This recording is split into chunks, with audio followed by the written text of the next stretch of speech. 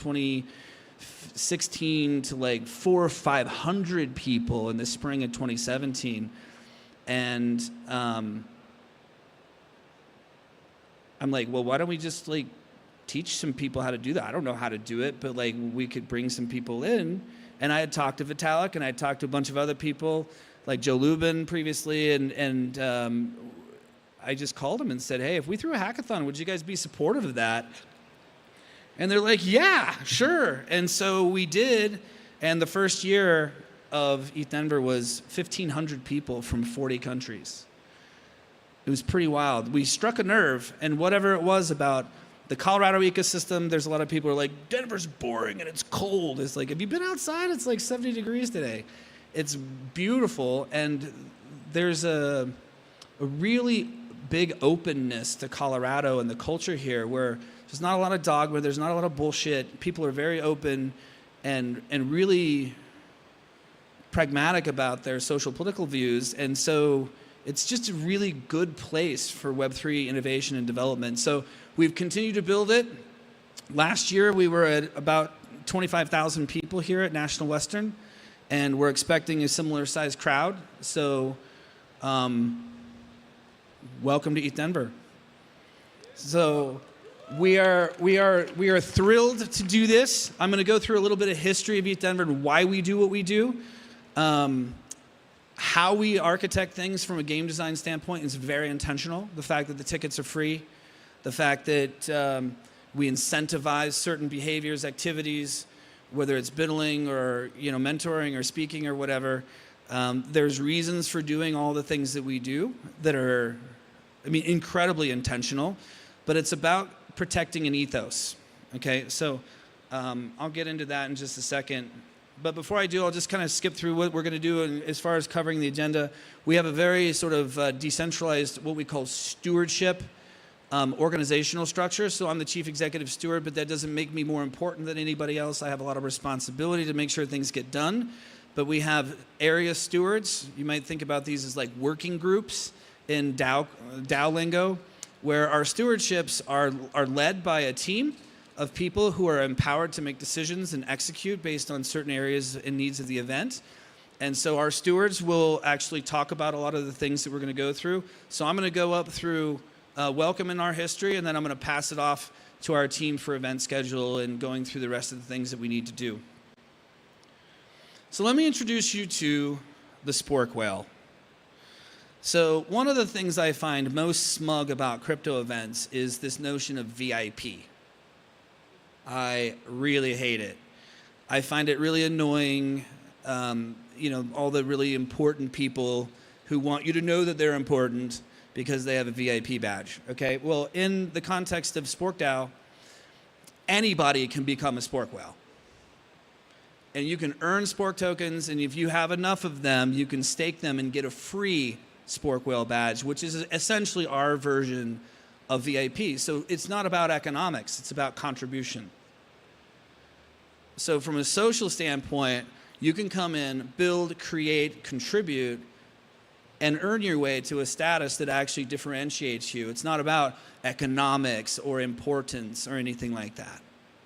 In fact, throughout the week, you will find that we're giving away free upgrades to Spork Whale as well, just for shits. Why not?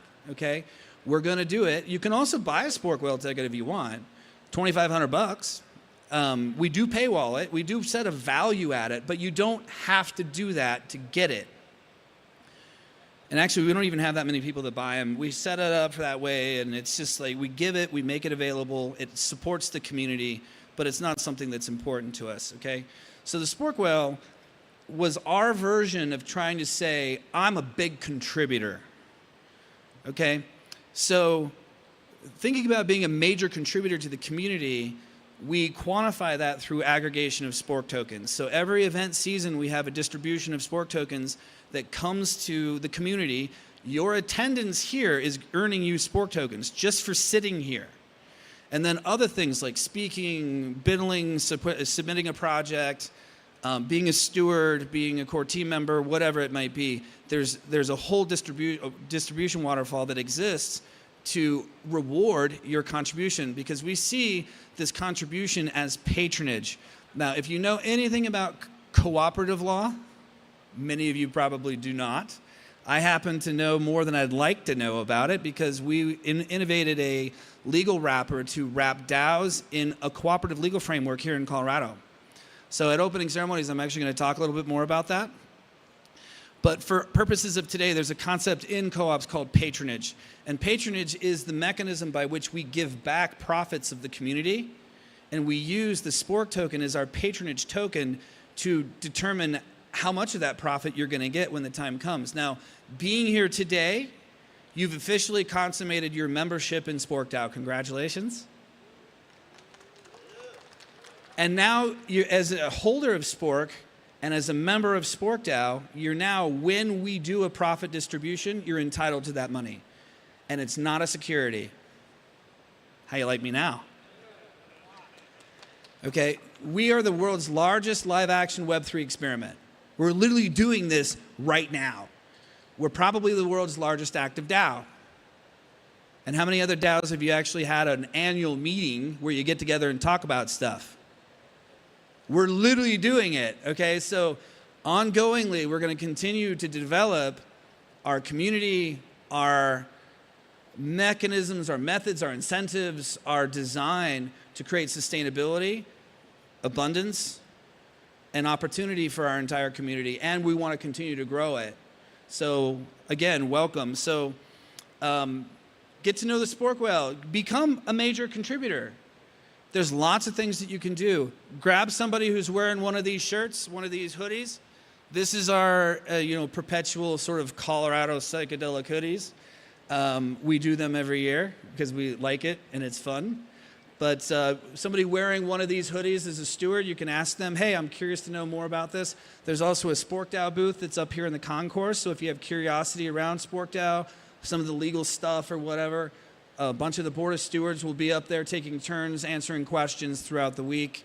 So feel free to come by and say hello. All right, so the history, culture, and ethos. Let's talk about this, okay? So we're a free event. I've been literally told that I'm crazy for throwing an event for 20,000 people for free. Dude, even if you charge like $50, man, think about how much money you could make. Okay, well, I don't give a fuck about that.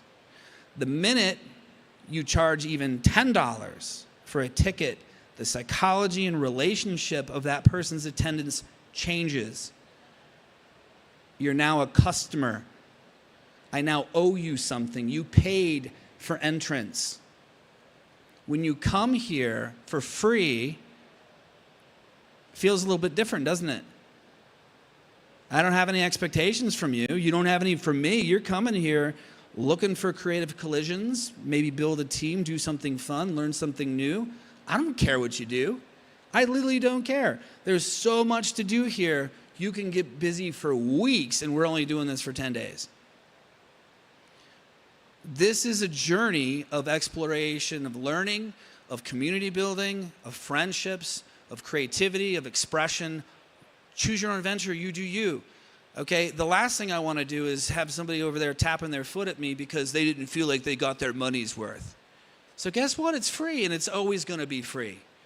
We also don't believe in paywalling education. Tomorrow morning, we have a thing called Camp Biddle kicking off at the Colorado State campus adjacent to the National Western Complex here, that we're doing a 10-day intensive boot camp learning how to build in Web3 for free. Okay? If you were to price this out and what other people would charge for this, you're probably looking at $15,000, $20,000 because, oh, it's really high value and people are willing to pay for it. Whatever, dude. I got the world's best educators for 10 days who are going to educate you, if you're serious, on learning how to speedrun Ethereum, build whatever you want, and we're giving it away. Okay, why? Because the purpose of ETHDenver is education first, and then we got to do it together, collaborate, and that equals the Biddle spirit. biddling, creating, you expressing your unique creativity in a way that's meaningful for you, along with your community, is dynamite. There's nowhere in the world that you're going to see this much creative collision happening in one space at one time. And I guarantee you that every person sitting here is going to have an experience at some point, a moment, that not only made everything worthwhile, was worth it. It'll change your life. I guarantee it. And I know this because I've been doing this this is my 7th year doing this. I literally feel old. I probably have aged 20 years, and crypto does that to you. But I can guarantee you it will change your life if you go into this with that kind of intentionality. Okay, big tent. We also don't subscribe to dogma and bullshit here, okay? Now, ironically, a lot of people would say who are in crypto, yeah, I'm not political, man. I don't really care about that stuff. But what you're really saying is I don't really subscribe to the whole, left-right bullshit that we got to deal with in today's current political scheme. But I will tell you, we're all very political. The tools that we have in Web3 are very political. We care deeply about things as human beings. And to me, it's not left, it's not right, it's up. Okay, when we come together and we go up together. And in order to do that, we need creative intelligences. We need diversity of creativity. We need different viewpoints. We need all sorts of stuff. Now, this is where, meritocracy meets creativity in a way where you put it in a room and it can just go crazy wild, and it's insane to watch. But everybody's welcome here. I don't give a shit where you come from, what you look like, what your background is. I do not care. Everybody's here with some latent creativity begging to be expressed, and here is the place to do it, and now is the time. If not now, then when? When are you going to do it? What are you waiting for? You're welcome to wait till next year. We got a lot of people who come their first years and say, well, maybe not this year I'm not going to build. I'm going to check it out, and then maybe next year. Fine. You do you. Don't care. Do it when you're ready, but be open, okay? And open the door for the next person. Be welcoming. Be curious.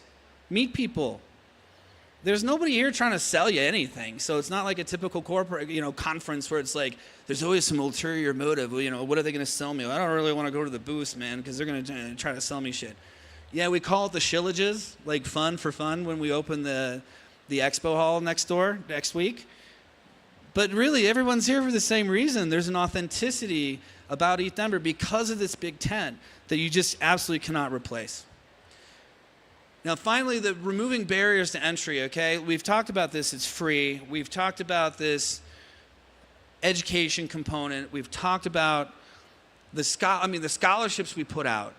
We give real money away to get people's butts here. Fly them in, put them up in a hotel. Like, we can't do everybody, of course. I apologize. I wish we had more money to bring everybody in and just remove all barriers, but it's impossible. But the point is like, and you might wonder, like, well, what do you guys get out of it? What do you want? Well, let me tell you what motivates me, okay? I've had the good fortune to be an entrepreneur for 25 years. And you're like, wait, how old are you, dude? Like, I know, okay? I'm old enough. I've seen a lot of shit. And I will tell you that for me, I live a life of creativity, an integrated life. I love my life. Is it hard? Yeah. But I love it.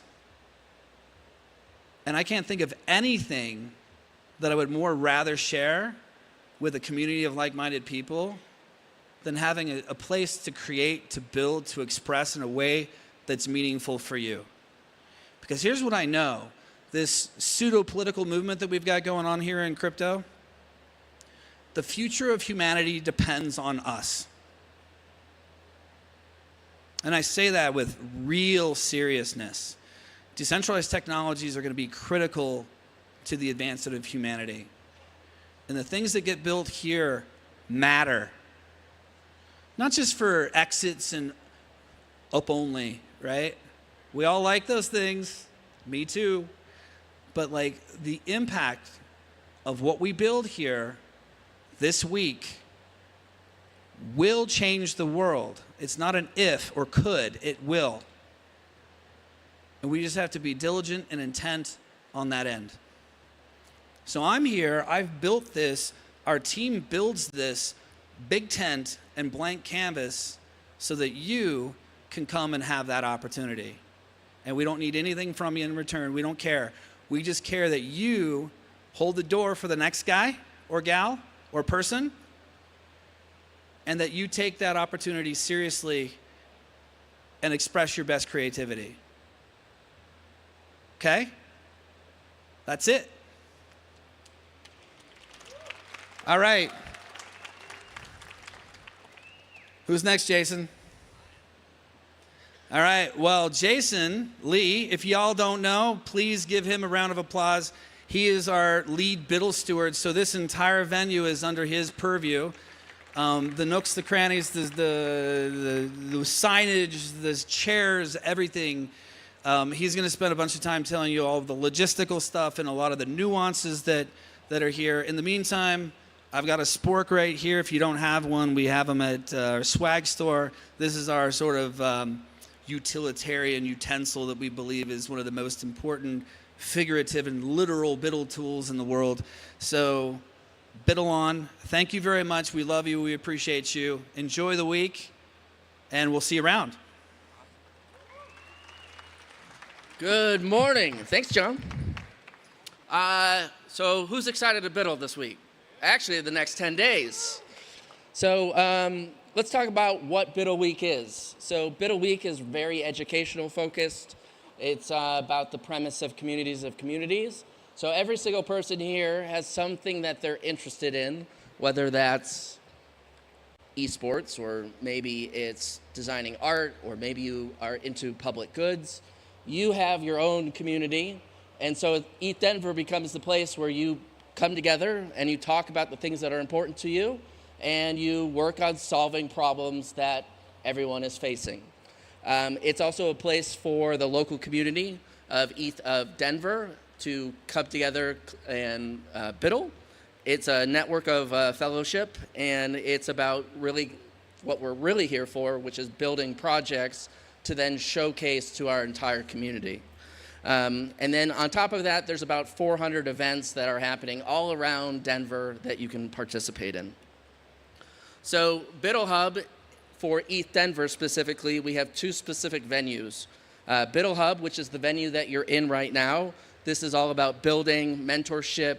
There's skills labs, presentations, workshops, mini summits. If you go that way where you hear the sound coming out, that's the DJ chill room. There's an art gallery. If you're into working on technology and merging that with blockchain, you can do that with the makerspace.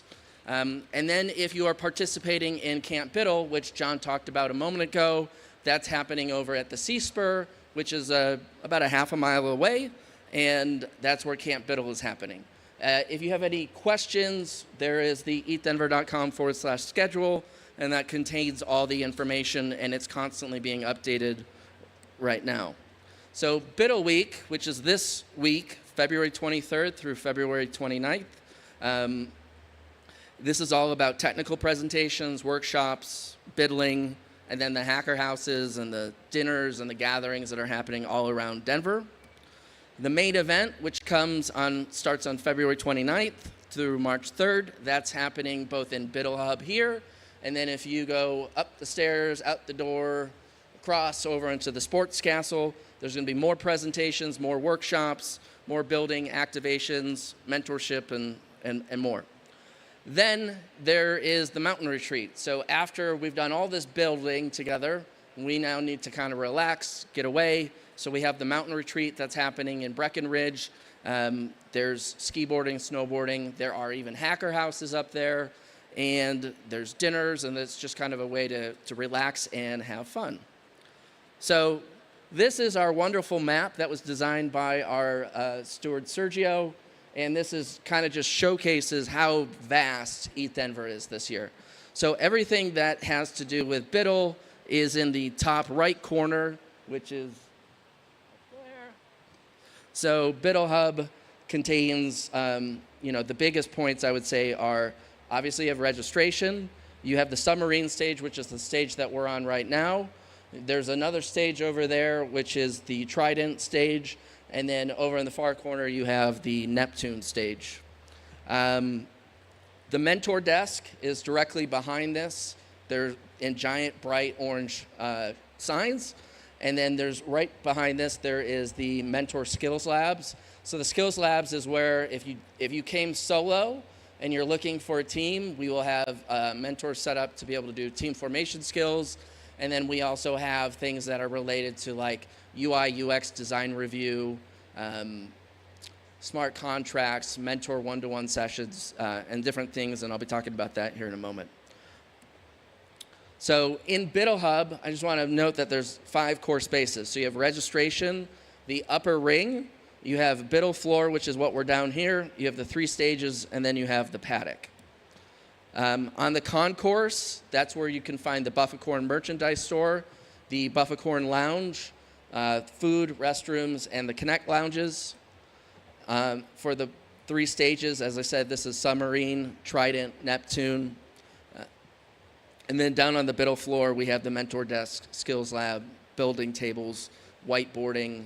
We have some amazing sponsors that helped facilitate scholarships this year to be able to provide about 100,000+ to get more builders from around the world to ETHDenver to build. And then there's also Blockchain 101. The paddock has the art gallery, makerspace, DJ chill room, and blockchain arcade. And then specifically up in the Buffacorn store, which is right at the entrance, we have limited supply of vintage ETHDenver swag. We also have the legendary Buffacorn outfit, which Josh is. Hey, Josh.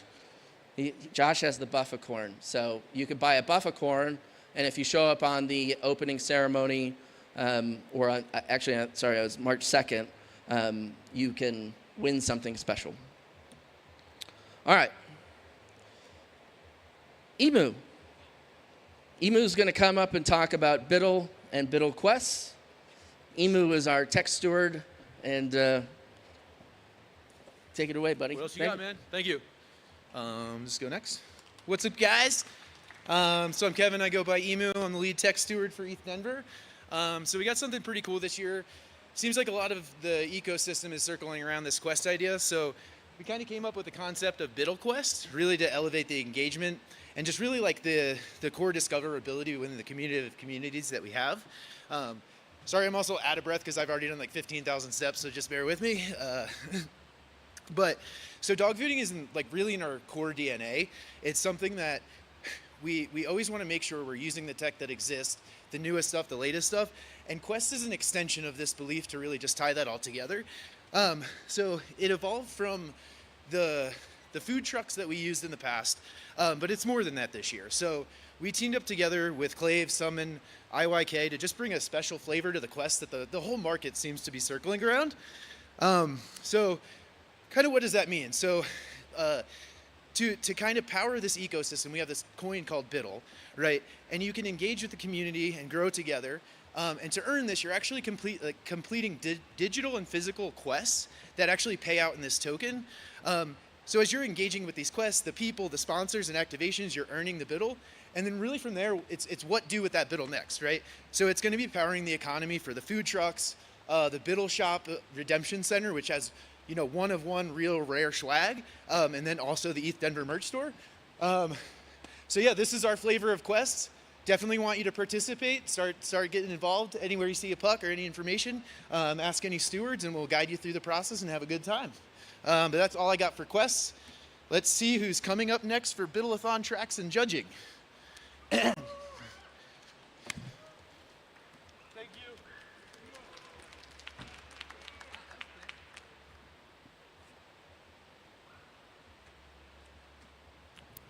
All right.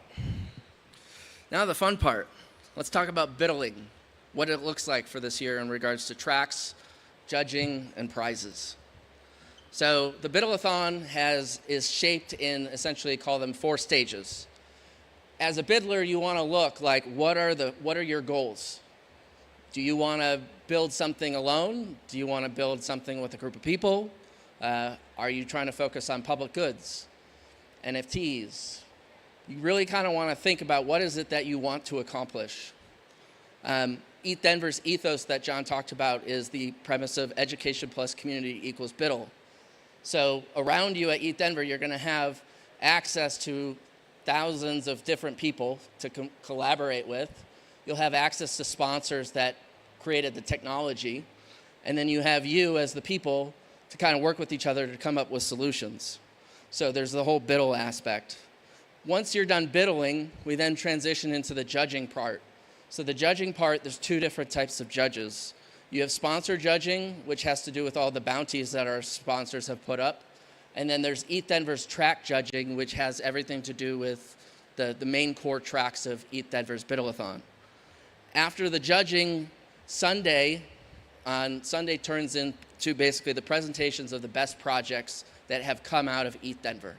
So, and then there's also a community feedback loop where Sport Down members are going to come down on the floor and they're going to walk around and engage with you as builders to see what it was that you built. And if they are a Sport Down member, they're going to have votes and they're going to be able to vote for their favorite projects. The best projects that come out of that, we'll be doing a quadratic voting round collectively between all community members. So if you're a Sport Down member, you can participate. And there's a million in Spork that we're going to be distributing through the quadratic voting. So how do you qualify for prizes this year? Well, to qualify, one, you have to submit a project, you have to present your project, and you have to physically be in attendance at ETHDenver. So this is a full-on, in real life hackathon. If you're not here, you can't submit a project. You have to, anyone that's physically in the building, you've already checked in, gotten your badge, you've already been checked into DevFolio. Now the next thing to do is to form your team and then submit your project, and then you'll be good to go. If you haven't come and you're watching this online and you're going to be coming someday in the coming days, you just need to check in, get your badge, check in at DevFolio by March 1st at 10 a.m., and you'll be good to go. You cannot steal other hackers' code, and you cannot use code that you used previously from some other hackathon. And then the biggest thing here is that you must submit your project during the main event, sometime between 8 p.m. March 1st and 10 a.m. March 2nd to qualify in the BIDL-a-thon. There are 5 different tracks this year for ETHDenver. We have the identity and privacy and security track. So this is going to get into if you're working on wallets, ZK rollups, on-chain privacy, auditing, security software, you would put your project in there. There's infrastructure and scalability. So if you're going to start working on things like L1s, L2s, dev tools, you have that track. You have the DeFi, NFTs, and gaming track. So if you want to work on lending protocols, digital art, PFPs, blockchain games, you would submit your project there. DAOs and communities, so digital communities, tokenomics, governance, budgets, bridges, things like that. And then there's also the fun one, which is the impact and public goods. So that's going to be all focused on UN sustainable development, refi, undeserved communities. You would submit your projects there. Then there are the sponsor bounties. So if you've been to the website or you've been to DevFolio, there's 115 different bounties available for you. That becomes kind of cumbersome to try to find. So we rolled out bounty categories. So you will find bounties that are based off of one of these 5 categories. So we got feature bounty, launching an MVP on testnet or mainnet, meaningful open source contribution, early stage startup, or Web3 security bounties. So every single bounty that's on there has one of these categories, and then on the site it lists all the criteria that you would need. It's also going to list like, what does it look like to succeed? What does it look like? What are your UI UX requirements? How are you being judged? So this year we rolled out basically a bounties council. It was consumed of about 12 different people, ranging from brand new developer to OG developer in the space. They read every single bounty, Everyone provided feedback, and then that feedback went back to the sponsors to make sure that it was super clear and fit. So let's talk about team formation. So we have made some adjustments as it relates to team formation this year. So ETHDenver, if you want to participate where you're presenting on one of these stages, Cubs Saturday and Sunday, you have to do the ETHDenver track. So that premise is that you're choosing to work on one single project as a team. You're working on up to 10 different sponsor bounties, and you can have a team size of 2 to 4. Or if you want to find someone that is a UI UX developer or UI UX designer developer, they can join your team and you can become a team member of 5. So we're really trying to push it so that we have really good looking projects this year. So consider that. Now, if you don't want to present on a stage, you have options where you can just focus on sponsor bounties. You can do this as a solo builder, or you can do this as a team. So teams that are only focusing on building projects that are solving sponsor bounties, you can do a team of 2 to 4, or you can be a solo builder. But if you want to present your project in front of everybody on an ETHDenver stage, you're going to have to become a team of 2 to 4 or a team of 2 to 5. You're going to choose one project to work on, and you're going to submit up to 10. You could submit up to 10 bounties. You could work on a project that has no sponsor bounties in it. That's totally option, but it's up to you how you want to do that. But the biggest thing here is you cannot be on multiple teams. You have to choose. One of the biggest reasons why we have the ETHDenver track is we believe that in order to build the future, we have to do it together. And if we're just doing it solo, it's going to take us a lot longer to get there. Whereas if collaborative effort, we have better voices in a room and we can see better projects come out of it. So who judges the bounties and the tracks? So sponsor bounties are all judged by sponsor judges. So they have formed teams that compose of technical, UI, UX, and business. They have laid out the criteria that they have for their bounties, and you can find those both on ETHDenver.com and also on DevFolio. And then when it comes to the ETHDenver track community judges, these are about 50 people within the community that are primarily technical focused. If they are an investor, they have a technical background, so they understand things. And then there's UI, UX, and then business. And then there's a standard set criteria of like wow factor, doing things, and that's all listed up on the website as well.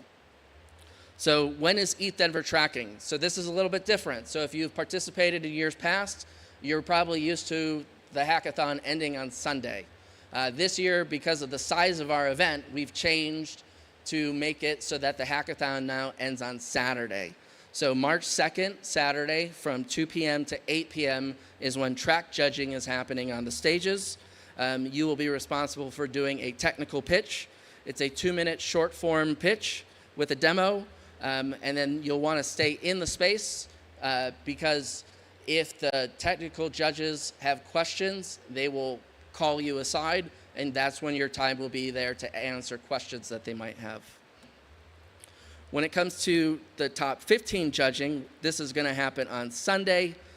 So this gets into the top 15 technical pitches. So on March 3rd from 9 a.m. to 12 p.m., we're going to have practices. So we have a various group of people that have been successful at raising capital in pitching in front of people that are from a technical background to work with the top 15 teams during the times of 9 a.m. to 12 p.m. We will have a catered lunch for the top 15 teams, and then we will transition into the top 15 presentations that will happen on the main Atlanta stage in the Sport Castle, and that's from 2 to 5, and that's going to be a longer form presentation with Q&A with the celebrity judges. So that's going to be a 4.5-minute technical presentation and 2.5 minutes of Q&A with the technical judges. From a prize perspective, right now we're sitting at about $1 million in sponsor prizes and up to $10 million in investments. You have access to billions in capital from over 1,000 accredited investors. There's monetary track prizes. There's the celebrity top 5 recognition. And then we also have the claiming prize for this year. So all the funds that sponsors have for bounties are all sitting in a Gnosis safe that ETHDenver has, so you could be sure that all that money, you won't get rugged. It's all in there. And so the claim period for this year starts on March 3rd at 12 p.m. and ends on June 15, 2024 at 5 p.m. If you're an international resident, you do need to be aware of the tax part. You might need to file for an ITIN. So any income that you earn from sponsor bounties is considered individual income. And so there is a tax part to that because we're of the laws. So important miscellaneous details. So some people have come up with different concerns that they've had in the years past. And so we've addressed these this year in that mentors that are supporting builders are only here to support builders. So you don't have to fear that you're talking to a mentor that's also working on the same bounty, submitting a project that's working on the same bounty that you're competing against. So mentors are just going to focus on mentoring and guiding you. Judges are doing the very same thing. Judges are not going to mentor you. They're only here to evaluate your projects. And then for sponsors that have bounties and that builders submit projects to, if they end up determining that no one won, they have to provide reasons. They have to provide specific details. So that way you'll have a feedback loop into understanding why you might have won or not won. ChatGPT, from an AI perspective, is not considered a team member, but you can certainly use it for your projects. And then the other biggest thing, and just want to reiterate this, is that you and your team have to be physically present and checked in by March 1st at 10 a.m. to present to judges on March 2nd. So the other big thing that we're working on this year that has come by changing things over to Saturday is the Bidler's What's Next mini summit. So once all the projects are due at 10 a.m. on Saturday, the entire Biddle Hub is going to turn into this mini summit, which is really focused on exploring 3 different pathways. So as builders, you're primarily here building, and you don't really get to go and enjoy some of the content that happens on the stages. So we've kind of curated content around how do you go from Biddle-a-thon to forming a startup? How do you go from Biddle-a-thon to thinking about the future of your work? How do you go from Biddle-a-thon to thinking about communities of communities? So there's going to be specific talks and panels and conversations about how do you fund projects? How do you develop a great Web3 community? How do you go, are DAOs dead? Like, how do you form a DAO like Sport DAO, like John was talking about earlier?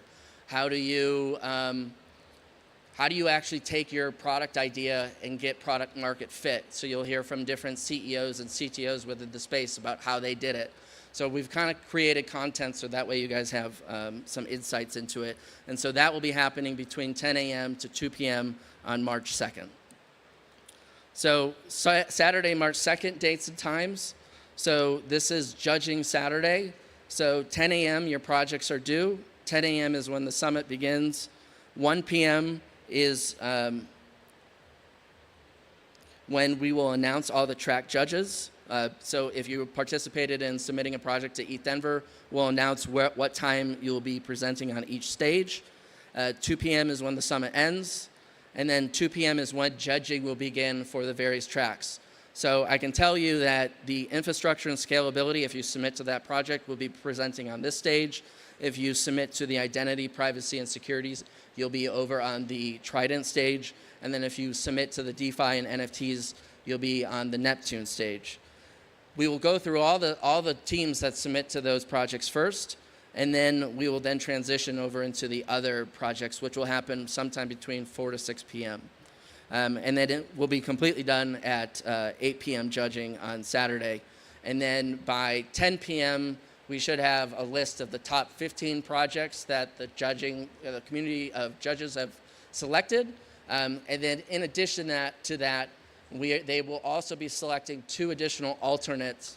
And the purpose of the alternates is that we want to make sure that the people that are staying on Sunday that we have 15 great projects to show. So if you're only coming and you're staying till Saturday and your entire team leaves, we will alter, even though you made it into the top 15, we're going to choose another team to take your spot to then present on Sundays, so that way we can see 15 great projects. Then Sunday, March 3rd, this space turns into the community fair, so if you want to participate in that, then the community fair begins at 10 a.m., the community fair ends at 1 p.m., closing ceremony begins at 2 p.m., and the closing ceremony ends at 5 p.m. If you make it into the top 15, 9 a.m., the top 15 presentations practice begins on the stages. 12 p.m. is when the lunch will happen. 1:30 we'll have main stage check-in. 2 p.m. is when the closing ceremony begins, and then 5 p.m. the closing ceremony ends. So with that kind of gives you a general overview of everything that has to do with tracks, bounties, sponsors.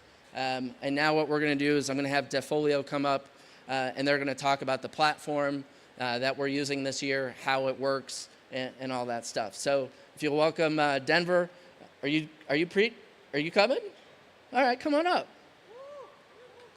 So welcome, Denver. So Denver is the CEO of Devfolio, and he's going to talk about it. Thanks, buddy.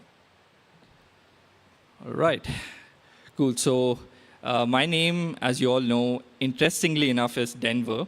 Not hard to forget. And I'm going to just talk about Devfolio. Devfolio, as you know, is your neighborhood-friendly hackathon platform. I'm just going to, yeah.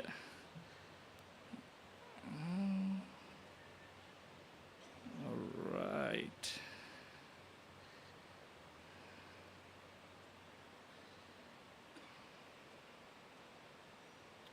This is fun. We are loading. Almost there.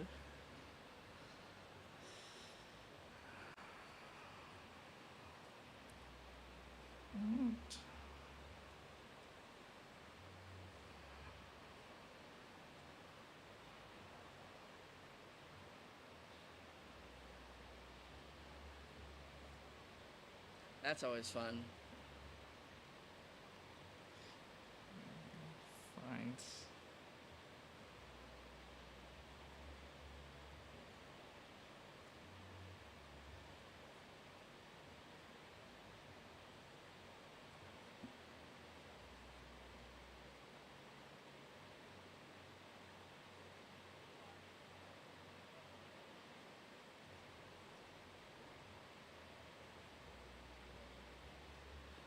Well, maybe. Yeah.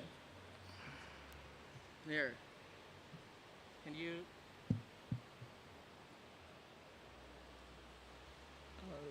Just walk through them. We'll improvise. Does that work? All right. All right. So if you just want to. Cool. All right. In the spirit of improvisation, let's go for this. And yeah, we're going to hack the presentation. And so just want to get you all set up on Devfolio. And yeah. So if you're already not checked in on Devfolio, there's no action to be taken in case you've already done with your token proof check-ins. You'll be checked in by the end of the day. In case you have registered on token proof, are interested to build, but haven't yet signed up for the buildathon itself, you can do so on ETHDenver24 on .devfolio.co, right? And if you're not able to do so, just reach out to us in person or on Discord. Here's the QR code in case you need a minute to scan the URL. Yeah, all right. And then how do we get to form teams on Devfolio? You just need to go to your Hacker dashboard, click on Create Team, generate the code, and share the code with your team members. How do you join a team? Again, you go to your Hacker dashboard, enter the code shared with you by your team member, and voila, you're in. All right. And where do you submit your project for eDenver? On Devfolio itself. you just need to navigate to the dashboard. It's pretty straightforward. And then you'll get a project submission form, enter in all the details about your project, make sure you have your demo on, and demo in the YouTube link, and submit for all the tracks you want to be eligible for. What else? Something to keep in mind are do remember to submit your projects early on, at least in the draft mode, before, to avoid any last-minute rushes before the submission deadline. You can continue editing your projects even after the deadline. Though something to remember here is that once you submit your project in draft, you can't edit your team. Right? What else? Once we are done with the submissions, we'll be also issuing your permanent proof of work. You'll get SBTs. In case you submit a project, you get an exclusive SBT, marking your work for the hackathon. And in case you win a prize at ETHDenver, you get another special SBT from Devfolio. Something interesting that we are, super glad to be able to do with the ETHDenver team is to democratize the judging process with quadratic voting. Now, we have a formal judging process with Jason mentioned earlier, but we also have quadratic voting. How does it work? We have 1 million spoke up for grabs. And how it essentially works is everybody who submits a project or is a spoke DAO member gets 100 votes, and they get to vote for other members. And we take all of these votes, and put them up on Arbitrum using EAS. And then you can view the attestation for your votes on EAS scan and check out the results when they're announced. And once the voting deadline ends, after the submissions, they'll be on for about 3 days. And post our checks, you just get your spoke on your wallet. And we also have another cool feature. Once you submit your projects, you can ask the community to continue supporting your work by cheering for you. What this means is that they'll be able to tip you ETH on chain. And this not only works as, who doesn't like free money, right? And it's not just free money or ETH. It's also like the proof of encouragement on chain. Let's say like you are looking to put your work out there, and the right investor or builder chances upon it, they can cheer for you on chain. Right. And last of all, we are here to help. You can find us at our booth or on Discord. So 4 of the Devfolio crew is here. We are Shreya, Denver, Calvin, and Preet. So either find us at our booth or ping us on Discord. You can ping us anytime for anything regarding Devfolio. All right. With that, wish you all the very best for the hackathon. Next up, I'd like to call upon KZ, our mentor steward. You can take this ahead.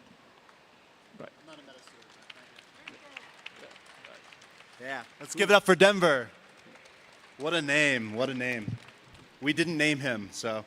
Yeah, my name is Casey. I am the mentor steward for ETHDenver. I'm very excited for this year for sure. We have 200 mentors. Ooh. Maybe. Yeah, like I said, we have 200 mentors this year, but we're also going to incorporate a lot of educational services around that. So we're going to have skill labs, which are going to go over a lot of things in the space, and we'll go over in the next slide. But we're going to do AM, PM sessions. We're also going to offer Blockchain 101. So for newcomers that come in here, we're not just going to just hand them off and willy-nilly. They'll be able to participate in educational services such as Blockchain 101. It'll go over how to start a wallet, how to interact with contracts, and just use crypto. We're going to have also one-on-one sessions where participants can go and talk to mentors from all over the different spaces and connect and to get to know them and offer career advice, which is, I think, super important. Some of the skill sets we have this year for mentors, we have founders, we have engineers, designers, people in the law firm or the law space, business professionals, marketing professionals, and venture capitalists and startup professionals. Like I said, for the skills labs, we're going to be doing a lot of the communication on there on Discord. So we definitely encourage everybody, if you're not a part of the SporkDAO Discord, to go ahead and to join that. The link is on our website. We're going to be doing 2 to 3 each day. Those skill labs will kind of fall under these focuses that you can see here. Team formation, which is a big thing that mentors are in charge of, is getting people together and to actually form teams. The technical pitching labs that we'll do. So this year it's a little bit different than in years past. Like Jason kind of talked about earlier, the technical pitching is like what is in the name. It's going to be more technical. We're not going to be basing the pitching off of business aspects or how you can scale. We're really looking on the tech side and what your tech and what your product has to offer to the space and how you can solve a problem using that.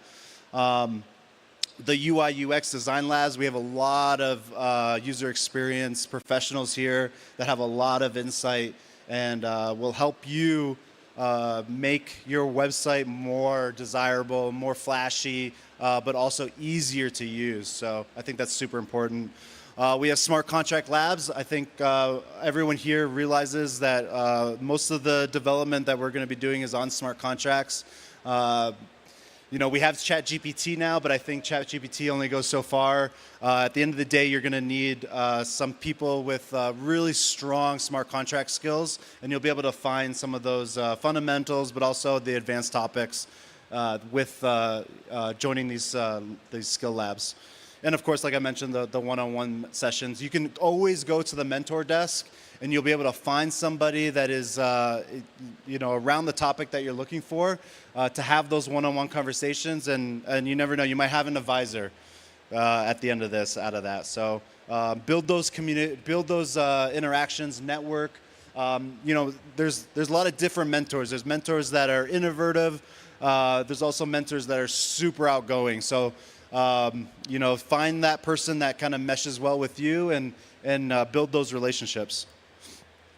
So like I said, the mentors, a big thing that we like to do this year is to really embrace the team formations. We're going to be doing a lot of different kind of ad hoc team formation things. Maybe we'll do a game that we've kind of been throwing around. But basically, we're going to really try to make it fun and enjoyable for people to build teams, because I know it can be hard to get out of that shell and find people that you're looking for, especially on the tech side. So how do I find help? I think it's pretty easy. You can, as you walk right here, you can see there's a lot of like mentor areas and places that people can kind of just come and find that help. But for the people that don't really want to go up and just like cold approach somebody, I think the Discord is one of the best tools that you can use. There's a channel in there called Find a Mentor, and just kind of putting out a feeler for the type of help that you need is going to be a great asset. There's the Biddle-thon bounties, which are going to also have all of the technical information and the requirements for each bounty. So take a look at that. And then once the actual Innovation Festival opens up across the street, you'll be able to actually approach those sponsors and maybe ask some more technical questions. There's a couple of them here early, so you can go ahead and approach them and find out what their tech stack is like and see what kind of bounties interest you and help you make something that you want to build here at ETHDenver. I think that is pretty much it. I'm going to go ahead and throw it over to our social media guy, Drew. He's finishing up his drink. Non-alcoholic. And I'll kick it off to him. Thank you, guys.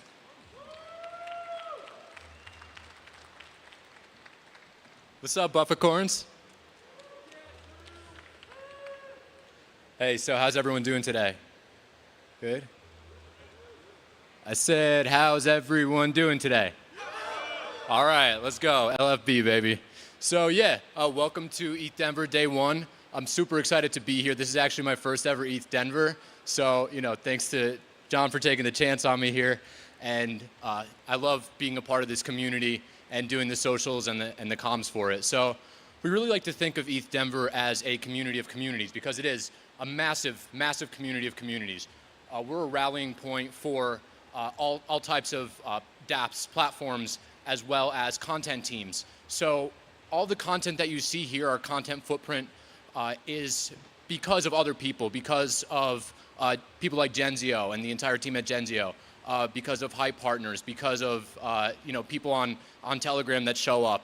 This is an amazing place. Like, one of my favorite things about ETHDenver so far is that it's the type of place where, like, someone's like, oh yeah, let me know if you need help with anything, and then they actually help, right? That doesn't always happen in other places, but this community, Quizford, Crystal, Adam, there's so many people that are part of this content team that makes the footprint what it is and what we're able to do. So the best places to engage with us and get the conversation going is on Discord. We're also on Farcaster. Shout out Farcaster, it's freaking awesome. We're also on X, Twitter.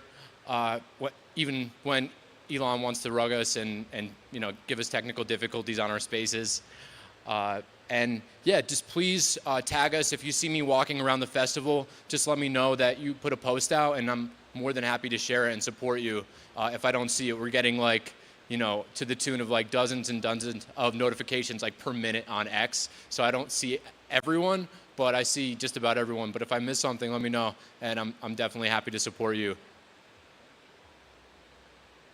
So Discord, like Casey just said, Discord is a great place to have conversation. The Biddle Hub 2024 is the category that you'll find a lot of the tracks that you're interested in, the channels. You could find a team, you could find a mentor. There's a way to talk to other biddlers in there. So definitely check out the Biddle Hub 2024 category with the channels there. We're doing our best to clean it up and make that a really seamless experience for all of you. So if you have any suggestions, definitely let me know, as some of you already have, which I really appreciate. So in the Discord, you can find announcements. You can show off your favorite memes, do all kinds of crazy things. So get in there and engage. We're also on X. We're live streaming right now on X, which is really cool. We haven't been able to do that in years past, but X has really optimized for video sharing and live streaming. So we are on X. You can catch the live stream if you just go to our profile. Right at the top, there's a purple circle, and you could just click on that and live stream. It's an easy way to retweet, and thank you so much for all of the support that you've all given us, from liking, retweeting, replying. Our Twitter, our X footprint is awesome, and you're a big part of that because there's so many individual-led content that goes on there. So I greatly appreciate it. Some of the hashtags that you see on the screen here are what you can use in the posts. I mean, feel free to create your own hashtags, but these are the ones that will get seen by people who are filtered for looking for these specific hashtags. So definitely throw that on there. We're also on Instagram. Instagram has all of our My Biddle stories. So that's been a really cool project to just see come to life, where people from all over the world, from Australia, Asia, Africa, have just submitted these videos and talked about why ETHDenver is important to them and what this festival means to them and their journeys. It's so cool to hear stories of people that have said, when I was at ETHDenver 3 years ago, I met my co-founder, and now we have a startup together. I love hearing that, and that's the type of stories that we look to capture with My Biddle stories. So if you haven't submitted a My Biddle story and you've been to ETHDenver before and you still want to, just let me know. You could find me at the festival all week. You could also find me on Telegram pretty easily, although my DMs are a little bit backed up these days, but I will get back to all of you. And then, next we have our board member, Danny, who is really incredible to work with and has just been a wealth of resource and greenlighting opportunities here for all of us. Find us on Farcaster, find us on Twitter, Instagram, Discord. And thanks for everyone. I also don't think I mentioned Rachel, who helps out a lot with the Twitter Spaces. So shout out to Rachel. But yeah, just let me know if you need anything. Here to make this a great time for all of you. So thanks for having me up here. And now we have our Sporked Out board member, Danny.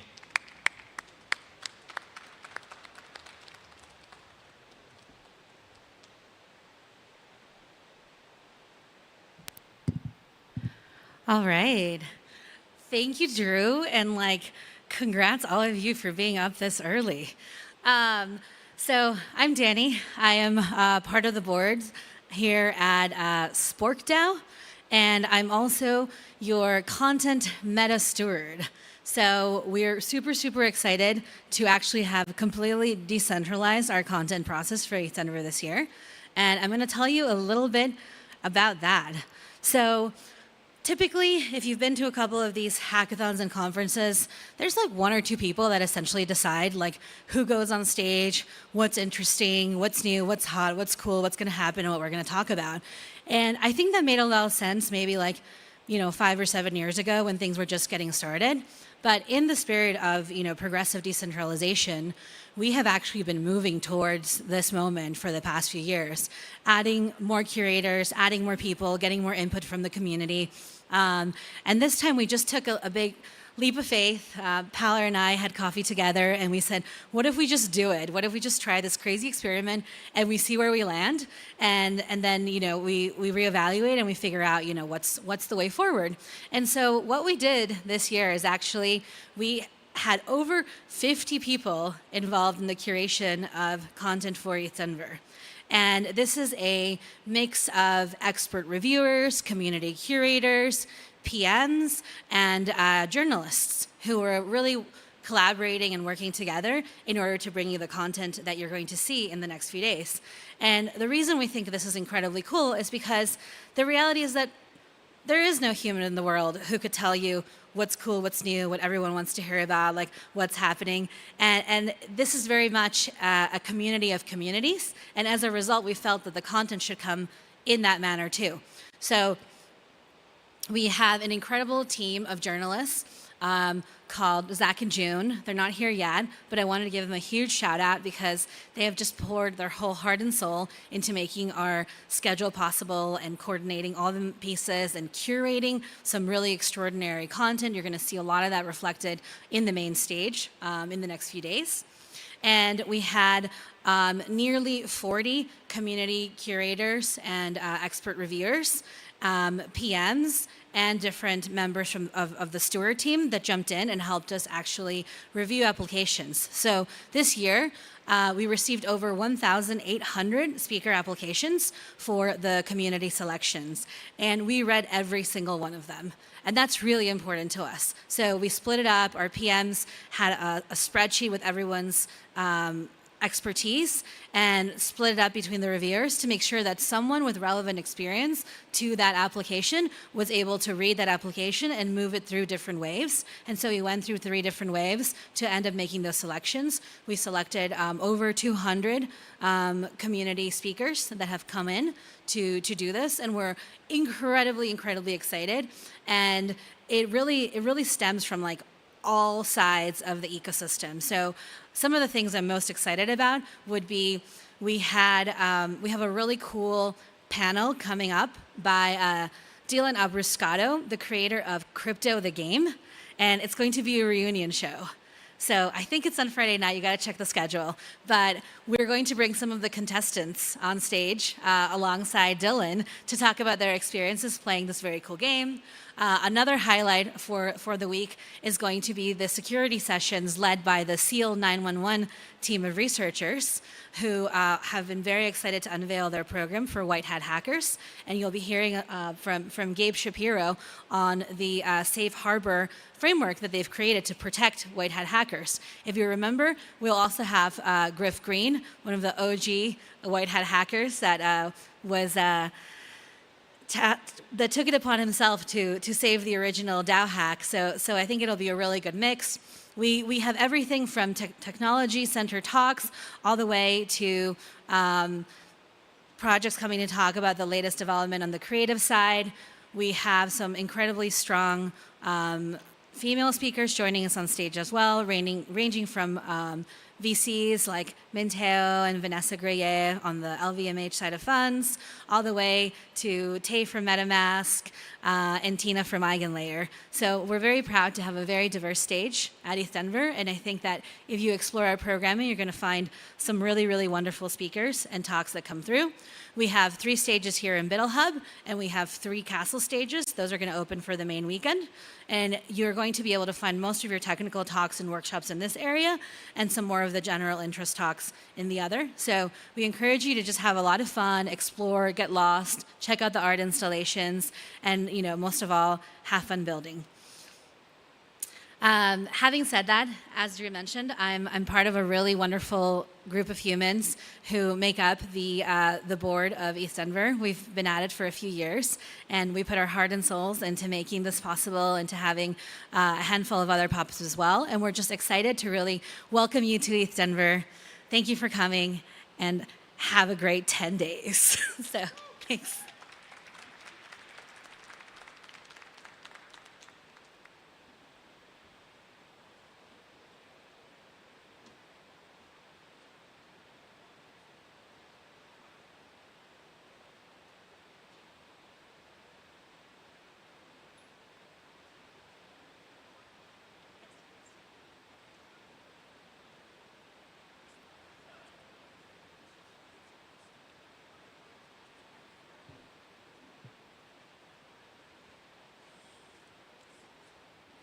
So there will be, at 12 o'clock, some of the sponsors that have bounties will show up, and then they'll be doing live presentations about their bounties, and that will begin at around 12 p.m.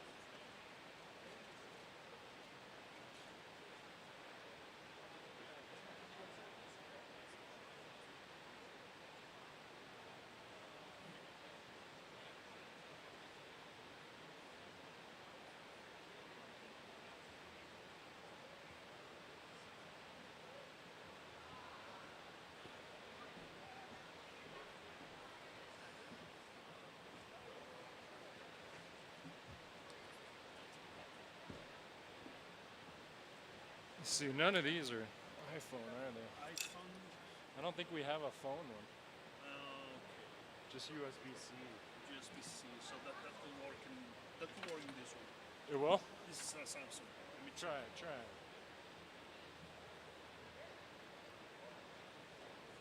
They'll probably have to fire you up. But. Okay, so Samsung has.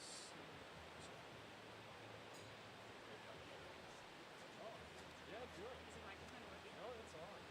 Yeah. No, don't be scared. No one's even here. You're gonna crush it. Yeah? Just get right in that microphone.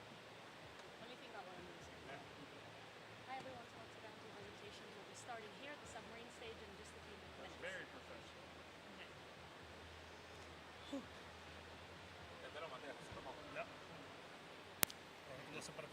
Check.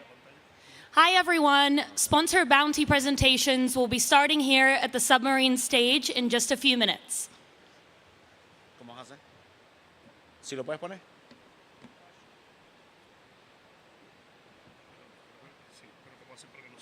Pero ¿cómo lo vas a poner?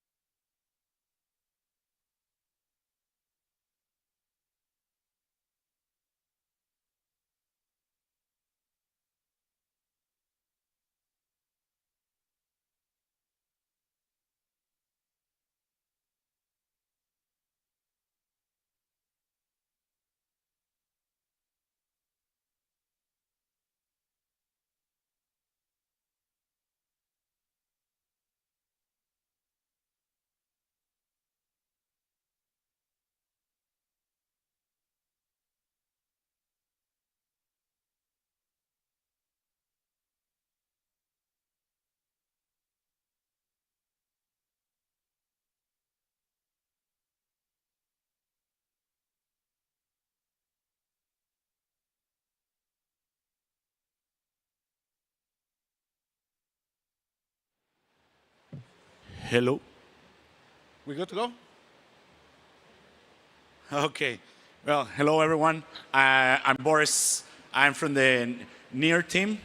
We have, I will talk quickly about the bounties. We have a total of $35,000 in bounties. So yeah, you should definitely be hacking with us. We have four tracks.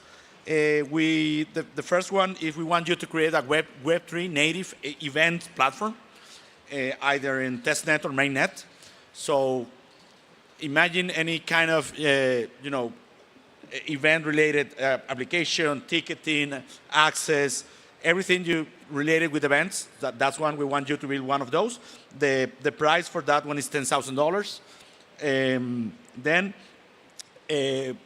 we want you to integrate to near into an early stage startup. So if you have a startup that's very early stage and you integrate any of the open web stack, or any of the nearest stack, either the smart contracts, the boss, the data layer, whatever you have, just integrate near into your startup.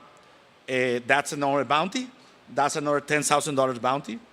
Then we have also, if we want you meaningful contribution to the open source near ecosystem, the open source libraries we have, mostly in documentation. So if you can contribute enhancing the documentation for Ethereum developers using Near or any other of the public APIs or documentation APIs, whatever you can find that is open source in Near, and you want to make a contribution to that, we have a bounty for that. It will be $5,000 for that one. And then the last one is the chain abstraction on Near.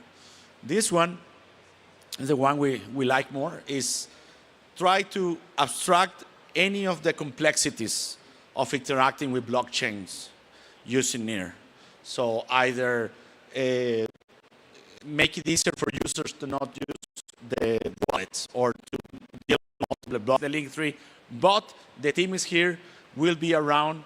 If you are hacking here or you're going to any hacker house, we go to the hacker house, we'll help you. We want to support you during the process.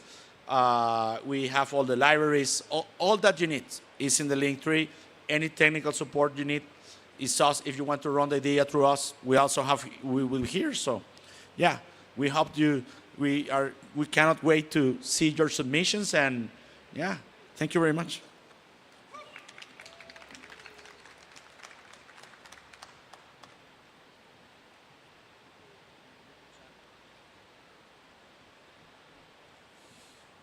Give it up for Near. Thank you. Woo! Up next is XDC. Is that right? Come on up, Quincy.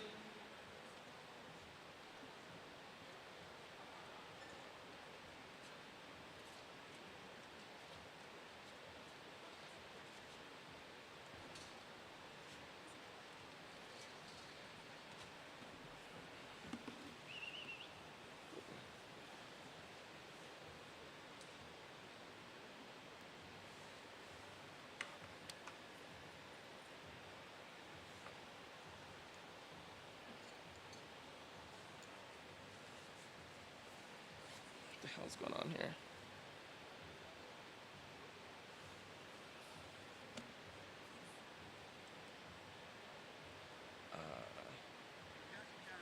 There we go. All right, can everyone hear me all right? Awesome, awesome. Hey, how's everyone doing? My name's Quincy. I'm a Solidity developer for the XDC network, and I'm here to talk about bounties. XDC is a layer 1 EVM-compatible blockchain primarily focused on trade finance and TradFi, DeFi, however you like to put it. And yeah, so here we go.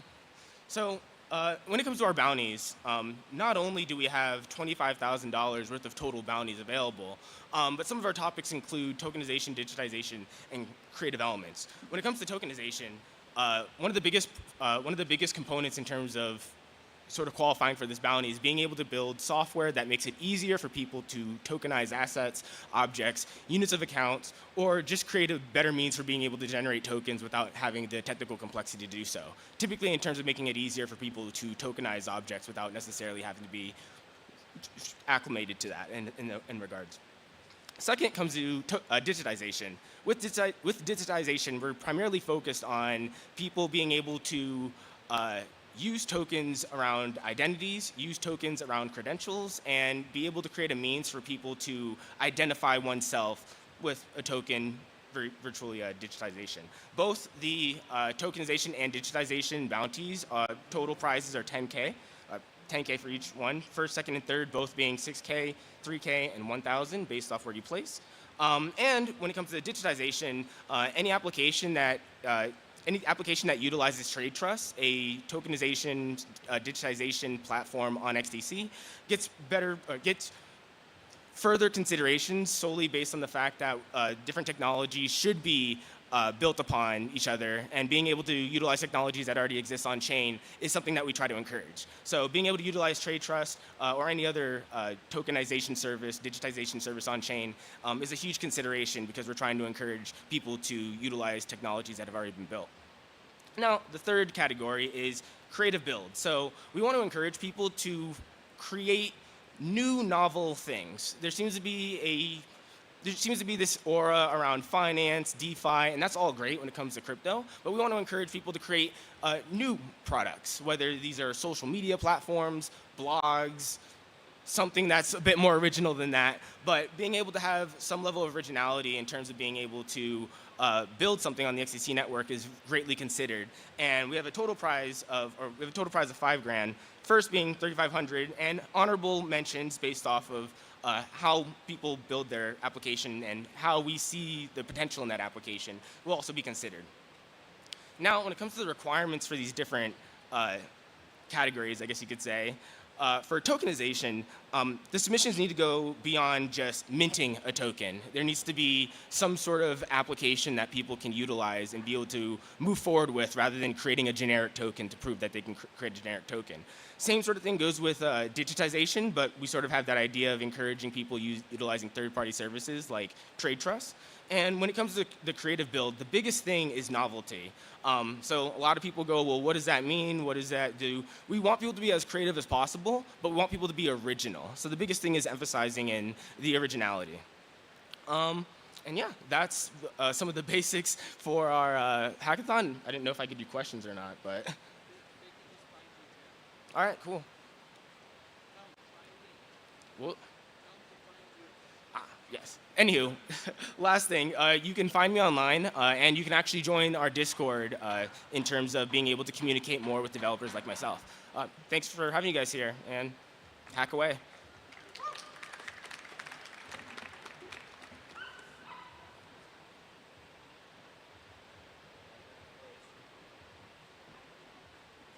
Give it up for XTC. Woo!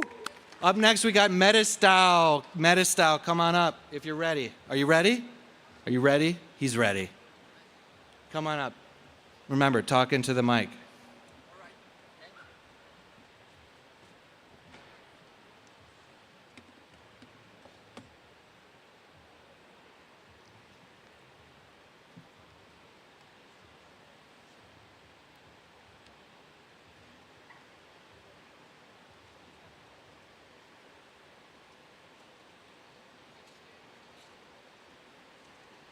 All right. Hello, everyone. I'm Peter Munoz, Metis DevRel, and today I will be talking about our main bounty, which is a custom analytic dashboard. So, first of all, why are we doing this? Well, Metis has the mission of making Ethereum accessible to everyone, right? We are a layer 2 scaling solution that uses rollups to scale. Particularly right now we're using optimistic rollups. And well, we want to have more blockchain insights. We want to understand more what is happening in our network. And that's why we are doing this bounty.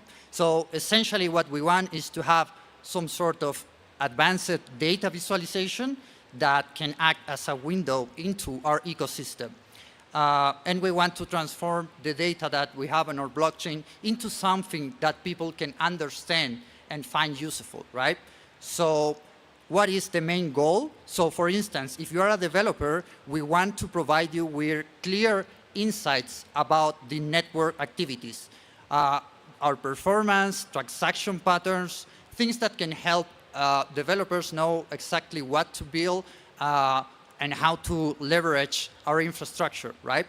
At the same time, if you are, for instance, a researcher, we would be interested in providing sufficient amount of data for trend analysis and discovery. And okay, maybe at this point, you are a little bit lost about how does this thing of dashboards and analytic works. And if that's the case, I would highly encourage you to visit the thesis website, which is right here, and you will be able to see an example of a dashboard, right? So essentially, you are fetching some data in real time, and you have to make sure that you aggregate that data correctly so that people can use it. It has to have a nice user interface because people need to be able to understand with just one simple look what is happening. And of course, the data visualization needs to be clear, needs to be accessible for everyone that maybe you are not a developer, you are a researcher. It needs to be clear for you what you can see and understand from these dashboards. I would like to add now about some of the success criteria that we are going to be using for assessed these bounties. So we care about functionality. That's the main thing, of course. So you have to be able to fetch this data properly and display these dashboards. So, and the second most important thing, at least for me, is the innovation component. Because when it comes to blockchain data, there are really many, many things that you can do, right? Not only about the transactions or activity on the network, but we want you to innovate on this area and help us find insightful data, right? Of course, it has to be interactive because we want users to interact with these dashboards, and we want it to be as efficient as possible. Of course, we are taking a user-centric approach. I think aesthetics, easy to navigate, and the responsiveness of the dApp is something that you have to take into account. And I will skip this about the judges because I don't think it's super relevant for you guys. And here are some use cases that you can check out. Maybe the network health and performance dashboard is something that you want to take a look at, or maybe you want to go into the transaction patterns analysis, right? So you can actually do a lot of things, and you can use help, for instance, or for ChatGPT once you are extracting this data about what you can do with it. I have prepared a GitHub that you can check out with a bunch of resources that will help you to get started in no time. I know that there are going to be some complications, but I will be here. I will be around during the entire event so that you can ask me any questions that you may have. You can find me also on Twitter. I'll go by the name of Quantic. And I'm going to be honest with you. We are looking for builders. We have grants. We are ready to support the people that want to contribute to the Metis ecosystem. And I would encourage you all to participate and take a look at this bounty, because I can assure you that you are going to learn something useful. Thank you.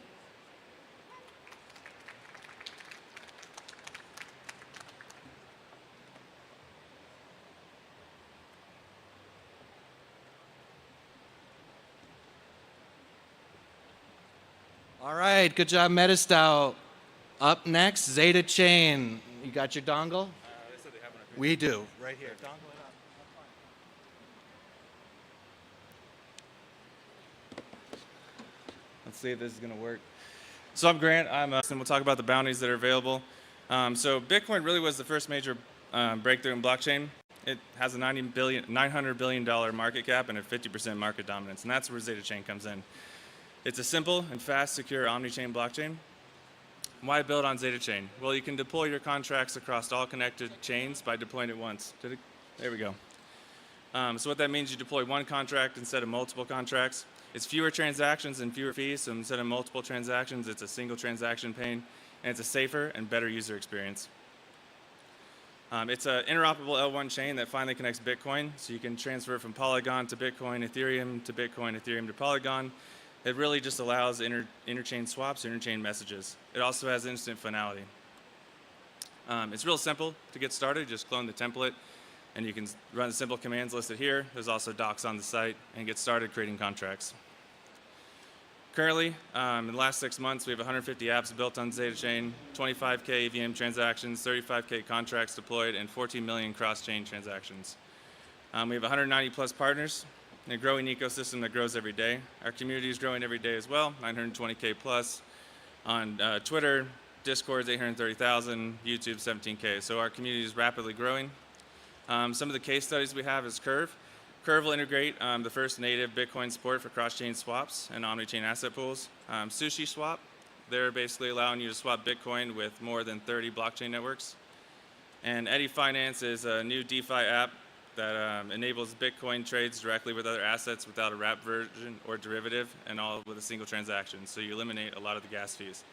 The bounties we're offering is the best omni-chain contract and the best use of cross-chain messaging.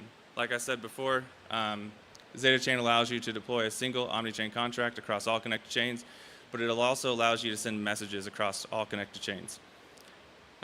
So you can build anything. You can build centralized DeFi product, native token staking, restaking, and data availability, a game with social identity, intent-centric apps, super aggregators, or omni-chain DeFi primitives. Bounties are going to be first place is get up as much as $5,000. Second place will be at least $1,000. And some of the stipulations, if we get less than 2 projects or they're not meeting the criteria, the prize money might change. And the range for total awarded prize money in the bounty could be anywhere between $2,000 and $10,000. And if no project meets the criteria to win, we'll explain why. You can reach out to me on the side and I'll help explain the criteria. That's a little bit about Zeta Chain. Thank you guys.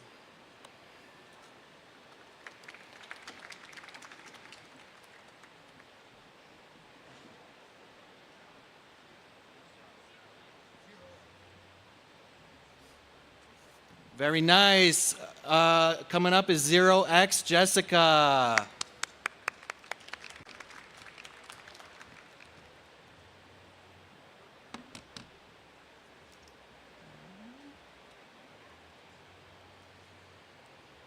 How's it going out there? It's a lively crowd. Okay, I'm just going to set up and talk to you. Let's see.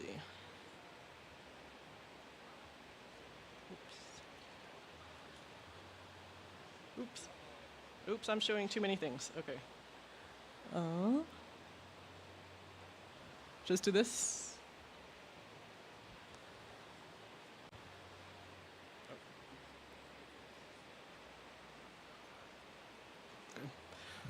All right, so hello, I'm Jessica, developer advocate at 0x, and I'm going to talk to you about a little bit about what we do at 0x and the bounty that we're offering at ETHDenver this year. So we'll be offering 1 feature integration bounty with 6 prizes. So before I dive into that, just a quick overview about 0x and what we do. So at 0x, we offer powerful trading APIs. So we started in 2017 with the protocol, but now we offer a suite of APIs that allow applications to access Web3 markets. And we power a lot of apps that you use and love, including Coinbase Wallet, MetaMask, DeFi Saver, DYDX, and many more. So why are we interested in this space? Well, as our co-founder Amir says, tokens essentially are the center of everything in Web3. So whatever you're building, you'll be interacting with tokens. So why push that interaction of swapping tokens off to a third party when you can bring that directly into your application?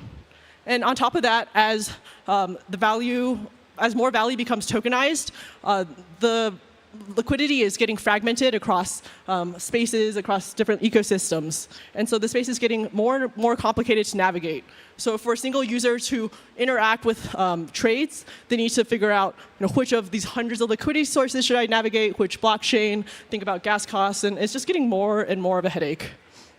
So to solve all that, we have put together a suite of APIs. So 2 trading APIs. So one is a swapping API, and another is a TX relay, so provides gasless experience. And our third API is purely for pricing, so finding the best price across this space. So I'm going to quickly talk about these 3 because the bounty will require using at least one of these 3 APIs. So first off is Swap. This is our flagship trading API. Think about being able to just embed swapping capability directly into your application. The way it works is similar to Google Flights. We source across hundreds of liquidity sources, figure out the routing, the hopping, and the gas costs all for you in the back end. Our second API is TX Relay. So this is the gasless experience, removing that friction of approvals and requiring gas for swapping. This API is helping to onboard new users as well as maintain user experience. It's also been used for Coinbase Wallet, Robinhood, and Matcha. It's all live already. And lastly, pricing API. So this is, you don't need that swapping capability. You just want to find the best price. We offer that as well. So, high level, what can you do with ZeroX? Think of in-app swaps. Think of a user coming into your platform. They don't have the right token. They can easily swap that directly and then get started trading or trading perps, lending, whatnot. Gasless, auto rebalancing, index rebalancing in the back end, all using swap. So again, Xerox API, we offer the APIs so that you can easily build and monetize. So with that, let's talk about bounties. So bounties, do I have time? Okay, so bounties, we are offering, again, 1 bounty with 6 prizes, and you just need to integrate one of our APIs. The 6 prizes are first, second, third place, as well as categorical prizes, and as well as an opportunity to partner with us for marketing. And to help make it easy to start building with us, we kind of provide this framework. So we have these 4 categories that we're asking any builder have their project fit under. They're very broad categories, but just kind of set the mindset. So first off is token on and off ramp. So this is, think of that embedded swapping capability, being able to just swap while they're in your app. Gaming and infra, this is a huge space that it requires teams going off to swap perhaps for ETH and then coming back into your marketplace. But why not just have that widget directly embedded within your project? And then lastly is trading automation and infra. Think trading bots, solvers, index rebalancing. And then if your product doesn't fit under any of these, go ahead with open category. We want to hear what you're building. Come talk to us. Check out us out. Ask us on Discord, and we'd love to hear more about what you're building. So here's the judging criteria. Feel free to take a look here, as well as in the folio. And then I'm going to wrap it up here. So come talk to us. We want to hear what you're building. Follow us on X, Warpcast. We have a Discord channel specifically for this, as well as a booth, 317 at Future Shillage.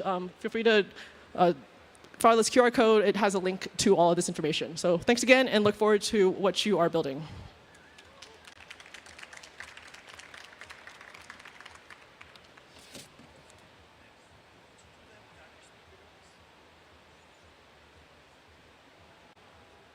Give an extra round of applause for Jessica. She did that without speaker notes.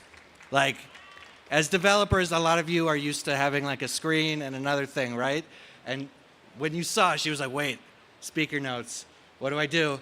Off the top of the dome. You got to be ready to improvise, right? It's a hackathon. So up next, are you ready to go? All right, come on up. I don't remember how to exactly pronounce your protocol, so I'll let you do that.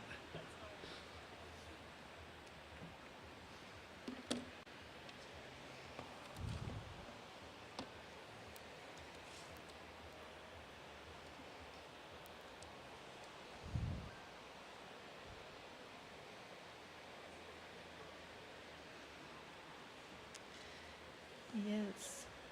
So hello, ETHDenver 2024. I'm with Union Labs, and today I'm excited to tell you about a bounty that's all about exploring Ethereum and Cosmos and connecting them in what we would like to call IBC everywhere. So what we do at Union Labs is we build the sovereign interoperability layer, which bridges Ethereum and Cosmos. And this bounty is also encouraging you to work with ingenuity with IBC everywhere. So the mission today is to write a cross-chain dApp that builds upon Union's infrastructure. You can make DeFis, NFTs, or something completely different. We're very excited to see what you come up with. So like it says here, we have 2 prizes, $2,500 in total.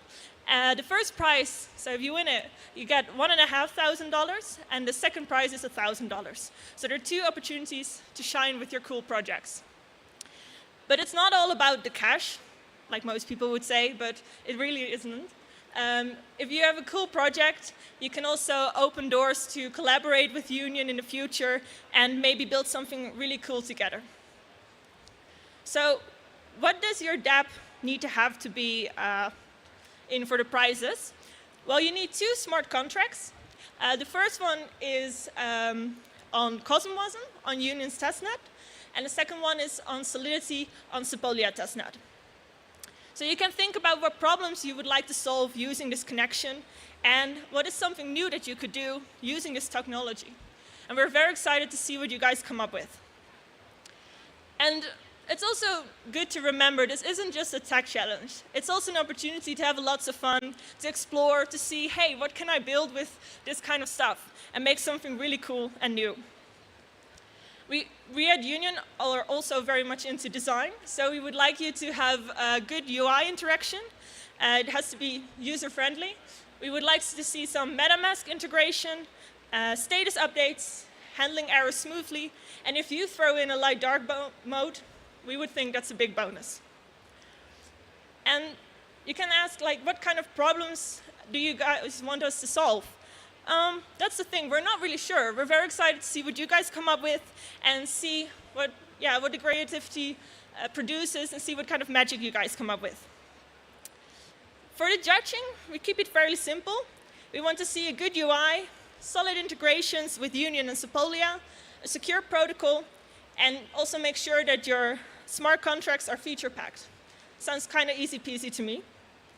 And you can find more info if you scan the QR code. You can see like all the things I just said to you and read them over again. And I would say have fun coding and make something really cool. And that's the lockdown on our bounty of IBC everywhere. If you want to talk to us, we'll be here at the conference. If you have questions, we would like to talk to you and see what you guys come up with. And we'll see you at the judging. Thank you.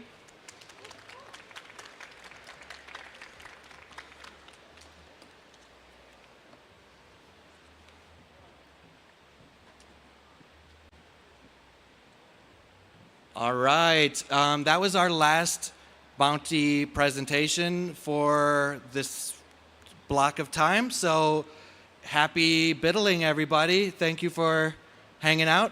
And I'm Tippy 5-star. Come find me. I'm the Biddle Meta Steward. Any questions you have, hit me up. The mentors are behind here, Mentor Area B with the skill labs. Mentor Area A is over there. Go check in with DevFolio and have fun. Welcome to ETHDenver.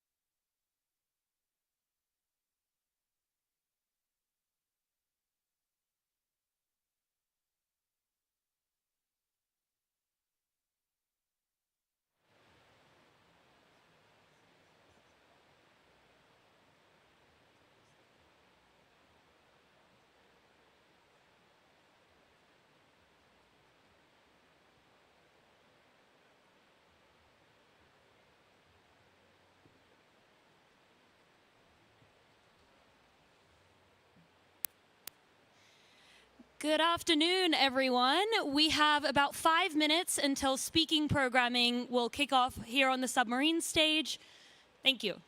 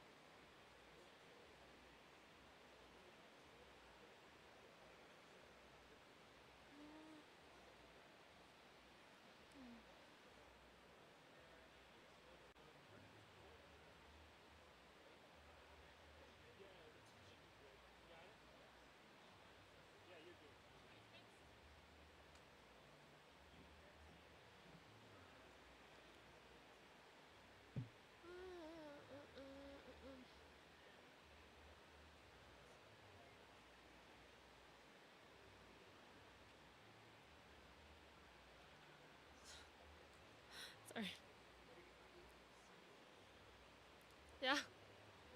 Are we good?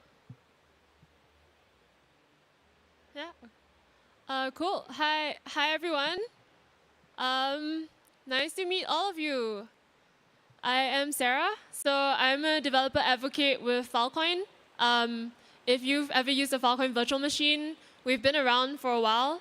And now we're launching a new incoming scalability framework called Interplanetary Consensus. So gonna give a little small talk today around how we're gonna scale Filecoin with IPC. Cool, so nice to meet all of you. Thanks for coming on the first day of Biddle Week. Apparently, I am the first talk for Biddle Week, which is kind of cool. It's a little bit of a cozy stage right now, so I'll be around later if you want to ask any questions. Yeah, so let's get started. Cool, so gonna give some context. So as I just mentioned, there's Filecoin and there is Interplanetary Consensus. These two are separate products, but they are built with the same team. The team that brought Filecoin is also going to build IPC. So some context here that I'm going to share on how we came to make this decision to build IPC. I always find that context is super useful. We had the Filecoin master plan. You might have seen this from our CEO, Juan Benet.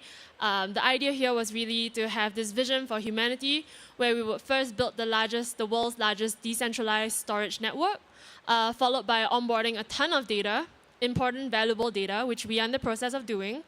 And then step 3 is to bring computation to that data to enable web-scale applications. So that's kind of where we launched the FVM, which is the Filecoin virtual machine. Again, this was fully EVM compatible. You must have seen us at a ton of ETH Global hacks that we did last year. We had, I think, a total of about 700 hackathon teams that have built with FVM to date.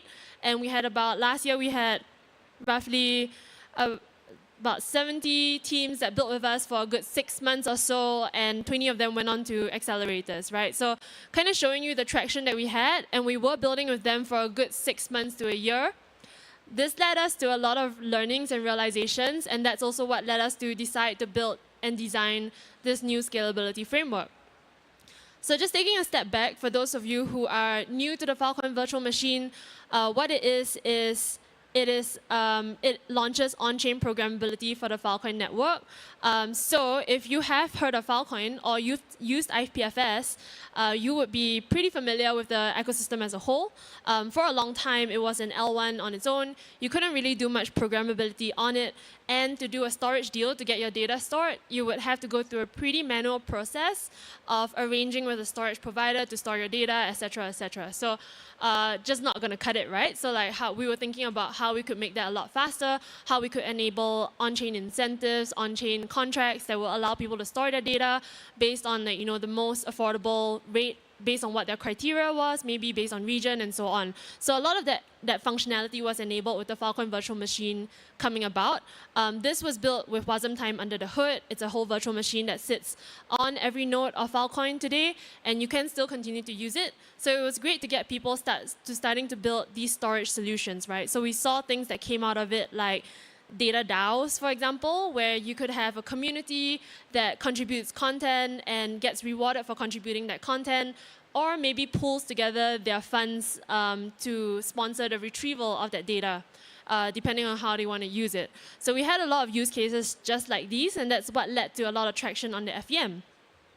So as I was saying, that led to some realizations and some learnings, right? So because these were being built on the Filecoin L1, Filecoin today runs a 30-second block time, which means that if you build an app, you're going to have to wait about 90 seconds for that transaction to go through. And I think all of us know here, you wouldn't use an app that takes you 90 seconds or so, right? Unless it's a long-term, like maybe DSIRE, archival storage, maybe that would cut it, but for majority of applications, no. So we started thinking about how we would build a scalability framework for this, how we could bring, because there was a lot of demand to build applications, accessing data really quickly, right? Data is everywhere. So we were like, how can we make the transaction speed faster without changing the protocol per se? So that's how we came out with the Interplanetary Consensus. So just adding in, this is just me inserting step 3A that I see right now, which is what my new team, Interplanetary Consensus, is building. We've decided that there's like a need for us to enable high-performing applications that surpass Web 2 standards, and we don't just want to do it on Filecoin, right? The first chain that we're targeting is Filecoin, and I'll talk about how all of that works later on. But TLDR, we're going to go really strong on Filecoin right now, allow that to scale up, and then introduce the scalability framework to more of a multi-chain ecosystem, because the future is multi-chain. And so we'll be targeting chains like Ethereum and Bitcoin and so on moving forward. So really exciting stuff coming in there. So I hope this gives you a little bit of the context as to how IPC came about, right? Because we know that there are a lot of scalability solutions out there today. This is where we're coming from, and I'll talk about what we intend to offer to the scalability space. Yeah.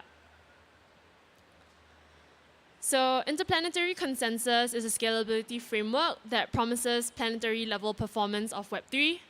What does that actually mean? That actually means being able, and I'll show you later on how you can really increase that performance with the design that we have for IPC right now. It is still being built, and I think we're more at the alpha phase, but we have put out certain like builds that you can start testing around, playing around with, and we are participating in this hackathon too, so I'll share some resources that you can go use if you're going to be hacking at this weekend's hackathon.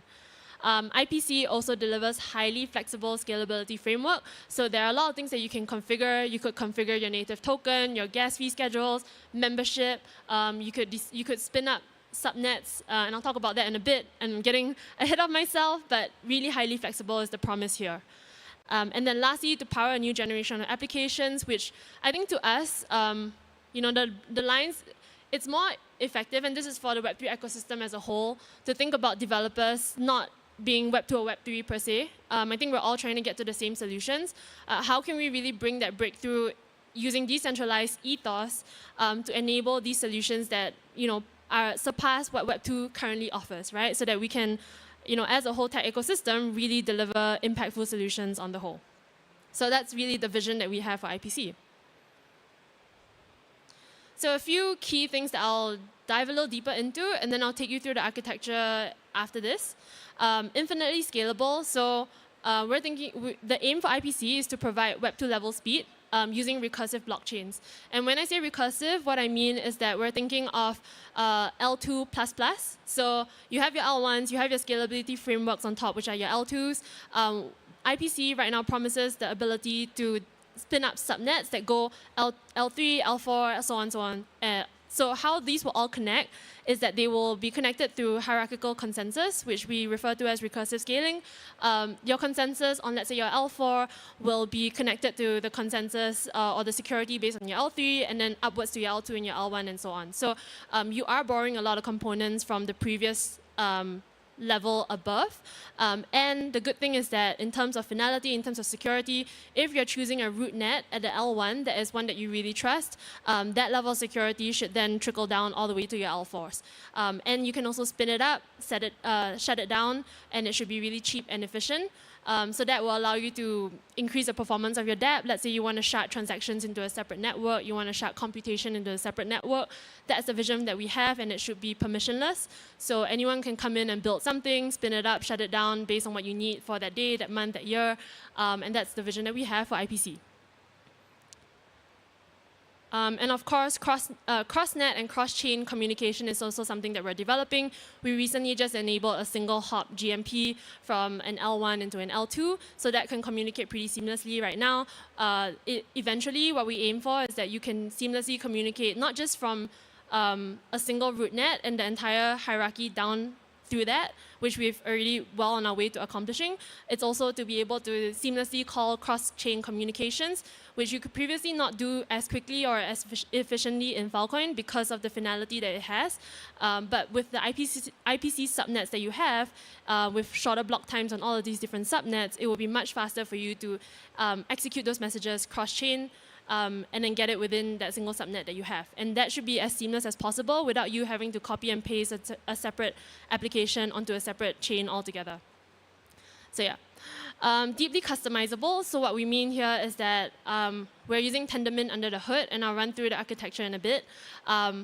We're using Tendermint, but we are also only using the Tendermint portion of it. We're not using the Cosmos SDK. Cosmos SDK is written in Go, so by only focusing on Tendermint itself, we've developed application logic that is using Wasm time, using Rust, so it will allow you to have a lot more flexibility with the frameworks that you want to use to apply your application logic. You can build various instances of it. So for example, now we're building a certain application logic, but we can always switch it up really quickly. So the goal is to be as modular as possible under the hood, which then also allows users that build on top of it to use whichever frameworks that they're comfortable using. What I was talking about for Tendermint, which is the adapted version that we've built, is called Fendermint.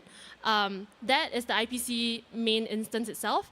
There is an application layer on top of that, the execution layer, that runs on Filecoin Virtual Machine, which the good news is also built with Wasm time under hood, as I mentioned earlier on, which then also allows developers to build with whatever frameworks that they prefer. So really, it's customization at all different levels, not just at the main instance of IPC itself, but also in the application execution layer. Yeah, so deeply customizable, and you can customize the network as to what you need. And I'll run through some examples of this. And then lastly, modular and interoperable. As I mentioned earlier on, multi-chain is really the goal for us. We want to make sure it's fully EVM compatible and also be targeting other chains in the future. So I talked a lot about IPC and its subnets. I'm going to run through a little bit of how we envision this working. What does implementation look like with IPC? So as you can see from this graph over here, I talked a little bit about hierarchical consensus earlier on. The goal is to have your L1 mainnet. There are various things that you can do here, right? You can either scale horizontally or vertically. You could have like a gaming, let's say you're a single ecosystem or a single application, and you want to have a really high-performing network for gaming, right? But you also want to be able to tap and store data and retrieve data or compute over data in a database subnet. So you could set up these two separate subnets and have them branch out to further subnets based on whatever needs that you need to run. So you could run like a separate games, and then from those games you can run them within regions if you're running into like GDPR privacy restrictions and you want to be able to enable that. You could also spin that up. So it really enables you to build based on whatever needs that you have in your application, but honestly, the possibilities really go pretty far, right? And then, of course, from that separate subnet, different subnet networks that you have, these can communicate across to each other, as what I mentioned earlier on, seamless communication. So that really allows your entire ecosystem to work really closely together. And also, as I mentioned, you could always shut those down. So if, let's say, you think one network is being really expensive, or you only want to run it for, let's say, one customer for a short period of time, if they go off the network, you can always shut that down and save the cost there. Yeah. So that's the vision for IPC. Some use cases, I talked about gaming and database example earlier on. You can also do it by regions. We had some teams hack with us, I think in Istanbul, and they were trying to build like a region-based voting system with IPC, and that worked out pretty well for them in terms of storing their data. You could also have a whole general purpose network for scaling. That's really for you to decide. Yeah, you could really decide what L1 you want to be building on. So there are a few different use cases that you could build here. But yes, generally that's the idea for IPC. So as I mentioned all of this, I'm sure some questions that you've had in mind, we have had builders reaching out to ask us, how does IPC compare in the scalability space today? We know that there are a lot of awesome solutions right now in the scalability space. A few things that we think we offer differently, and we would love to. We are working really closely with a lot of hackathons to get builders to give us direct feedback. So same as this hackathon, we are around. I'll share some links on how you can talk to the team. I'll be around too. We want to get some feedback. But this is what we're targeting. So we're targeting it to be a scalability framework, which will allow you to build, it could resemble a roll-up, a sidechain, that's up to you. But you could also, branch that out a lot more, have one subnet be a rollup, one subnet be a sidechain. It's up to you. So we want to provide a scalability framework. As I mentioned earlier on, we're also building with what we call Fendermint, which is an adaptation of Tendermint. Tendermint along with the core Tendermint, along with customized application logic that can be developed for different use cases. So we have some customers that are building with us early on today, like Fluence, which will be, you should look out for their DPIN Day event. They'll be launching something really cool, a decentralized compute network. They themselves have built up their specific instance of IPC together with us. And that's because we had Tendermint core running under the hood that allowed them to build the application logic that they needed. We're also using ABCI++, so this is borrowed from the ecosystem, but again, really useful because it allows you to vote on transactions before they get executed. So you are also able, as you run all your different subnets, not having those blindly execute transactions. You might have a malicious validator or user in there. So it allows you to vote on these different transactions that are coming in before they actually get executed. So that's super useful. And because we're using Tendermint, that allows us to build with whatever custom application logic we want, that allowed us to implement IPLD storage, which is super useful for checkpointing chain state. So the way that rolls up your L4s or L3s roll up to your L1 is based on checkpointing their chain state up to you to determine for your subnet, let's say every 30 seconds or so. This gets stored within the IPLD framework, which is represented as a graph, which is really efficient for storage. So that's really under the hood, but it's a really elegant piece of infrastructure that we have running under there. Also, all messages will be stored in a CID format. So if you're familiar with IPFS or Filecoin, you'll be familiar with the content ID format. All messages will be stored that way. So it's much more efficiently stored. You're not actually storing the entire message. You're just storing that hash. Right? So that's the IPLD storage architecture that we have under the hood. And lastly, we have FVM as an execution layer, which is again set up for multi-chain. So FVM as a whole set up for multi-chain, IPC on its own as well, set up for multi-chain. So we're really well positioned to go into the multi-chain space. So that's a really I know this is a short talk. This is like a summary of what's upcoming for IPC and what we're building right now. Again, we're in very early phases, but if we have a hackathon challenge statement, so if you want to test it out yourself, play around with it, see how it compares. Bear in mind, experimental tech. This is still a little bit clunky for my liking, but you can definitely check it out. It's usable. You can do it within 15 minutes, set up your own first subnet, configure it around, see how you want to play with it. We have, I think, in the link that I'll share right after this, some deep dives on how you can do more advanced configuration. So you could even, so right now this is pretty vanilla, and you can maybe configure the number of validators that you have, the block time that you want in that subnet, pretty vanilla.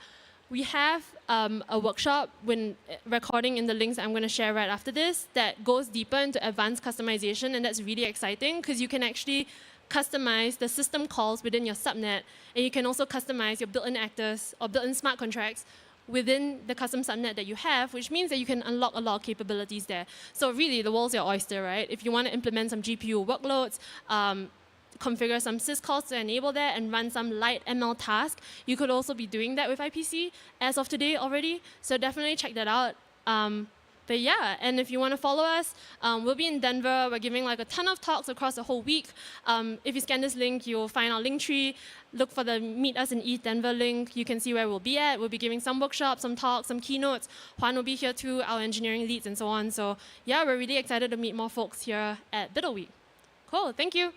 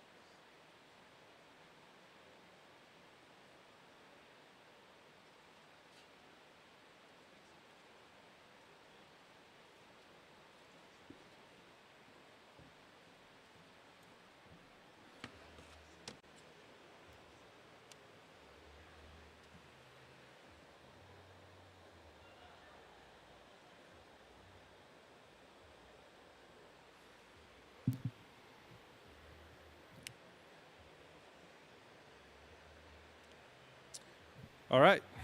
So how are you doing? Good? Nice. Yeah, so before we even started, just a short intro about our team and also myself. So we're Lorenzo Protocol. So actually we call ourselves as Liquid Staking Modular Bitcoin L2. That's a long name because it comes with a lot of stuff. One is liquid staking and one is modular stack of Bitcoin L2. We're going to get to both of them in the coming slides. And also a bit about myself. I'm Matt. Nice meeting you all. So before that, I studied computer science my whole life. And after that, most of the time I was working in the trading firms. So that's also how I learned about cryptos and figure like how this thing can be. Like I actually like learned about Bitcoin as the first assets ever in my life. So that really changed my mind about how I understand about finance and also how I understand about democracies, like it just in finance as well. So that's how we decided like we should actually bring Bitcoin one step further to make it really an asset for everyone and making it into a day-to-day assets in our daily life. So that's how we started. And today's topic is about like how to build modular Bitcoin L2 with BTC share securities. So I'm not going to like a very deep dive into like all the technical details about how to do it, but just like a very broad idea about how it is possible and what are some of the high-level ideas on to really achieve this goal and why it is the best way to scale Bitcoin with modular L2. So we have been like seeing a lot of exciting things upcoming recently in the Bitcoin ecosystem. We've been seeing ordinals, we've been seeing like these BRC20s, we've been seeing taproot assets and all these kinds of cool assets being created on the Bitcoin network. And a lot of them has actually achieved great success. Like those top ordinals and the BRC20s has both like all achieved more than 100 million US dollars of market cap. So that's very great achievements. But what we are actually looking at is not just having assets being created on Bitcoin, but it's actually a DeFi ecosystem, which is like a functioning DeFi ecosystem built on top of Bitcoin, and a Bitcoin standard ecosystem utilize these assets to provide financial services or more broader services of any kind to everyone.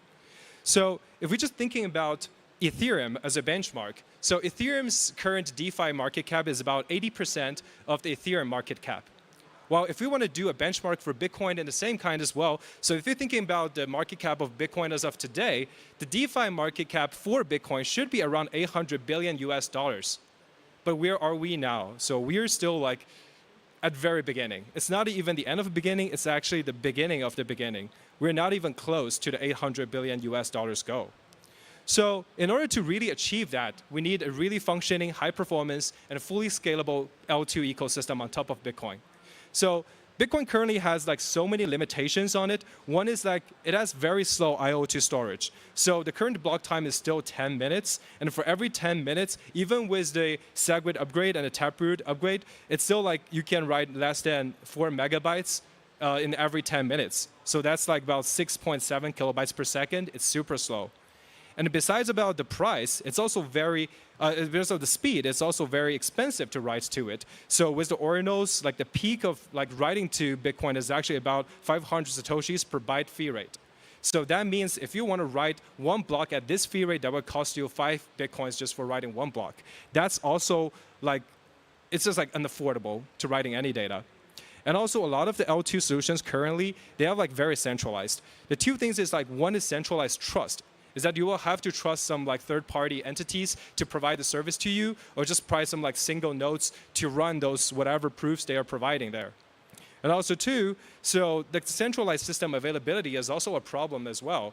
Is that, so if there's only like very limited numbers of nodes providing services, if they are down, the entire service is down, or like all the business building on top of it is down as well. That's also not something ideal. And also, we have execution constraints on top of that, which everyone is very familiar about, is that Bitcoin is on a UTXO basis. This is not very compatible with all of the modern execution environment and also smart contract kind of pattern of execution environment as well. And the last stuff is about asset compatibilities. So asset compatibility is like a two-way thing. So whatever data format, it's in JSON, it's in script, or it's in whatever format you have on Bitcoin, you have to make it compatible on L2. and whatever assets you created on L2, whether it's a smart contract or it's the other types of like data, programmable data on L2, you'll be able to settle it on Bitcoin L1 as well, so that you can have like the bridge connecting the two layers seamlessly. So one proven successful way on Ethereum is actually the modularity, is to getting everything to be modular. So on the very beginning, so Ethereum is like a monolithic blockchain which having all the functionalities. It executes all of the smart contracts. It does the settlement. It stores data. And also it talks to the other blockchain through interoperability layers as well. It basically does everything. But also we noticed like Ethereum once had the same dilemma as what we have in Bitcoin today as well, is that it's not fast enough and it's very expensive to store data onto it, and it has like all these, it does not support like different alternative language and alternative execution environment on top of that as well. So that's when modular blockchain has become a huge thing for everyone. So if we like take a look at today's ecosystem, if we talk about data availability, of course, Ethereum is still the biggest one, storing all of the data, the finalities of all the data onto it. But also we have a lot of alternatives to it. We got like EigenDA to store data. We got Silencia to store data. We got Avail, Near, and a lot of other options for us to store data onto it. And also, if you talk about the settlement, also like verifying the correctness of the information. So we have a lot of roll-up SDKs out there for us to select. You have like Arbitrum ones, Optimism ones, CK, Polygon, and a number of others as well. And we have shared sequencers like Espresso and Radius. And also on top of that, we have a lot of L2 as a service kind of platforms to combine all of these modules into one and provide service to everyone. So what are the perks to that? So one thing is obviously is the highly modularized for everything. So if you learn about computer science, the first principle for everything is single responsibility principle, is that we want to keep everything simple, just to do one thing and to do one thing correct and to do one thing right. So this is like basically the ethos in a modular blockchain as well, is that you do one thing and you do that thing really well. And also with this modular setup, it's very easy to do replication. So a lot of the work we're doing is that, so how to value a work's like its worth is that how many times this can be replicated and how many different places the same work can be applied to. So if you're going to build everything in modules, so you can basically reuse this module in every L2 and in everything. So it's just going to multiply the worth of any single work you put into it. And also for users, it's like high customization. So you can customize it for any purpose you want to build it on. It can be an AI chain, gaming chain, DeFi chain, or whatever thing you want to build on top of it. And also easy to innovate. So if you want to do innovation, just do one fraction of the work and you reuse the rest of the technical stack. So you don't have to rebuild everything. And essentially, on the very beginning, Ethereum is just one chain. And for today, it's like everything, like every decentralized ecosystem, like providing services to Ethereum can be considered as part of Ethereum as well.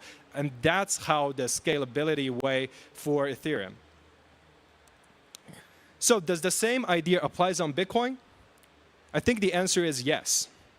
So for a lot of these new Bitcoin assets like Ordinals, BRC20s, like Taproot assets or RGB assets, essentially they're just using Bitcoin as an DA layer. Like the same way as all of these Ethereum applications and Ethereum assets has been using Ethereum as a DA layer as well.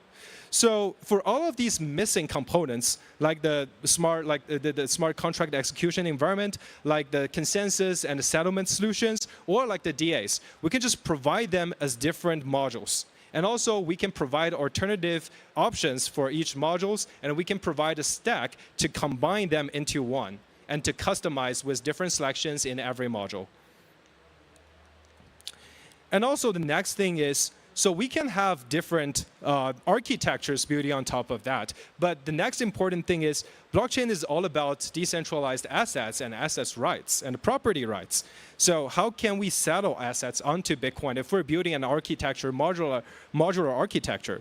So if we do a revise on what are programmable assets, or even before that, what is really a program?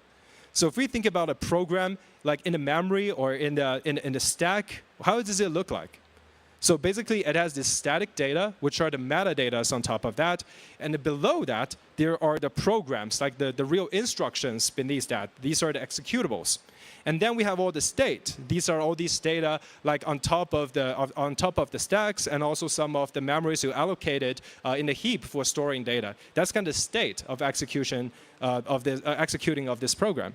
And also, one thing special about just like decentralization is that you have to provide a validity proof. You have to provide some proof that the execution and the state is actually correct. So as long as we can have the four stuff, we can actually kind of represent the state of any decentralized assets, and also we can store the state of the assets on any storage that we have in our hand. So the idea is that we can actually store a lot of the root hash or store a lot of these pointers on Bitcoin. While for the really large amount of the data, for example, if we are going to compiling an EVM Solidity contract, so once it's compiled, it becomes like an executable binary. We just store this binary on the DA layer, and we have a hash from Bitcoin to point to that assemblies on the DA layer. And also on top of that, we need to provide a lot of extra stuff depending on what's the settlement architectures you have. It could be some ZK proof to prove the correctness of execution. It can be some like Merkleized proof to prove the current states and also correctness of execution of the smart contract as well. So basically, you have the assembly being stored on the DA, you have the current states to be stored on the DA, and also you have all these kinds of proofs stored on the DA to prove the correctness of these data. So if you want to use this data, for example, in EVM, you just like load these pointers from Bitcoin, and with all these hashes, you load these supplemental data, all these binary data, all these proof from the DA, and you check the correctness of this data. If everything just like aligns, everything makes sense, you just like load all of these data into EVM, you keep executing on it, and to get the new state, and then you settle onto Bitcoin and onto the DA as well. So what's the big perk with all of these like modular setup and also all these different asset standards to be introduced in the Bitcoin ecosystem? So I would say like the only one reason that we have all these different like good blockchains we have today is because Bitcoin didn't do a perfect job in the first place. It does not support a Turing complete execution environment. It's not fast enough. It has all this and that problems, so that we need all these different blockchains today to just kind of like to make the world better. But it's time for us to bring all these great technologies back into the Bitcoin ecosystem. So, for example, if we want to just build an EVM-like, EVM-asmorphic blockchains on top of Bitcoin, we can basically just using Bitcoin as an DA, and we have another DA to store all these like EVM-related data on top of it, and we have POS on top of it, and we have EVM execution environment on top of it, so that we can kind of build and blockchain architecture the same thing as Ethereum. Or if we say, just an example, like, okay, I think like Move language would be a very cool language. It's like very secure execution environment. Why don't we like build a Move execution on top of Bitcoin EVM, on Bitcoin network to secure the transactions of Bitcoin? You can also do that. So if you like put Move VM on top of that, and you have the Aptos BFT as the consensus, and you store the Aptos assets, for example, standards on top of that, and you can build like an Aptos asmorphic Bitcoin L2 on top of it. So one observation we have today is that once Ordinals has been introduced, a lot of ecosystem, a lot of like communities are trying to kind of create their own Ordinals into the Bitcoin ecosystem to bring the hype into their ecosystem as well. So why don't we just take it like one step further? So we don't just like bring the memes, and we just don't bring the like hype into the Bitcoin, but also we actually bring the technology and bring the people, the user, the application, and the capitals into the Bitcoin. Just like using Bitcoins for everything onto this, like for these good technologies we have as of today. So the next question would be, yes, we can build all these like modular setups, and we can have like all these different stuff. So why should we trust these like decentralized systems outside of Bitcoin? And one more question is, we have different modules like in this modular setup. Why these modules should be trusting each other at all? So the answer to that is Bitcoin shared security. It's actually, this is a picture not created by me, it's created by Babylon. So they are, the team actually invented BTC shared security, and we are just using them. So the idea is that So BTC Share Security is like a marketplace. On one side, there are the BTC holders. They're happy to provide and share securities to those POS or decentralized systems that need security.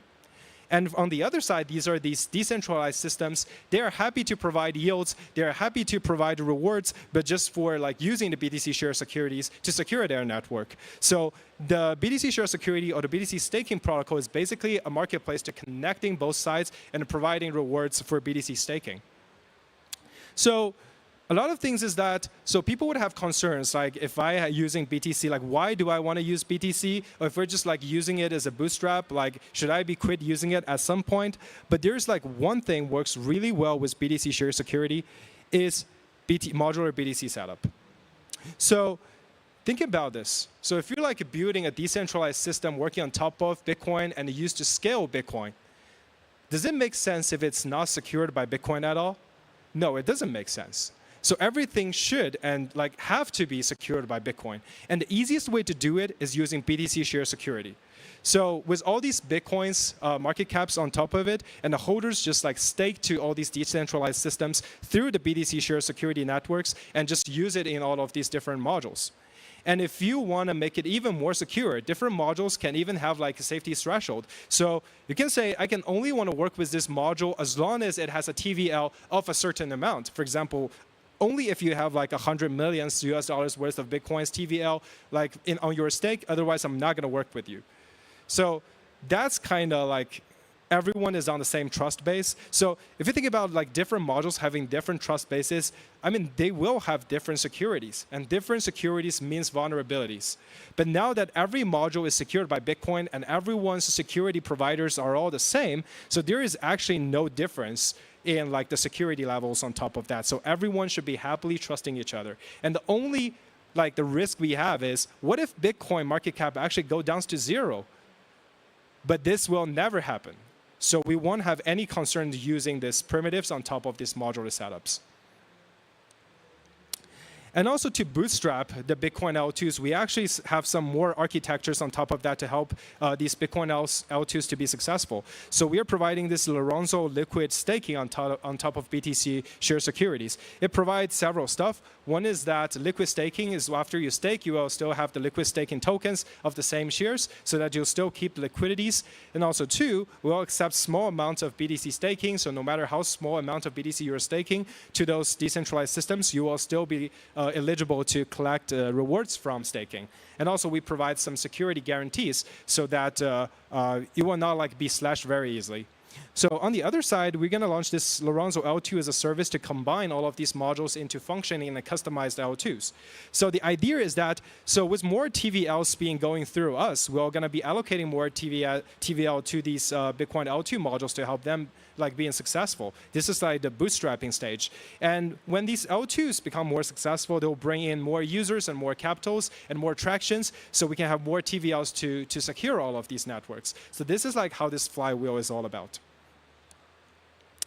So for this call, it's for this like presentation, it's not really kind of just a showcase of how much we have been done. It's actually like a call for actions on like having more builders to be joining us. So the question would be like, why should we build now, right? So one good saying is that during a gold rush, just sell shovels. Is that so? Just building the tools, building some tools can be reused for everyone is the most, like the best thing to do at this stage. Because we all know Bitcoin's DeFi ecosystem is going to be very huge, to be very successful, and we just need some tools to make it happen. So thinking about how OP Stacks has been used by so many chains, has been empowered so many platforms, we're doing exactly the same thing today and even bigger. So just like a Bitcoin ecosystem is like at least 3 times bigger than Ethereum market cap as of today, and the DeFi market and the market worth should be at least 3 times bigger as of today, say Ethereum as well. So just like build anything like VM, Sequencer, OP Stack, ZK Stack, DA interoperability, DeFi infra, anything can be useful in this ecosystem.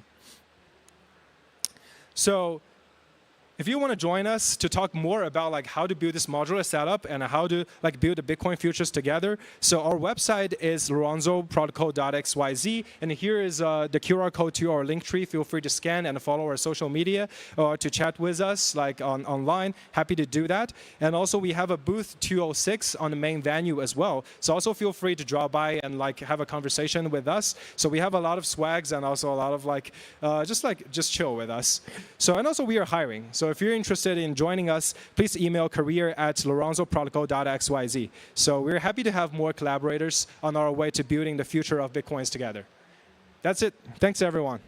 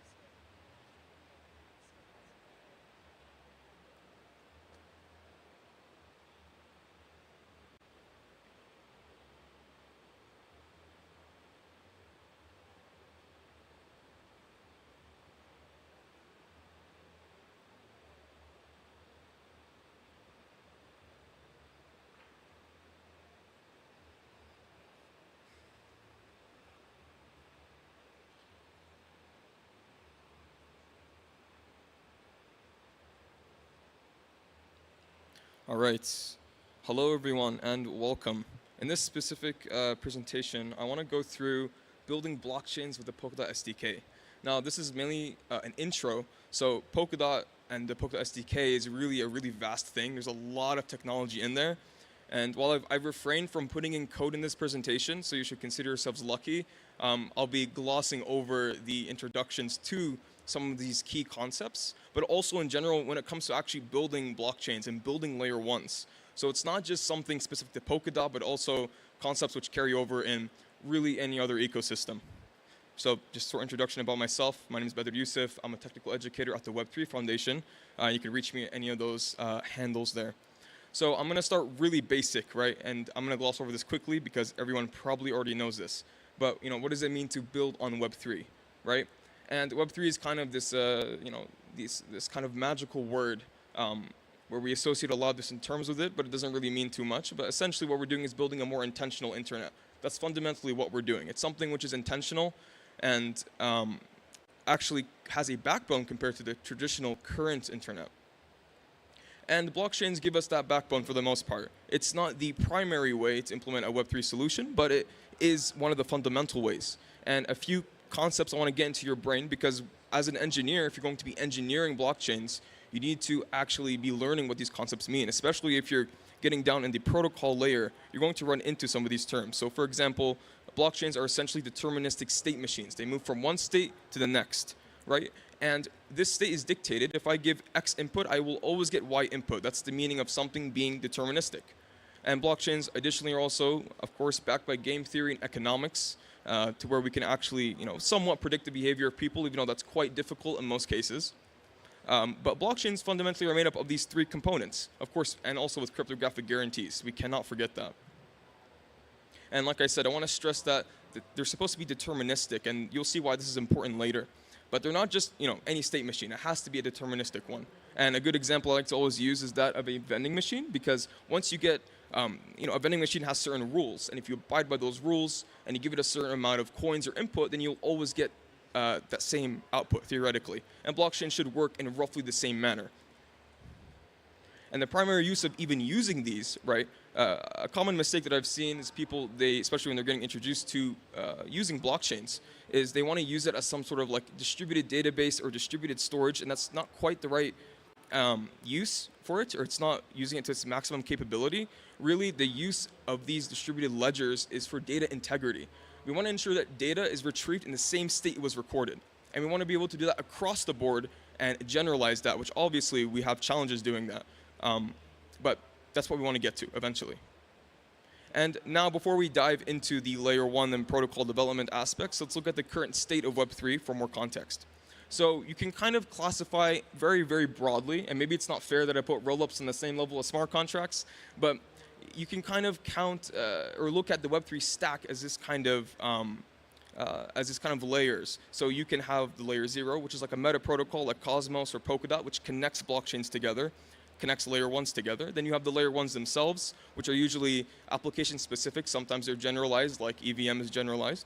Then based off of the layer 1, you can build rollups and layer 2s. You have smart contracts, which acts as your kind of middleware. And then, of course, your dApps at the bottom. So Polkadot you can kind of think as a composer of protocols. So Polkadot will essentially allow you to grab a bunch of different services, compose them together into a single product, because the trust assumption is already there, because they're secured and backed by Polkadot itself. Since Polkadot connects different blockchains together, you can assume that all the blockchains connected by Polkadot and backed by its economic security will be just fine to use. And on top of that, there's also cross-chain communication between all those chains automatically, and a bunch of other things which normally would take you quite a bit to consider. And now let's actually get into the meat of it. So the Polkadot SDK. Now, this is an overview of some of the things in Polkadot, and we'll be focusing on the top one I'm calling Protocol Land. But essentially, you can also look at it as kind of three different stacks, right? You have user land, which are just dApps. You have the second stack, which are smart contracts, right? Kind of the middleware of Web3. And then you have the protocol/kernel land. And you can think of this as the backend of Web3. So layer 2s, layer 1s, layer 0s, meta protocols, etc. So the Polkadot SDK is now put into a single mono repo where you have all the tools you need to actually build all these things that I just talked about. So you can use, let's see. Oh yeah, okay. So you can see here we have Frame, we have Substrate, Cumulus, and then the actual Polkadot node implementation itself. So Substrate is kind of the bread and butter of Polkadot. It's a set of libraries which take care of all the primitives and all the things you need to build a blockchain. You can think of it as kind of like a React, how React gives you all these different building blocks for building a website. Substrate kind of gives you all those building blocks, things like networking, defining a blockchain's runtime, blockchain storage, upgrading the blockchain into one singular code base. And that's what Substrate, a Substrate is a foundation for something. So naturally, Substrate is the foundational layer for you to build blockchains. The result, you get distributed state machines which can come to consensus. So you build layer ones. And then, in other words, you can also say that this is kind of a set of generic implementations for common components all across the board. And then after that, we have Cumulus, which is how parachains or how blockchains connect to Polkadot. So they have to abide by the parachains protocol in order to be part of the Polkadot network. And Cumulus also built with Substrate. So you can see now that Substrate is truly the foundation of Polkadot. And Cumulus allows you to connect to Polkadot. And it's basically a developer kit used to build out these parachains. So now let's dive into what a Substrate node actually looks like. Now you can see here it's made up of three main components. You have the client, which handles the libp2p kind of networking side, gossiping with other nodes. And then you have the runtime in the middle, and this is the part you'll be interacting with the most. And then you have the storage, so storing our blockchain's state. And each node is always usually divided into these three categories. Now most of the time, we don't have to mess with the client or storage. We only have to use the runtime. And essentially, the runtime is a WebAssembly blob. There's a wasmtime runtime inside of Polkadot, which takes these runtimes and ensures that the state transitions uploaded by parachains are valid through this runtime. And the runtime is where you put all your business logic, right? You can customize your chain, build it however you like. And now to actually divide this runtime, now Substrate runtime, you can build it just using Substrate. However, if you notice, there's something else called Frame, which you will encounter. Now Frame actually, and it stands for Framework for Runtime Aggregation of Modularized Entities. It's a very long name. We just call it Frame because it's easier. But essentially there are modules to build your blockchain with. So different types of modules ranging from consensus to NFTs to even running a full EVM inside of Polkadot if you wanted to, are all implemented as palettes and modules. And then you can roughly see now how a runtime can come about. So you can actually either write your own palettes or include a set of already pre-configured palettes, configure them, and then all of those compile to WebAssembly as your runtime. Each palette's configuration can be changed. You can mess with this configuration, adjust the parameters. Let's say you want to set certain pseudo privileges to certain accounts. You can do that if you wish. Or you can also just completely remove palettes. So let's say I want to remove the pseudo palette and put in some sort of governance system instead. Now, the whole goal of creating these runtimes, right, is to create infallible ones. So blockchain runtimes on their own, they should not be failing. You should not have a runtime which stops over some unexpected user input. So you as a developer should be in charge of creating defensive as well as infallible runtimes. And there's some key things to keep in mind, such as using your blockchain storage wisely. Do not bloat the state of your blockchain. Only use very specific pointers to items rather than the items themselves. And you want to use defensive programming as much as possible. You don't want to roll your own crypto, of course, and all of that to get to the goal of creating infallible runtimes. Now, as a use case to kind of put all this stuff together, I want to talk about Frontier. Now, Frontier is a native EVM compatibility layer inside of Substrate. And what it allows you to do is essentially run an EVM inside of a Substrate-based blockchain. So let's say if you wanted to upload Solidity-based smart contracts, then you could easily upload that if you have the Frontier palettes already included. And again, Frontier is implemented as a set of palettes. So you can see how extensive you can go. If you wanted to, you could implement other protocols as palettes inside of Substrate, thereby making your Substrate chain compatible with those protocols. You can see here that Frontier is made up of two palettes. So Palette EVM, which lets you actually upload Solidity smart contracts, and then Palette Ethereum, which exposes an RPC implementation. So you can connect MetaMask to a Substrate or Polkadot-based chain. And there's actually quite a few Polkadot chains which you can connect MetaMask to if you wish and use an Ethereum account that way. So what do you need to learn to do all this stuff, to create blockchain runtimes, to create your own blockchains essentially, right? All of this is getting towards the goal of essentially either creating your own solo chains or parachains. Substrate can be used for both. You're not limited in that regard. It's a very generic set of tooling that allows you to take care of networking, consensus, storage, etc. All the hard parts of blockchain are taken care of for you. So, and I put this with 4 exclamation marks because the entire Polkadot SDK and ecosystem is all Rust-based. So you're going to have to learn how to use Rust and use it well. And some people have called some of the syntax inside of the Polkadot SDK like Rust v2 because it's a little out there, but the learning curve is definitely worth it. And of course, the willingness to learn this kind of generic way of programming. You're given this generic implementation of consensus, generic implementation of networking, and you have to kind of put these things together. But as a result, you get an entire blockchain, which normally could take you months and an entire team, maybe even years. Now you can probably spin up a blockchain in about an hour if you want. Of course, the mindset is to innovate, create new things. Don't just copy code and then just, use that as your basis. You can actually, you have the ability to create something entirely new. And also, I encourage you to utilize existing solutions, or bridge them together. So like I said, Polkadot, I like to view it as a composer of different things altogether. The idea is that you can create a product by composing all these things together. In some cases, you may not even have to build a blockchain yourself. You just can utilize the existing ones and compose them in a smart way. So what has been built so far using all these tools? Well, Polkadot itself is built using Substrate. And Polkadot is also built using Substrate, Cumulus, Frame, all these things that I mentioned. Polkadot itself has been built.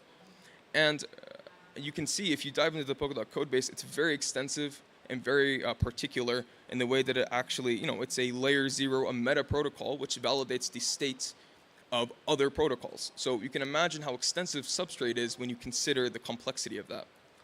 And Substrate gives you those building blocks to create these decentralized systems. It doesn't even have to be a blockchain, as we'll soon see. And of course, what can be built? You can build a feeless blockchain if you want to. Again, you have full control over your runtime. There are specific macros, specific ways to configure the fees in your chain. Maybe you don't even want fees at all. And instead, you just want to use the economic security from Polkadot and use DOT as your method of paying fees. Maybe you want to implement a completely custom consensus mechanism, maybe something that has very fast finality. You can also do that using Substrate and then put that as part of your Substrate chain. You can replace the accounts model with the UTXO transaction model instead, like Bitcoin. And if you want to get a little more specific, you can use like an IoT type supply chain traceability solution, like an app chain. So you can completely tailor just purely the business logic portion of a chain.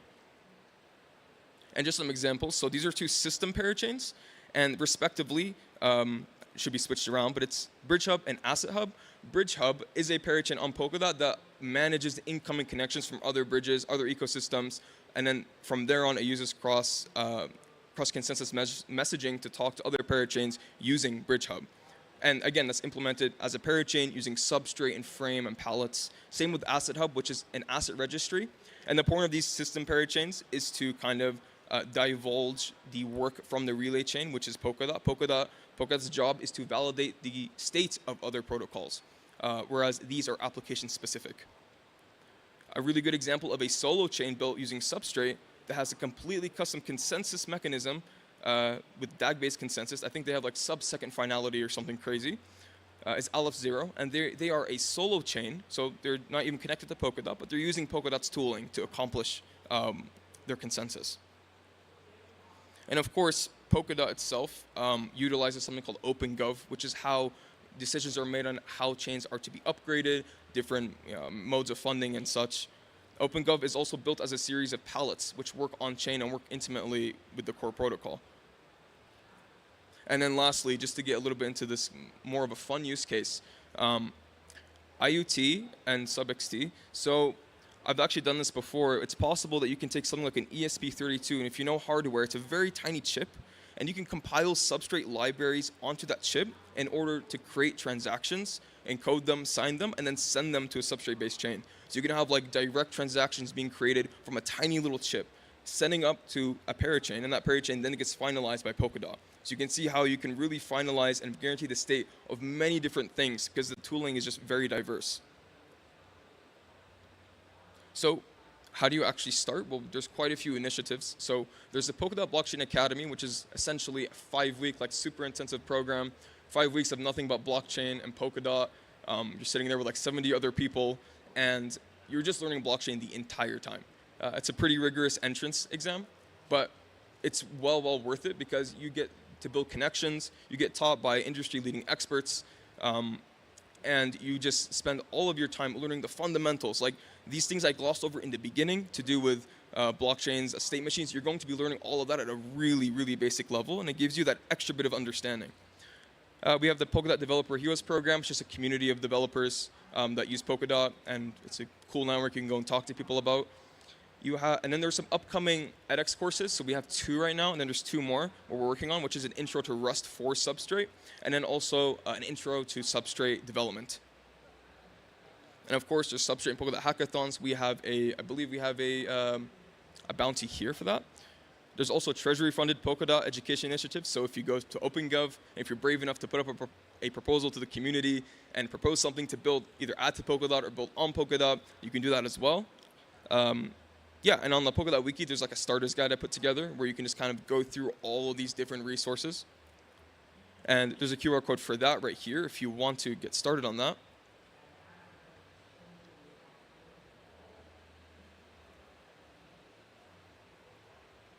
And then there's one more I had added in the last second. It's a really good guide it's more development oriented. It's like a hacker's guide to Polkadot. All the different templates, node templates you can use. So you can actually, like right now on your computer, start a Polkadot node or a substrate-based node, modify the runtime, compile it again, view it running, view its state transitions, everything like that.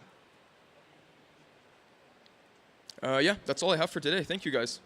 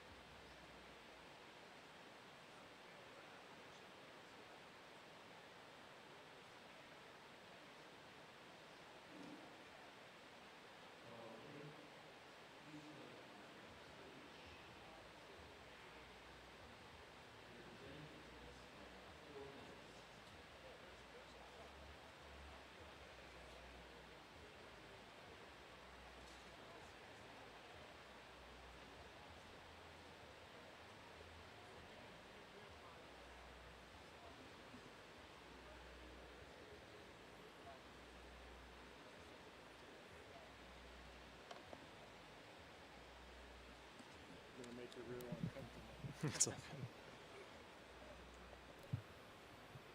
And if you move, just adjust the mic. Sure.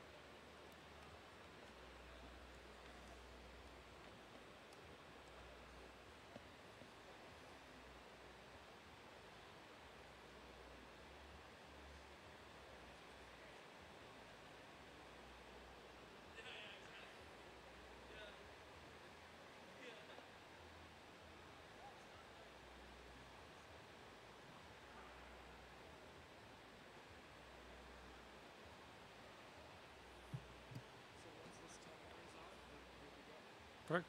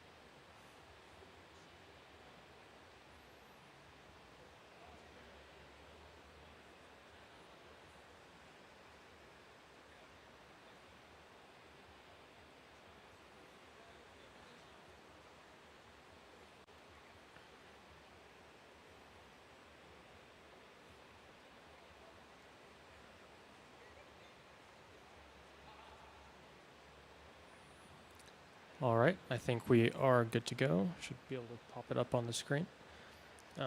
Perfect. Okay. Well then, awesome. So first of all, the last few talks have been amazing. I was been sitting up here for like an hour, and I think I got to go chase down the guy from Lorenzo because super interesting. So it's really great to see already a pretty good crowd here at ETHDenver for only the first day. Happy to see that as a Colorado native. And specifically, I'm excited today to talk about Solana. So I guess for a little bit of context, kind of the point of the workshop or the talk today is going to be about kind of giving you an initial introduction to Solana and kind of building some initial understanding of everything that you need to know to kind of get started building on Solana. But before I kind of dive into the specific agenda for the next 20 minutes or so, as a quick introduction, my name is Ethan, although I go by the alias Tabasco, and I do developer relations at Particle Network. I actually am not with the Solana Foundation because the Solana Foundation, I think, is flying in 2 or 3 hours from now. So I'm filling in for them, but this is their presentation, so I'm just kind of the proxy for it. But really excited to kind of dive into these concepts today. I've been building between both EVM and Solana for almost 3 years now. And definitely when it comes to building on Solana, there's a lot of nuances that are important to understand, but it comes with a lot of benefits that we'll talk about in a moment. So kind of what I want to go over today is going to be broken down into 3 main categories, 3 kind of sections. The first is that we're going to go through the technical advantages of Solana. So kind of the reason why people want to build in Solana and the reason why the ecosystem is as large as it is today. We're then going to go through kind of the Solana programming model. So we're going to go through 4 core concepts: accounts, programs, transactions, and instructions. These are like the sort of building blocks of understanding development on Solana. So we'll go through these and define each one, go through even like how they're formatted architecturally and stuff like that. And then finally, we'll end it off with this kind of context that we build through the technical advantages and through the programming model to show you what actually the life cycle of a transaction looks like. And if you're familiar with building on EVM, hopefully it should kind of give you an insight into what Solana actually looks like in the background, how it functions. So first, what I want to do is talk about the technical advantages. I'm sure everybody here has probably heard about Solana before. And specifically, Solana is known for having high performance. So this includes, number 1, very quick confirmation time. So I believe it's about 400 milliseconds for a transaction to be processed, which is major. I mean, as a user, you can imagine sending a transaction or interacting with an application and it basically confirming instantaneously. This is a really big component of Solana and why people enjoy building within the ecosystem because of this lightning quick transaction time. The second is that this transaction time doesn't come at the cost of high fees. Actually, the fees on Solana are very low, usually 1/100 of a cent, fraction of a penny. So this is another big component, right? As a user, you can imagine, I work at a company that has user experience. So, building applications where users can start doing large volumes of transactions, large sequences of transactions where they're happening almost instantly and they're paying a very negligible amount of fees. This is a major component of why Solana is as popular as it is. And then kind of in achieving these, another big part of Solana that you might find interesting is that programs, which are basically contracts, we'll get into this in a moment, these are executed in parallel. So Solana has parallel execution. And all these benefits don't come at the cost, again, of decentralization. Actually, Solana maintains like full ledger state. It broadcasts ledger entries to every validator on the network to, I believe now, almost over 2,000 across the world. So this is a major part of Solana. You get fast transaction times, low transaction fees, parallel execution, while of course having full broadcast of block propagation across the entire network. So what I want to do is, we just went over like 3 quick high-level benefits of why Solana is as high performance as it is and kind of the numbers attached to that. So how does this actually work? How does Solana achieve this performance? How is this 400 millisecond transaction confirmation possible? So I'm going to go through very quickly the high-level overview of Solana and kind of how it works in terms of a transaction being processed. So number 1 is that, like most proof-of-stake networks that you're probably familiar with, Solana elects a leader, so a voting consensus validator for processing transactions in a block. So this leader receives all transactions. It then processes these transactions and it packages them all into a block. Now, unlike Ethereum, Solana doesn't have a mempool for pulling and processing transactions. Instead, Solana basically has every leader that's elected in the cycle already with a large batch of transactions that they can execute and then or process and then have in a block. So Solana has kind of this interesting cycle of its continual leadership election and then transactions are processed and packaged into blocks. And this happens very quickly. And as we'll get into in a moment, like I mentioned, number 1 is that this allows for block propagation across every validator in the network through Turbine. So Turbine, again, a little bit too technical for this potentially, but Turbine is the block propagation protocol that Solana uses to over 2,000 different validators. Now, like I mentioned earlier, a big part of the performance here and kind of why this model is unique is for kind of 2 reasons. The first is that transactions are executed in parallel. So this is very important. Because of course it contributes to a lot of the performance I talked about a moment ago in terms of the quick transaction times and the low transaction fees. And it's also important, and we're going to get into this in a moment, but transactions are stateless. Essentially, transactions can kind of be defined as an array of instructions. Now, these instructions basically tell different contracts or programs on the Solana network what to do and what to execute, data to read, data to write, etc. And essentially, transactions and programs themselves, they don't contain a single state. Rather, programs and transactions interact with data within different accounts across the Solana network. And this will make more sense in a moment once I get into the kind of account structure on Solana. So this parallel execution, this kind of a mechanism of electing a leader and then processing transaction, packaging it into blocks, and then propagating it across the entire network, this can kind of be defined under this idea of proof of history. So this is a big part of, again, why Solana has the performance that it does. Now, I won't get into too much about proof of history. Essentially, it involves kind of like timestamping events on chain through a VDF. But definitely, if you're interested in kind of understanding this consensus mechanism more, that's something to definitely look into. But these kind of collective innovations, proof of history, parallel execution, and again, like the core mechanism I just described, contribute significantly to why Solana can achieve kind of those previous core benefits I mentioned a moment ago. So some key takeaways from those few slides is that number one, transaction has fast confirmation times. Number two, or Solana has very low transaction fees, usually hundredth of a cent, sometimes a little bit more. Solana executes transactions or programs in parallel, and of course, Solana is ideal for high performance applications. So whenever you're building maybe something that needs this performance for some reason, whether it's for a consumer-facing application where slow transaction times and expensive transaction fees can make or break your application, Solana is a perfect case for this because, of course, these fees and processing times are extraordinarily low. So now within like kind of the 12 minutes I have left, I want to go through two key concepts that are very important. The number one is we're going to go through kind of four major parts of building on Solana and kind of the building blocks of that. After that, we're going to go through the transaction lifecycle using this as context. So Solana, there's kind of four concepts that are very important to understand. Number one is accounts. Number two is programs, which is a type of account. We'll get into it in a moment. And then we have transactions, which is a collection of instructions. So these are kind of components of each other, and they all fit together very seamlessly. So number one is accounts. This is probably, if there's one thing that you take away from this talk when you're understanding Solana, this is one of the most important things. So everything on Solana is an account. This means that from the contract that you're executing, or as Solana calls it, a program, all the way down to data that you're storing, or even like the method that users use to interact with the blockchain, this is all happening through different types of accounts. Accounts that are some executable, some are just for data storage, and some are actually for like user level interaction. So all accounts are unique 256-bit addresses. They all hold some balance of SOL, or kind of the smaller denomination of that, which is LAN ports. They can store arbitrary data, so we'll talk more about this as well. But accounts can store, for example, token balances or something that indicates data on chain. Now, this data storage, storing arbitrary data on chain, it's not free. Solana uses this concept of rent to kind of charge data storage on chain, kind of corresponding with the volume of data that you're storing on a given account. Now, with accounts, anybody can credit SOL. Anybody can send SOL to an account, regardless of the type of account it is. And anybody can read data from the account. So this is important to understand. From this, only the account's owner can actually debit SOL, so that spends SOL, make kind of state changes to the SOL balance, or modify data on the account itself. So to give some additional context and maybe visualize this in a programmatic sense, accounts are basically made up of these kind of 5 key fields. The first is the key, which is the public address of the account. And then you have LAN ports.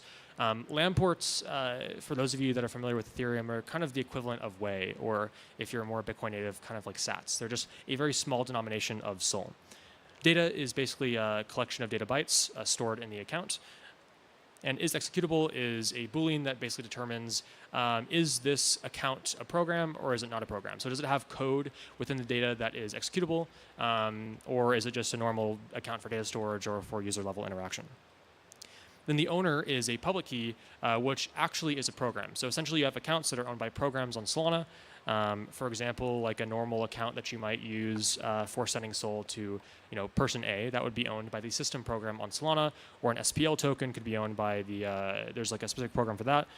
So basically accounts on Solana are owned by programs. So the owner parameter here is the program that has write access to the account. So like I mentioned, SOL is a denomination, or LAN port is a denomination of SOL. 1 SOL is 1 billion LAN ports.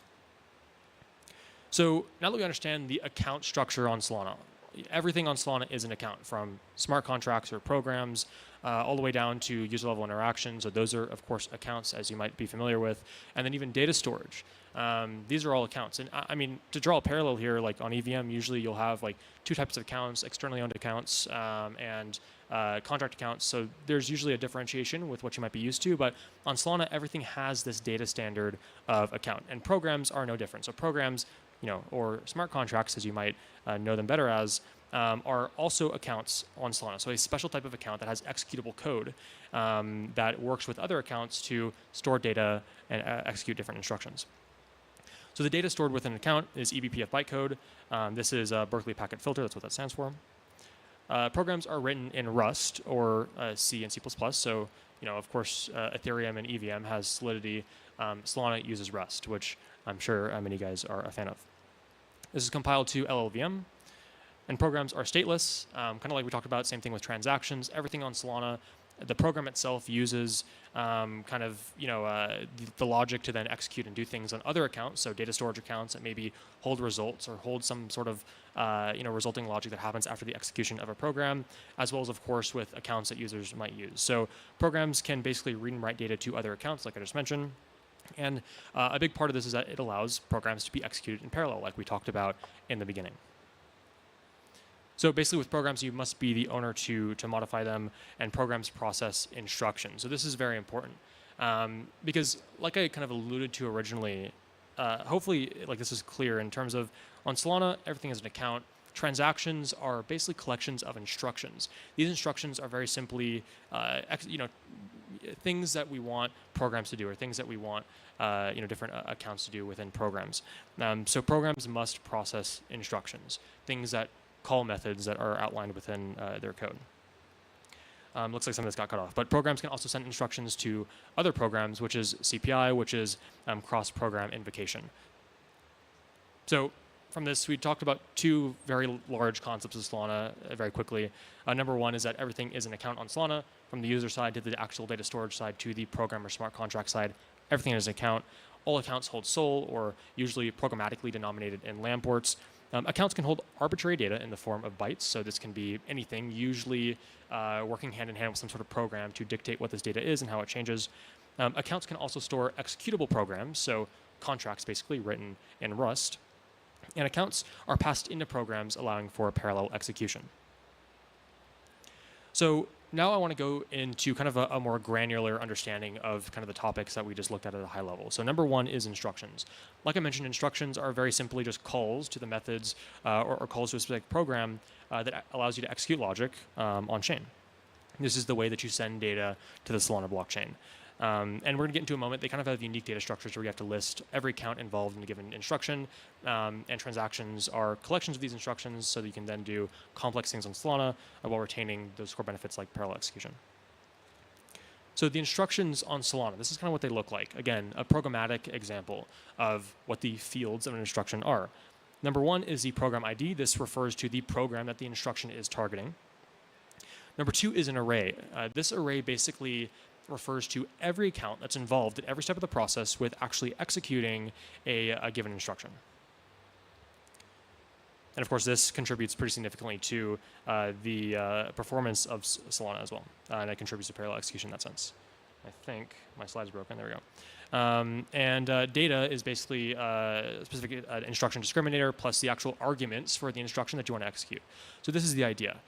Instructions are just calls to different programs. These are usually bundled in transactions, which is an execute on chain, and this is how you do things on Solana. Now, Solana and transactions, like I've talked about a little bit, basically contain one or more transactions. These, or one or more instructions, sorry about that. These instructions are executed atomically, and essentially, like you might be familiar with most blockchains, is that these transactions require a small fee to be paid to transmit them to the rest of the blockchain. This fee is quite low on Solana.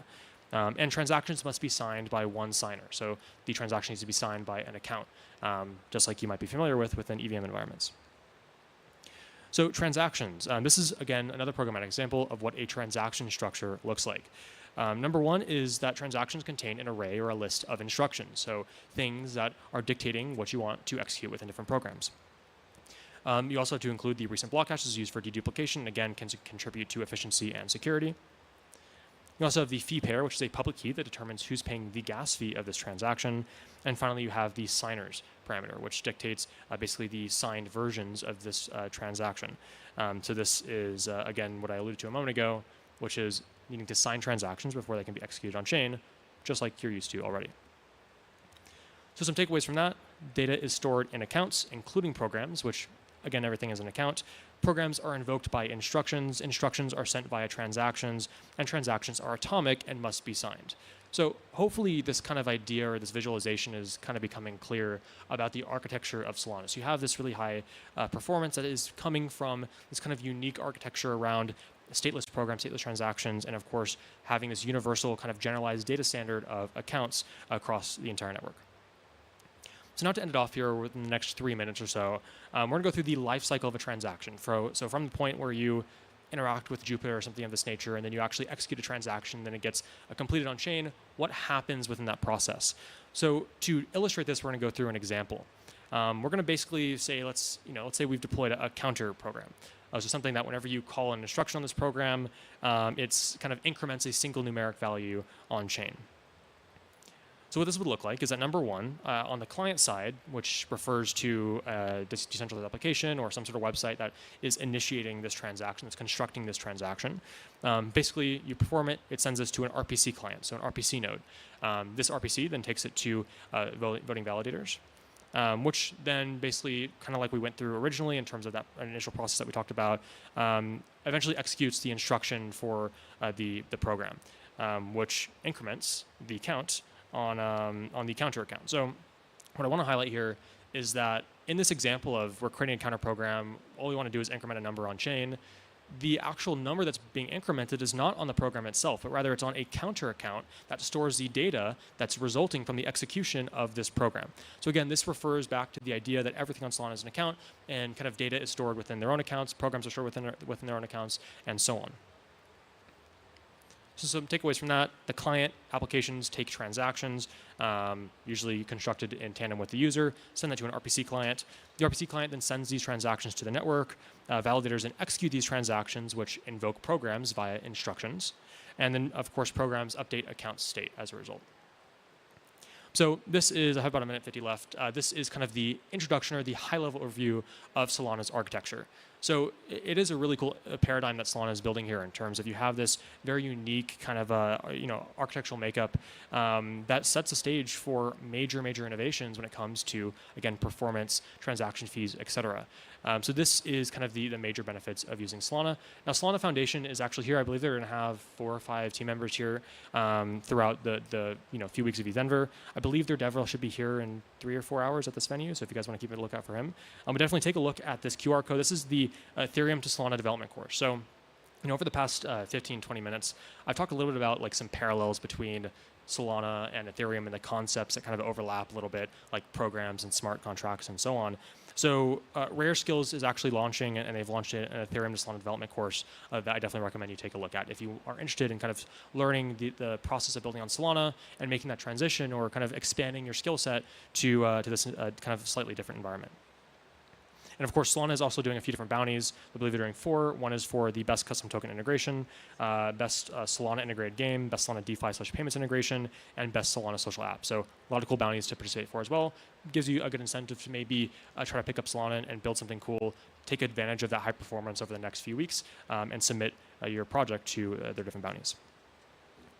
So thank you. That's about it. About 20 seconds left. If you want to ask questions about Solana, learn more about Solana, the Solana ecosystem is amazing. I've been a part of it for a long time, and their developer base is always more than eager to help you. Definitely head over to solana.stackexchange.com, follow Solana_devs on Twitter, and check out this QR code for more developer resources in terms of learning about Solana, diving into the ecosystem, and potentially building an application for yourself.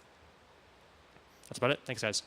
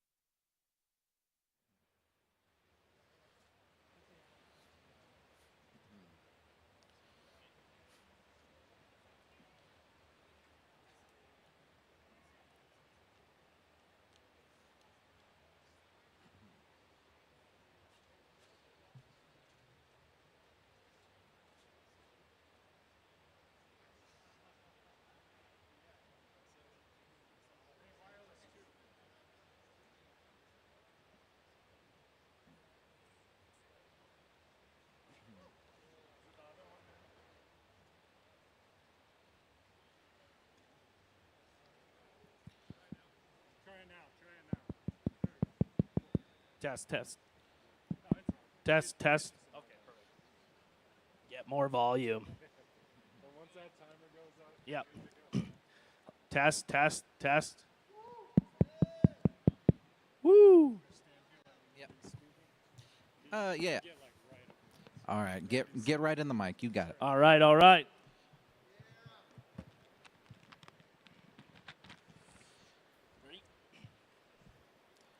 How's everyone doing today? Excited to be in Denver? A little bit louder now. Hey! Let's go. Oh, we still got 2 minutes. Oh, we have 2 minutes. I thought we wanted to be. Nah.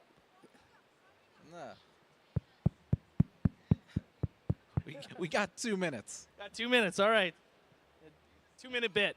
I thought we were getting going. I was getting fired up.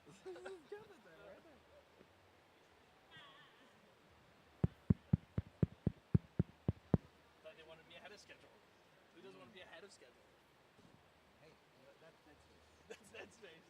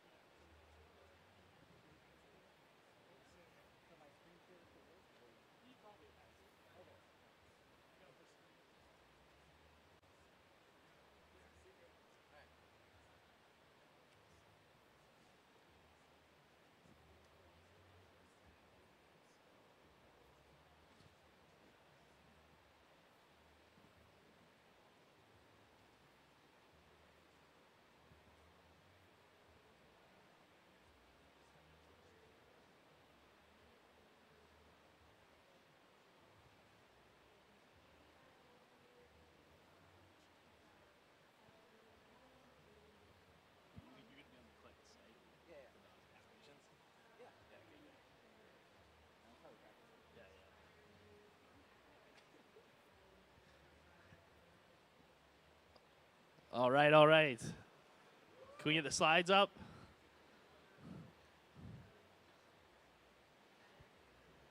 Slides? All right. Hey. Eat Denver one more time. Can I get some noise? How's everyone doing tonight? Much louder than the first one. Just a little bit louder. One more time. One more time. Hey, there we go. We'll be presenting today ZK Quest, a different approach to hackathons. Hey everyone, my name's Nick. I am here from Matter Labs. I'm a senior software engineer. And my name is Dustin Brickwood. I'm also an engineer at Matter Labs. And here's sort of the overview of what we're going to go through today, talking about ZK Quest and our approach to hackathons. At the very end, there's also going to be a little takeaway for everyone. Let's go ahead and get started. So ETH hackathons today. Today we're going to talk, when we talk about hackathons, we're going to be very specific. We're talking about external hackathons that are very industry specific. So sort of the mental model that we've been evaluating hackathons breaks down into two major user groups. The first group are the hackers. These are the people who are showing up, who are motivated to improve their skills, to challenge their coding abilities, to network with friends, and at the end of the day, hopefully take away some rewards, some prizes, some money, right? Some swag. And on the other side of the spectrum, you have sponsors. These are entities or platforms that provide tooling or infrastructure that hackers build on or build with. They often are the ones that provide monetary value behind certain tracks to incentivize developers to build on their network. And their primary motivations, if you want to summarize it, is ecosystem growth, developer or user adoption, and being showcased as a technology leader in a particular category. So when we look at what a hackathon should provide, from the perspective of the hackers, right? There are a few things that a hacker really wants out of the experience. They want the opportunity to improve their skills. They want to leave an event like ETHDenver with more skills than what they entered with. Same thing with meeting some of their peers. They want to meet new people, right? And at the event itself, they want to be able to be given the opportunity to showcase their talents, their coding abilities, and at the end of it all, hopefully win some prizes, take home some rewards, some money. Throughout the entire process, it's also important for these hackers to have this, what feels like a community-driven, fun experience. And on the other side, what sponsors really want is they want to expand their developer base to get more developers to try and build things on top of them. They want to capture valuable insights on the pain points that developers are experiencing. They want to showcase the new features and tooling that they've been working on, bring awareness to specific new features that developers can use to make their lives easier and more entertaining or captivating to build with. And they, of course, want to continue to engage with their community. They want to have a touch point with their community to understand what their needs are so that they can plan for their future development. So if we look at the current hackathon format, and we really reduce this to kind of look at 4 particular phases. The first phase is the introduction of tracks and prizes. This is the sponsors that are putting towards tracks and providing a monetary value of incentivizing developers to build with it and determining a prize structure for the overall hackathon. Then you go into the second phase, which is the team formation, ideation, and sort of that brainstorming, where you start coming together as a team. Right? And then that third phase of, okay, you wrap up the project submission. There is a deadline to the hackathon. You bundle everything together, and you submit your project. And the last phase is the evaluation and awards. This is where a judging panel assesses all the project submissions. They have some arbitrary criteria in which they evaluate these projects. They distribute some rewards, and they announce the winners of the hackathon for the given tracks or the overall hackathon itself. So, what are the problems with hackathons? Well, from the perspective of the hacker, right, one of the first major problems that you run into is a low reward probability. You are showing up to an event with hundreds, if not thousands, of other developers here. Chances are, if you are new to the Web3 space, you are going up against very senior, talented engineers sometimes, and you're at a disadvantage, so the chance that you walk away with prize money is very low. And let's say you get to the point of completing a project, submitting it, there is this implicit judging bias that can happen. Because what is happening with the traditional hackathon track is the sponsors are selecting, right, the top 3 or sometimes more, best projects. And to do that just has this implicit judging bias. Let's say you do go all the way and you win. Well, for a lot of the hackathons, there is this delay of reward. There's not a guarantee that as soon as you get that first place reward, you're going to get your cash immediately. It can take days, sometimes even weeks, depending on the approval workflow, right? There's also this aspect of sometimes people are showing up to events like this with projects that they've worked on for weeks, maybe even months in advance. Right, they're showing up with these pre-polished projects, and that puts you, as a hacker, at a severe disadvantage. And another disadvantage is whenever you start coordinating and coming together as these teams to work on your projects. The teams can be randomized, and it's not always fair. There are going to be some teams that have just more experienced developers, more variety, and just different technical proficiencies. Right? And so that also leads to the very end. Like, let's say you have 2 projects that get submitted. Your project is the same as someone else. It just happens to be that on that other project, they had someone on the team who's great at presentations. They're great at making a YouTube video. And it turns out that they are more likely to win just because they have a better 30-second YouTube video to explain what they did. Right? And for the sponsors, it's the classic quantity versus quality. A lot of the times in these submissions, the sponsors really want a very high quality project submitted for them. They're looking for the CryptoKitties that's causing network congestion, not the hundreds of same contracts deployed during project submission.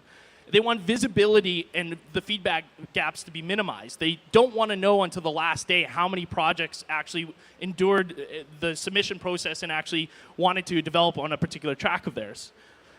There's a problem with transient engagement, and this is something that we've certainly identified, where the developers at these particular hackathons will deploy to their particular network for the sake of the reward, but they'll never come back. There's no that developer stickiness that you're hoping for.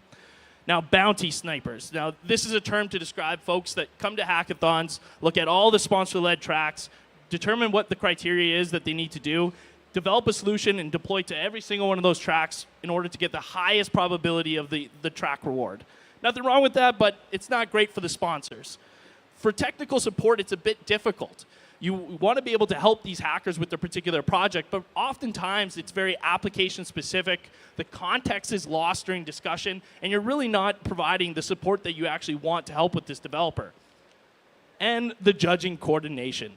I don't know if anyone's experienced this as well, but on the last day when there's projects coming in, hundreds of project submissions, you're tasked to evaluate all of them in what seems like seconds, and you have to be unbiased of like, and there's people coming to pitch your ideas. People are still asking for support. It is a very hectic and chaotic day for judges and the overall teams that are really hoping that you're able to evaluate their project with some level of kindness and not bias, and really hope to give them proper feedback. So we need something different, right? A new approach where every participant has the opportunity for rewards. A new approach where instant insights are available to track these achievements. Uncompromised fairness on both sides. Instantaneous prize distributions to the winners. And most importantly, educate and inspire developers. And that's where ZK Quest 1.0 came from. We built a website application for DevConnect in November, and it was a website where developers could go complete a set of diverse quests and coding questions so that they get instantly rewarded in ETH. And all throughout this experience, there's this gamification element where there's a real-time leaderboard of everyone sort of competing with one another. And so everyone's racing to complete all the quests as fast as possible and get to the top of the chart. Feedback was very positive, so we went ahead and built ZK Quest 2.0. Right? With ZK Quest 2.0, we went bigger. Bolder. Better. And way more Zeke. Boop, boop, boop. Right? With ZK Quest 2.0, we bridge the gap between these hacker motivations and sponsor goals. No more bounty snipers. You get rewarded to hack and learn key concepts. So when building ZK Quest 2.0, we wanted to make sure that there was more diversity in tracks and quests. If you want to learn about native account abstraction, there's quests for that. If you want to learn about cross-chain communication, there's quests for that. We wanted to make it more accessible. So anyone new to Web3 or the very experienced Solidity devs, there's quests that are going to cater to your skill set. Rewarding. We wanted to make sure that payouts were instantaneous. No more waiting for getting back to you on the payments, as well as the submission of exclusive swag for completion of quests. We built it so it's way more robust, so we can build far more quests at users' requests so that we can continue to expand this ecosystem. And it's engaging. We spend a lot of time on this storytelling so that the narrative in which quests are written as is more engaging and fun and captivating, so you're not bored. And responsive. We have an understanding of the feedback from developers. If they're stuck on particular tracks, if it's causing them too many pain points, we get an opportunity to see that in real time, talk to them, and get input to fix those pain points. Right, so we've been saying the word quests. And what do we mean whenever we say quest? Well, for ZK Quest this time around, it's a series of puzzles and coding challenges that once you complete them, you earn ETH. And for sponsors, the beautiful thing here is that you get to showcase new tooling. In this example quest, we're making use of our ZK Sync CLI, and we have a new feature that we want to make sure that developers are aware of, that they're aware that this tool exists. So this quest forces them to use it, understands the value proposition of that feature so that they are aware of it and they can put it in their arsenal in their toolkit. So Another new addition this time around has been whenever you finish a section of quests, you earn exclusive swag. Right? So this is limited edition while supplies last, but you see for this time around there are 6 sections, each with a set number of quests. And like I said, once you complete all those quests in the section, come see us down at the booth and we can exchange the NFT that is granted to you for real swag. And it's your lucky day because loudest person in the stands gets some swag. Let's hear it!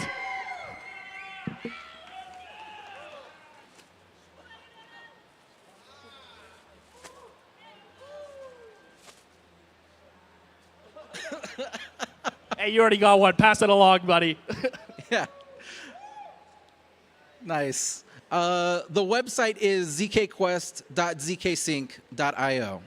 Here's a QR code, but again, if you are here at the venue, we also have a booth that you can find us down at. It's pretty easy to spot, but if you find any of us walking around with Zcats at the booth, that's probably the easiest way to find us. Now, with this approach, in comparison to the traditional hackathon format that we spoke to earlier, there are certainly limitations that we're not naive to.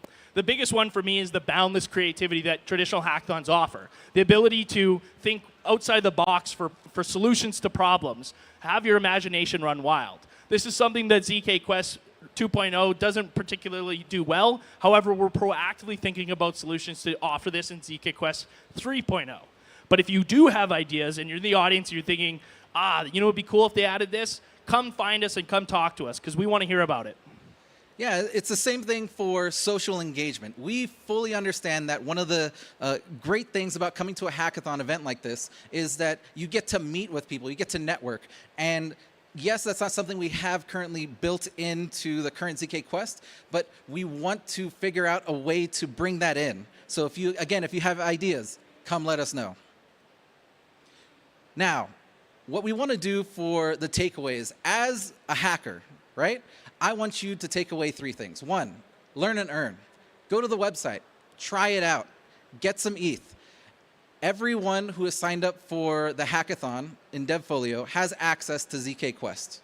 You can earn up to approximately 230 US dollars in ETH, and along the way, you're going to learn a lot about deploying applications on ZK Sync, deploying tools, learning about account abstraction, paymasters, and you're going to leave ETHDenver with just a level up of skills, right? And there is this aspect of guaranteed fairness, right? This is one of the things that we talked about earlier where as you're going through, every part of these challenges is verified on-chain as you deploy these contracts, as you interact with things, and there is just guaranteed cash payout without bias.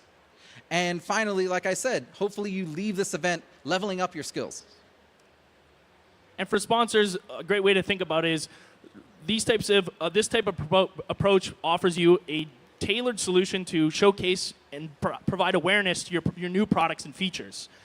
You get to grow your developer base because you're educating them on the specific nuances of your ecosystem or network so that they can provide themselves with the expertise to build the next big application for your ecosystem. And instant feedback. This is a huge one for us. We want to know what pain points exist in your developer journey with our particular stack or tool set. So we want to know immediately how we can improve so that we can continue to deliver a fantastic developer experience. Again, if you have any questions, just like Pirate Zeke here, come find us in the booth. We are over there, big, bright. You'll find a Zeke logo, ZK Quest. We are there. We're going to be here all week. ZK Quest will run until the end of ETHDenver. And finally, a big thank you. Thank you, thank you.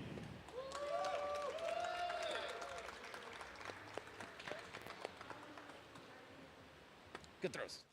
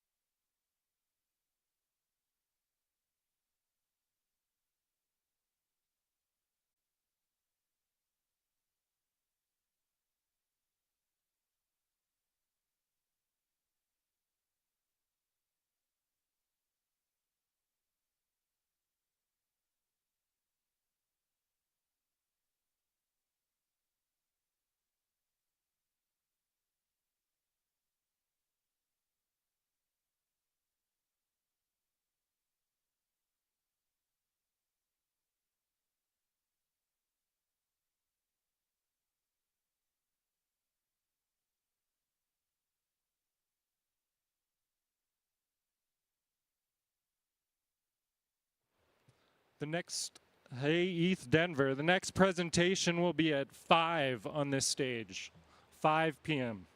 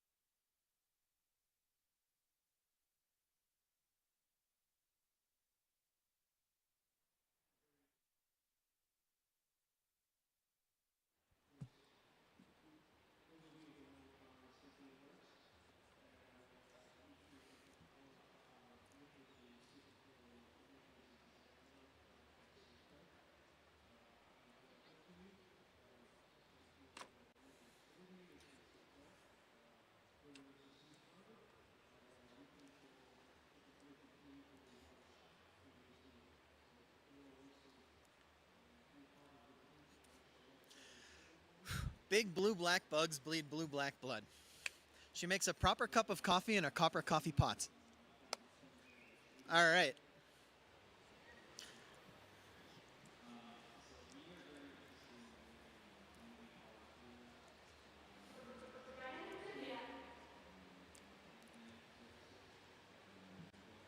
Okay, ready to go?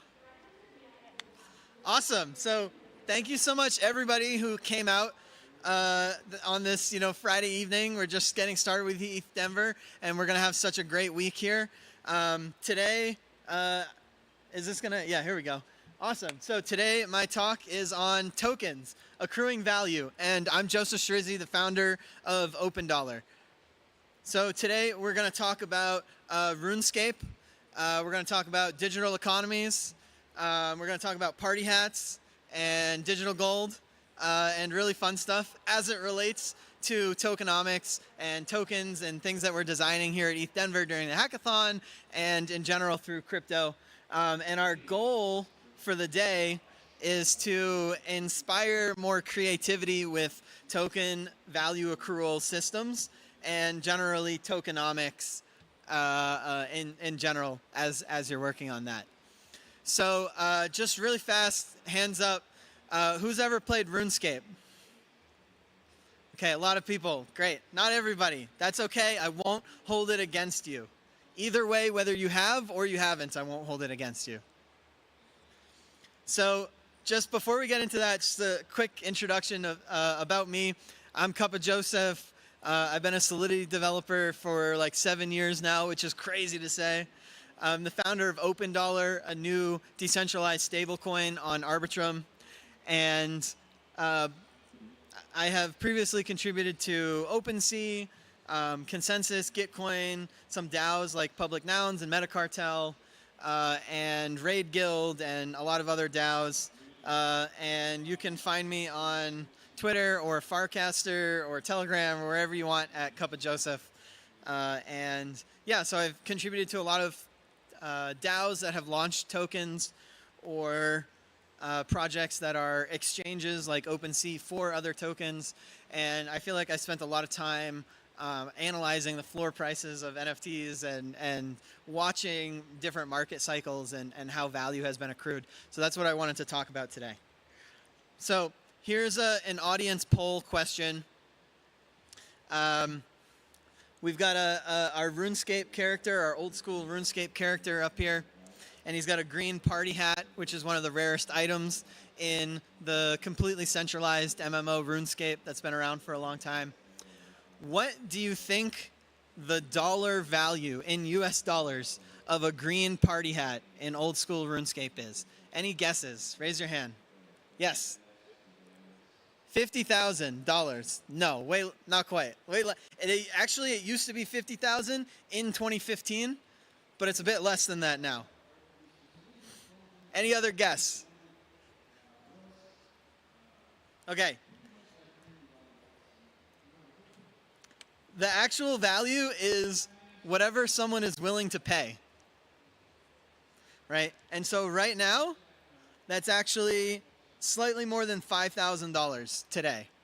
And just like people are tracking token prices and stock prices and bond prices, for any digital asset that there is a market for, there is a market price.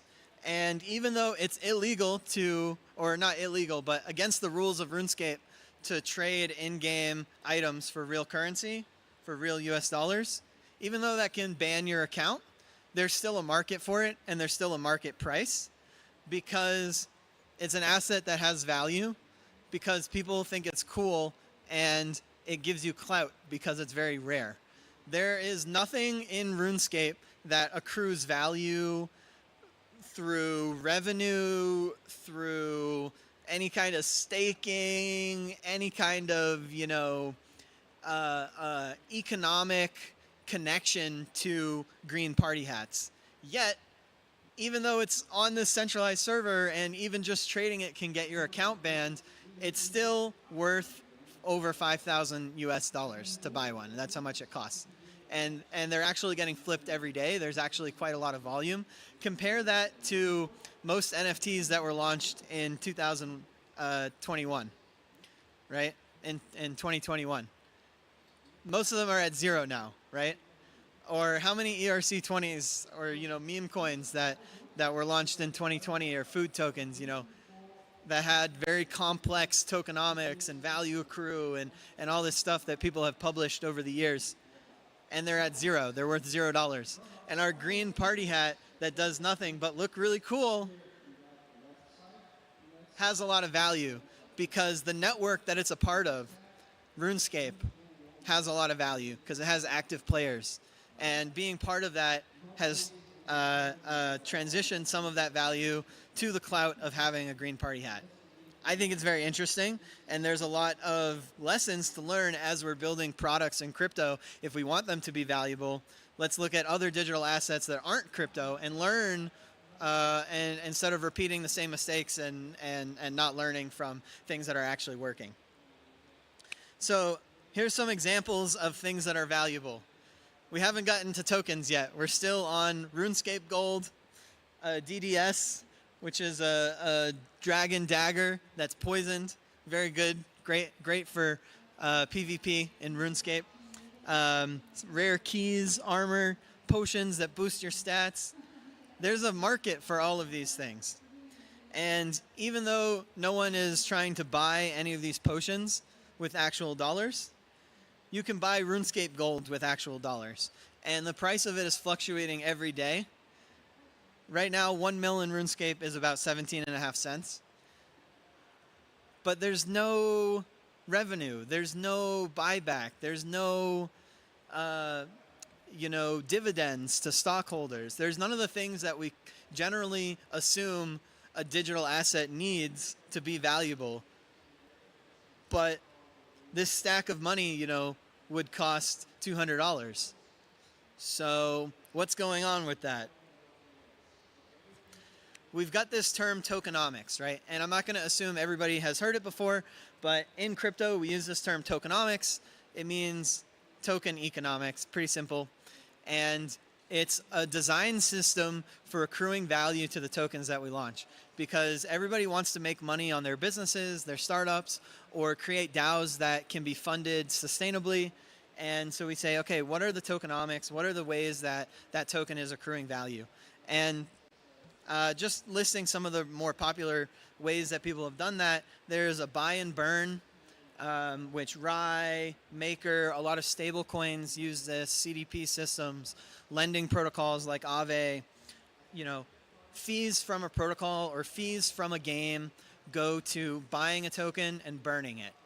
And it's similar to in stocks when you're doing a stock buyback, right? The company is buying some of your stock, and theoretically that makes it go up in value for people.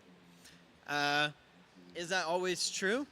Well, we can look at the graph for different governance tokens that have this structure for different DeFi protocols that have gone straight down in the last 3 years and say this is not always the case. It doesn't always accrue value how we want it to. And then there's revenue accrual, like you can lock sushi tokens into sushi protocol and earn some of the fees. You can lock looks into looks rare.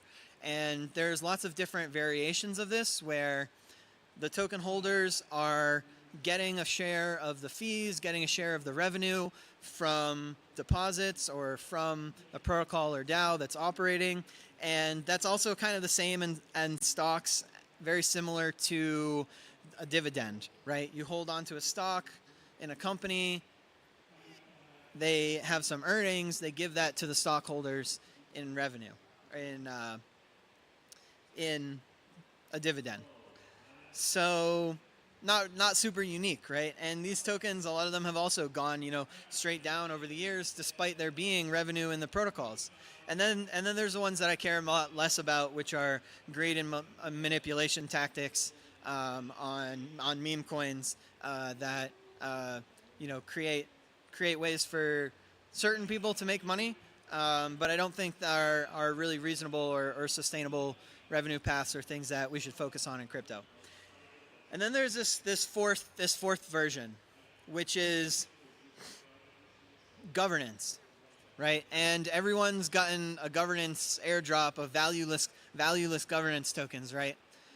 You know, ARB token, Spork potentially, you know, the Spork token for ETHDenver could be considered this, you know, a commodity of sorts where we're governing some resource, but that resource doesn't necessarily have revenue that's going to the token holders, right? ARB token from Arbitrum. I think Arbitrum is an incredibly valuable DeFi ecosystem. And the block space that they're selling is a commodity. So ARB token governing that should have value. Even if the revenue from the network is not going to ARB token holders. Maybe it will in the future and that will change things, but I still think that the token, you know, the tokenomics of that are very interesting and unique. So we've got the buy and burn is probably most popular. I just screen capped this like 15 minutes ago from Joseph DeLong, who was the CTO at Sushi and is working on a lending protocol and some other things. And a diagram of the maker buy and burn model, which takes fees from minting DAI and from the CDP and buys the maker governance token and burns it. Is that really a sustainable way to drive value, and do people care? I would say, yeah, some people care a lot because we're used to this notion from stocks, from companies, from traditional finance, that for a company to have value, it has to make money. And is that really true anymore? ARB token is worth billions of dollars and 0 fees from the network go to ARB token holders. And there are lots of stablecoin protocols like Vesta Finance that have shut down that were doing this buy and burn designed after Maker that, you know, even though it resembles this thing that we expect from traditional finance, you know, the stock buyback, it hasn't accrued value as people expect.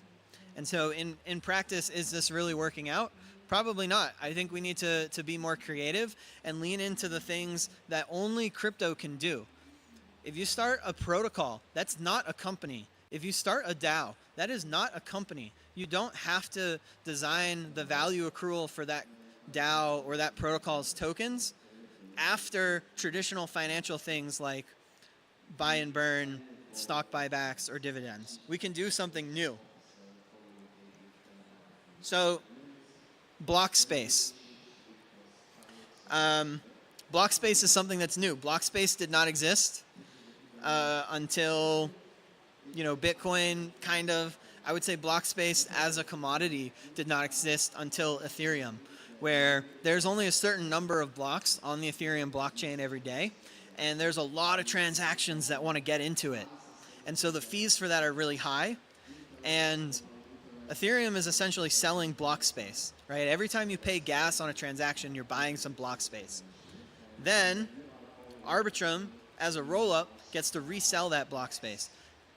Rollups are essentially buying block space as a commodity wholesale and selling it at retail prices, right? So Arbitrum as a layer 2, as a rollup, is doing the same thing as Costco, you know, buying onions wholesale from a farmer and then selling them at retail prices, right? Because they get to batch things together and they get to sell this commodity.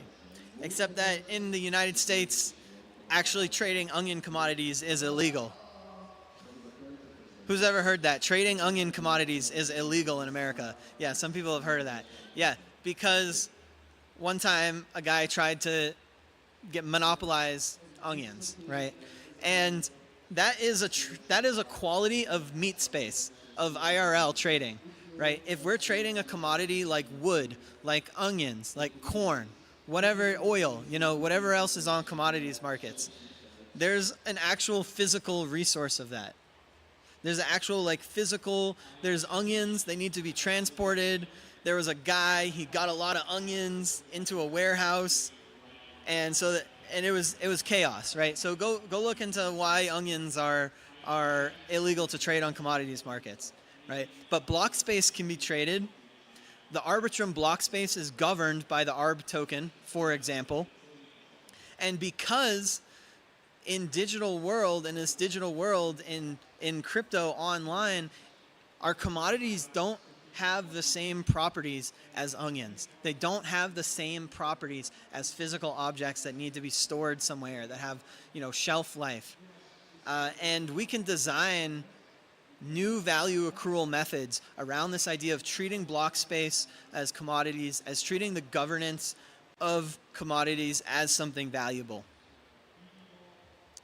So my plea and what I hope that you take away from this talk today is, please be creative as you're working on tokenomics for your projects, as you're deciding what to buy in crypto or what to participate in, and as you're working on your hackathon projects at ETHDenver this week. Try to do things that can't be done in RuneScape, that can't be done in the IRL world, that can't be done in traditional finance.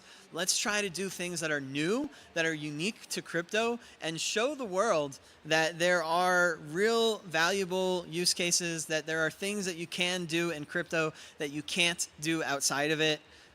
Smart contracts make that possible. Treating commodities as digital things makes that possible. And I'm sure that many of you today will come up with even more from there about what are the unique things that you can do in crypto to accrue value, to govern commodities, and how can we take that even further to create new financial experiences for people. Thank you so much for coming, everybody. That's my talk. I hope that it was at least a little bit interesting, and yeah, thanks for coming.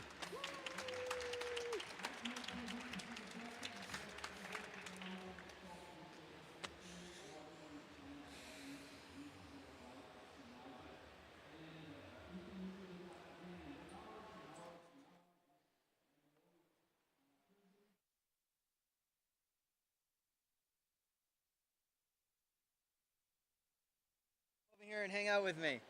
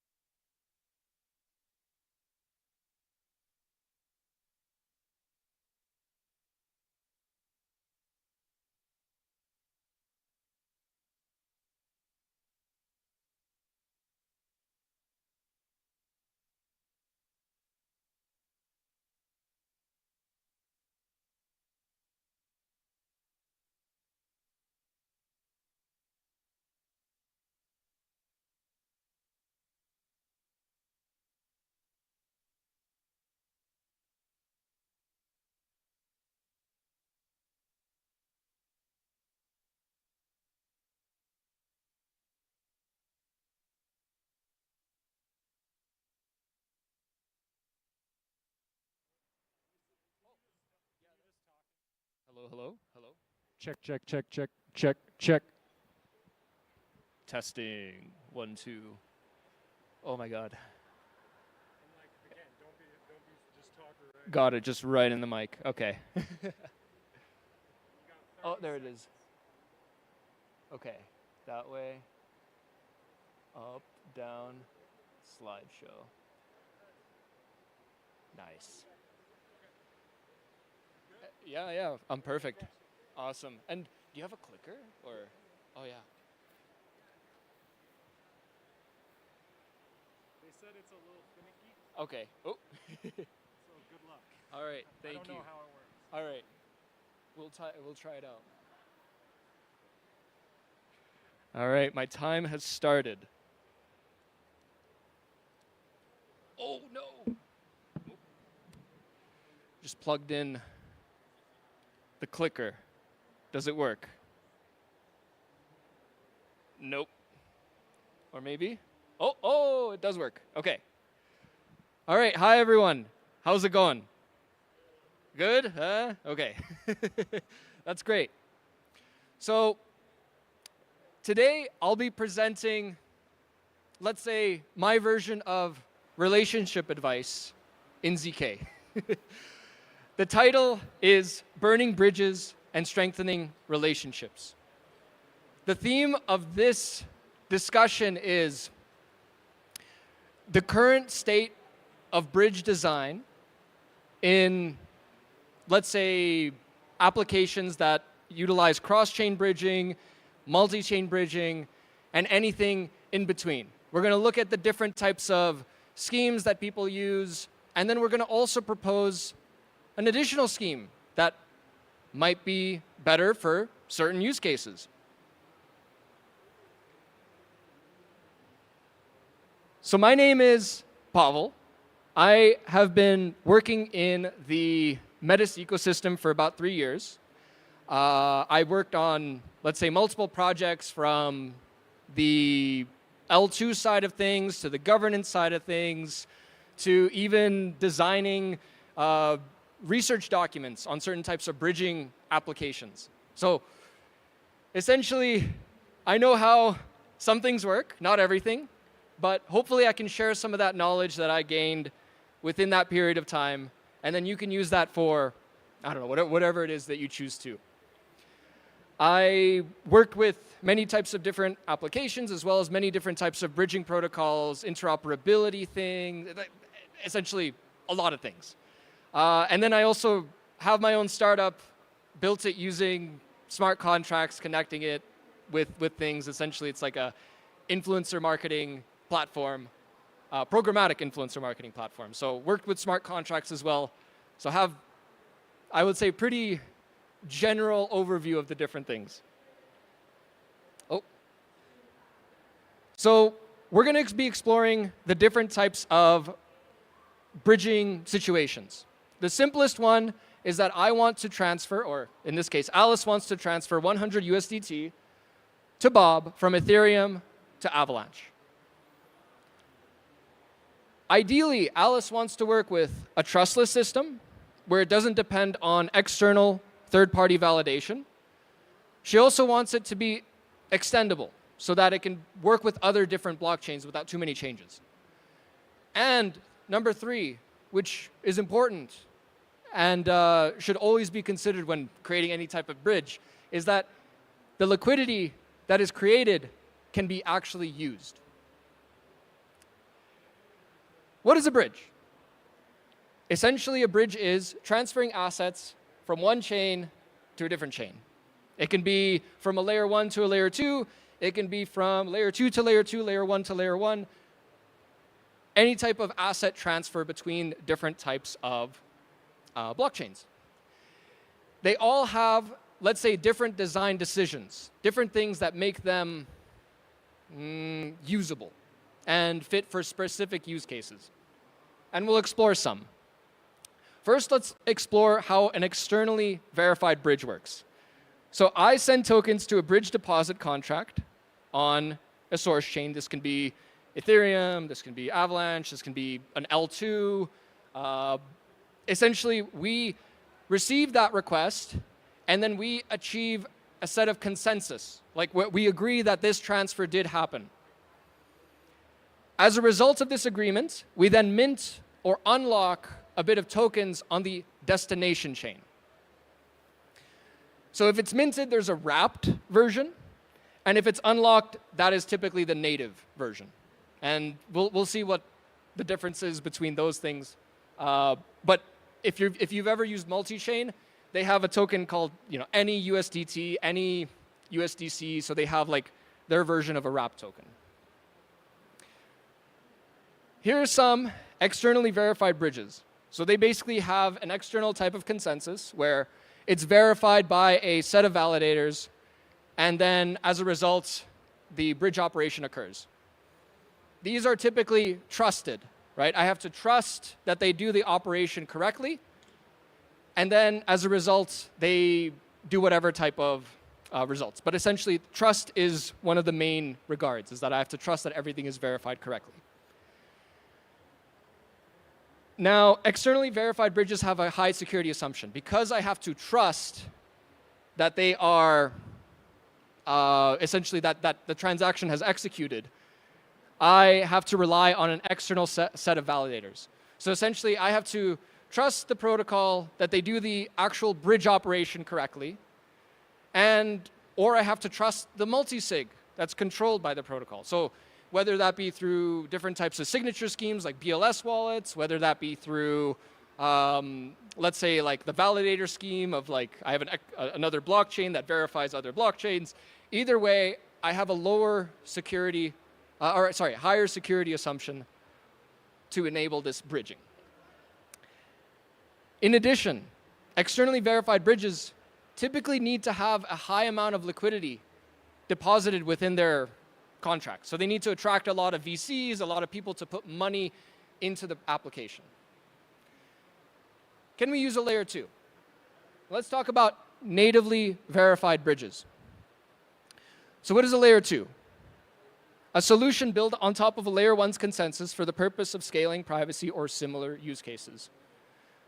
So this is what we mean by natively verified. We are depending on the security of the native base chain. So that can be a layer 1, or if I'm creating a layer 3 solution, that can be from a layer 1 to a layer 2, so I'm inheriting the security of the layer 2, so on and so forth. So there can be multi-layered applications. But essentially, by natively verified, I mean that the L1 itself, or whatever contract itself, we're depending on their consensus mechanism for validating different types of operations that occur. So for example, here are some of the natively verified bridges. So we have like Arbitrum, OP, Manta, Base, Metis, Mantle, etc. So these are verified essentially by the L1. So a lot of these are layer 2 scaling solutions, and they're built on top of Ethereum. So we're depending on Ethereum's consensus in order to bridge to these ecosystems. How does it work? Well, first, we send tokens to a bridge, deposit, or withdrawal contract. This can be on layer 1 or layer 2, depending on the operation. But typically, if it's from layer 2, then you want to withdraw. If it's from layer 1, you want to deposit into the layer 2. The natively verified bridge receives the request, sends it to the destination chain using the native security. So this can be from optimistic solutions. This can be from ZK solutions, depending on how it's implemented. But typically, I need to have layer 1 to verify and guarantee security for the chain. So essentially, I rely on layer 1's consensus mechanism to make this withdrawal. That's the important part. The destination chain mints or unlocks a corresponding amount of tokens. If you are bridging to L2, they're typically minted or burned. So if I'm bridging, let's say, from like one ETH from Ethereum to Metis, I am locking that ETH on L1, and then the L2 side mints the corresponding amount of ETH on that side. And so I have that 1 ETH on that side. And then for L1, that's when I said that the tokens are locked and then minted on L2. If I want to withdraw, then they're burned and unlocked on L1, following the different types of schemes, optimistic or ZK. Can we make this type of scheme better? We have a natively verified bridge that can only communicate with the base L1. So it doesn't work if I want to communicate from Ethereum to Avalanche. So on that side, I can't really, I can't inherit the security of Ethereum while bridging to Avalanche because there's nothing that really connects the two. Because Avalanche isn't built on top of Ethereum. It's its own independent L1.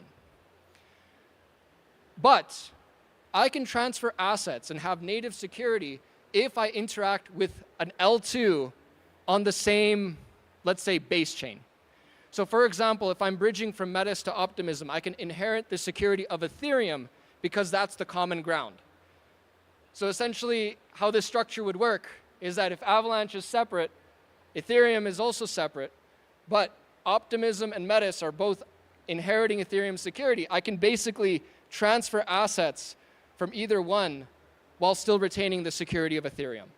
But I can't do that when communicating with Avalanche. So this is what we mean by multi-chain. That example of connecting Avalanche to Ethereum, that's cross-chain. That example when connecting Optimism to Metis, that is multi-chain. So I'm inheriting the security of the L1 to process the bridge transaction. Now, question is, this is like the billion-dollar question, trillion-dollar even. Can we get native security and cross-chain communication? And this is where we have locally verified bridges. Typically, the IBC, inter-blockchain communication, is like a protocol. It's a messaging layer. We all hear that it's compared to TCP/IP.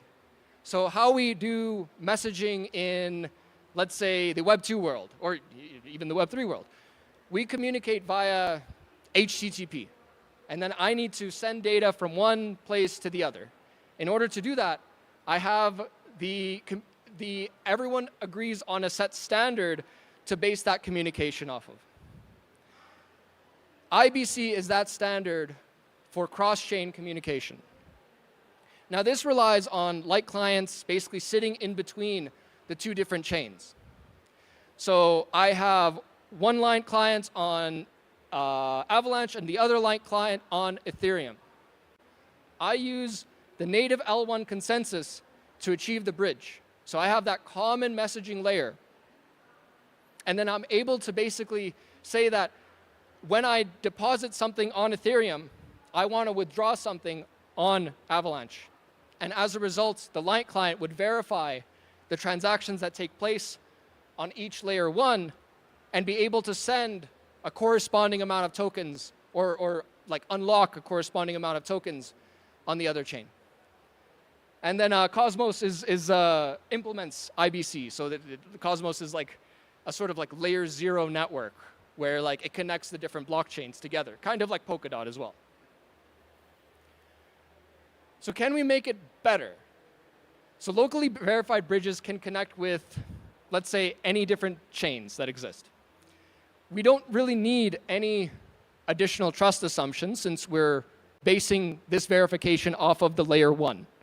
So because I'm basing my security off of the L1, I don't have to depend on any other external network or external set of validators in order to make sure that this transaction occurs. I don't have to trust anyone, essentially. Though, one big issue, liquidity is not guaranteed to be present or can be used. Now, what do I mean by that? So as an example, IBC Fun is let's say the interface towards all of this like cross-chain communication. And in my example, remember how I said Alice wants to send 100 USDT to Bob on Avalanche. So as you can see, I'm trying to send 100 USDT from Ethereum to Avalanche, but it says down here that the route was not found. So this means that liquidity wasn't provided for that to be unlocked on Avalanche. So no route can be found, so therefore no assets can be transferred. So it's super secure, but nobody can use it. That's basically the unless someone provides that route, provides that liquidity, implements that protocol, et cetera, et cetera. So a lot of things need to be done before that can happen. Let's sum it up. We've reviewed the different types of bridges: externally verified, natively verified, and locally verified. We want, ideally, a bridge that is trustless. So again, third-party validation, so externally verified, out of the question, at least in what we're looking for. We don't want to depend and trust someone else to facilitate the bridge transaction. Extensible. It can work to any other blockchain without needing a ton amount of change or implementation. And finally, liquidity optimized. We can actually use the network because people have, we're not depending on a lot of people putting a lot of money before it's actually being adopted. Now, let's talk about zero knowledge and where, let's say, the idea of burning bridges comes from. Current zero knowledge proofs can be built for multiple use cases, but there's two main use cases that have been adopted by a lot of solutions, from like identity solutions to scalability solutions to privacy solutions, right? But two main use cases for ZK proofs are, first, privacy. I don't have to reveal the information of whatever that I'm trying to do. And the other is verifiable computation, that I can verify that I did execute this transaction or this batch of transactions and therefore can unlock some amount of funds. That's how ZK rollups work. So how does the scalability rollup work? We take a batch of transactions, generate a proof, and then send the proof of the computation to L1 to have it natively verified. And that way we can basically be sure, use complicated math to facilitate bridging between a layer 1 to a layer 2 ZK rollup and back. Now, can we make a ZK proof bridge? It has been done, right? There has been different solutions that exist. For example, ZK Bridge utilizes layer 0 for liquidity and message passing.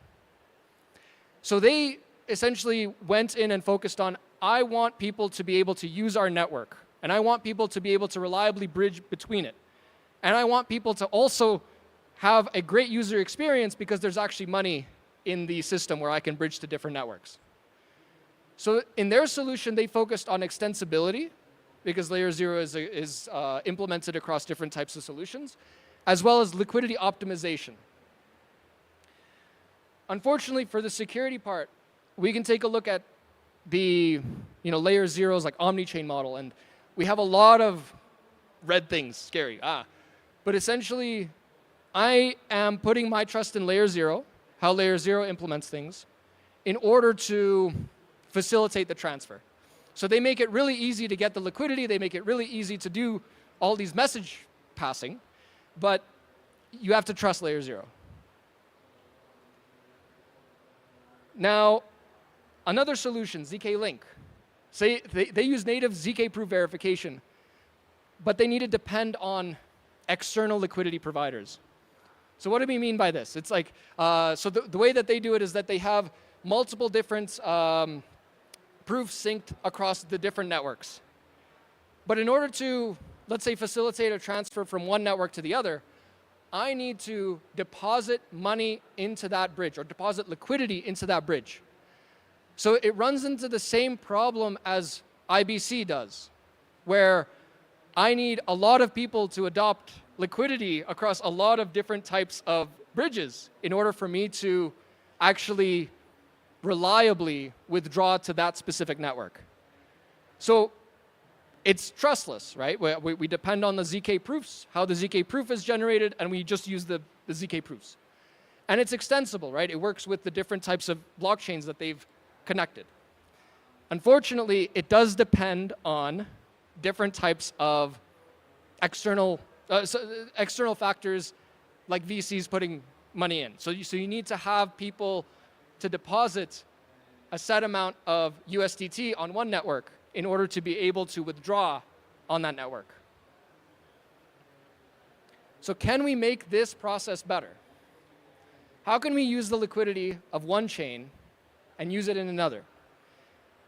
And in this case, the problem that we're solving is primarily the liquidity. We need a network of usable pooled resources and a trustless, extensible system that combines them together.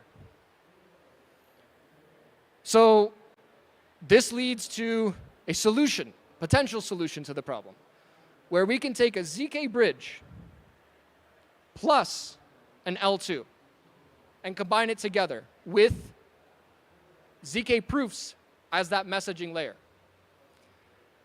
So any deposit to the layer 2 would then increase the total amount of liquidity of the entire network of L2s. So the example here is 100 USDT deposited on Ethereum and 100 USDT deposited on Avalanche would net $200 of total liquidity across all the L2s. Now, let me explain this in a little bit of like this overview. We have a layer 1 Ethereum, right?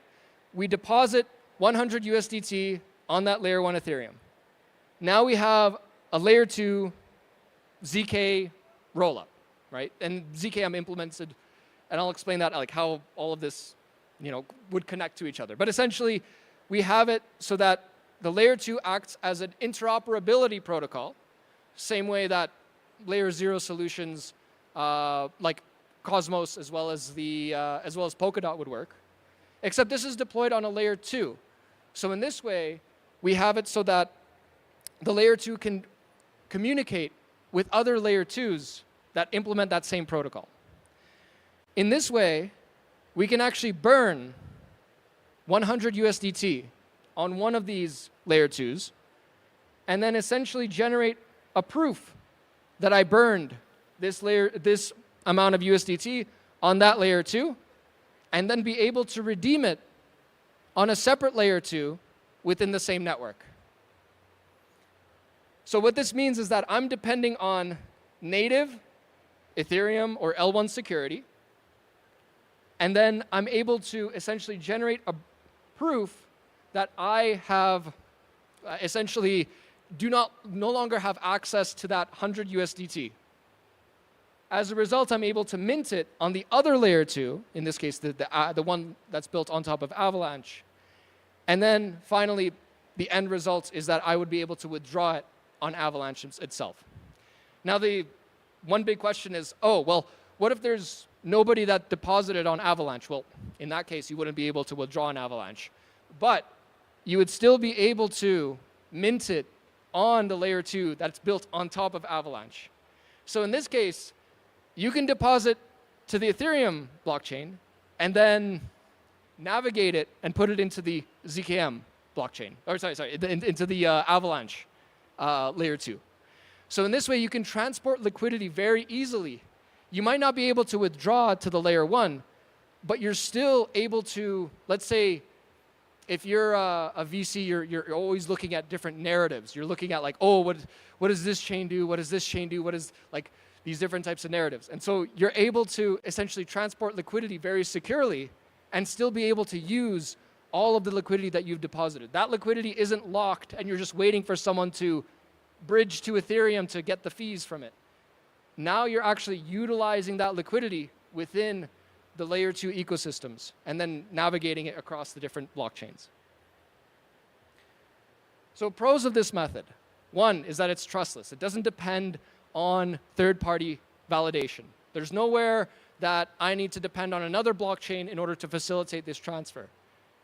I depend on the ZK proofs that then inherit the security of layer 1. So I'm able to basically guarantee that that amount was burned based on the layer 1's verification method. Interoperable. So I can, within this system, assuming that we have ZK proof validation or verification on other systems. So let's say on Solana or Move, right? If I have the ability to verify ZK proofs on those blockchains, I can technically connect this within the current infrastructure. So I can essentially expand this to other chains that are not at all related in terms of that same VM. Next is that it's liquidity optimized, right? I don't have to depend on a bunch of VCs with a large liquidity pool to provide liquidity for every single chain that we're going to integrate. Instead, I'm using the liquidity from the people that have already deposited to the L2 or to the L1. In this case, you know, there's whatever amount of millions of dollars that are even billions of dollars bridged to layer 2s that are just sitting there. In this case, we're depending on the people to fund all of these other, you know, layer 2 structures. So we're not depending on big liquidity providers to then, you know, hopefully someone bridges my protocol. No, I'm depending on just regular people to come in. And any bridged funds that enter the network can be used across all networks. So remember how, you know, that example for Avalanche. Well, that can be used for the L2 that's on Phantom. It can be on the L2 that's used in on Harmony or any other layer 2 that is essentially connected to a layer 1. We also have the benefits of L2. So right now, the benefit of L2 is either privacy or scalability. We can inherit that type of, let's say, positive relationships. So people are putting, you know, billions of dollars into L2s because they provide that scalability benefit or that privacy benefit. We can have native bridging benefits as well in combination with the scalability. So this is essentially the you know, we don't have to sacrifice the scalability and the interoperability. We can have it all in this case. You can have your cake and eat it too, essentially. Now there are cons, right? Remember the three things that I mentioned: trustless, extensible, and liquidity optimized.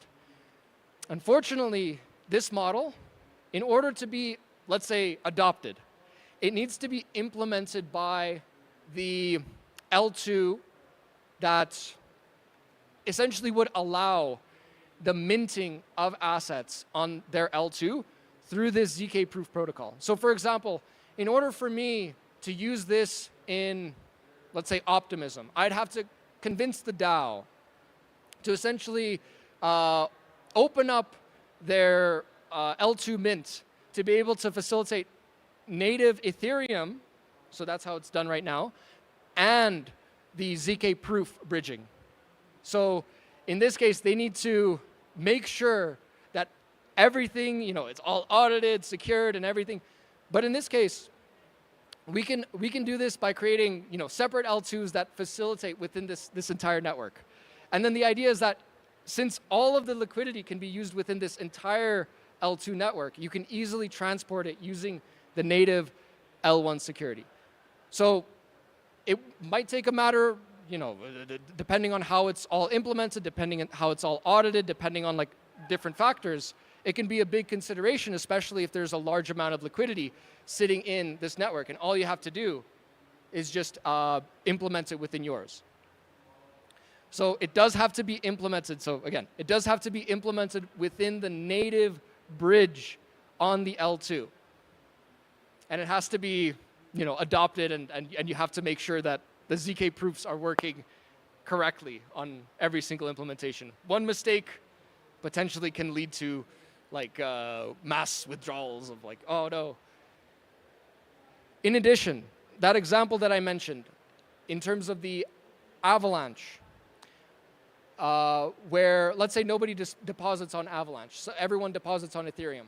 And let's say I bridge to the Avalanche-based L2 that's connected.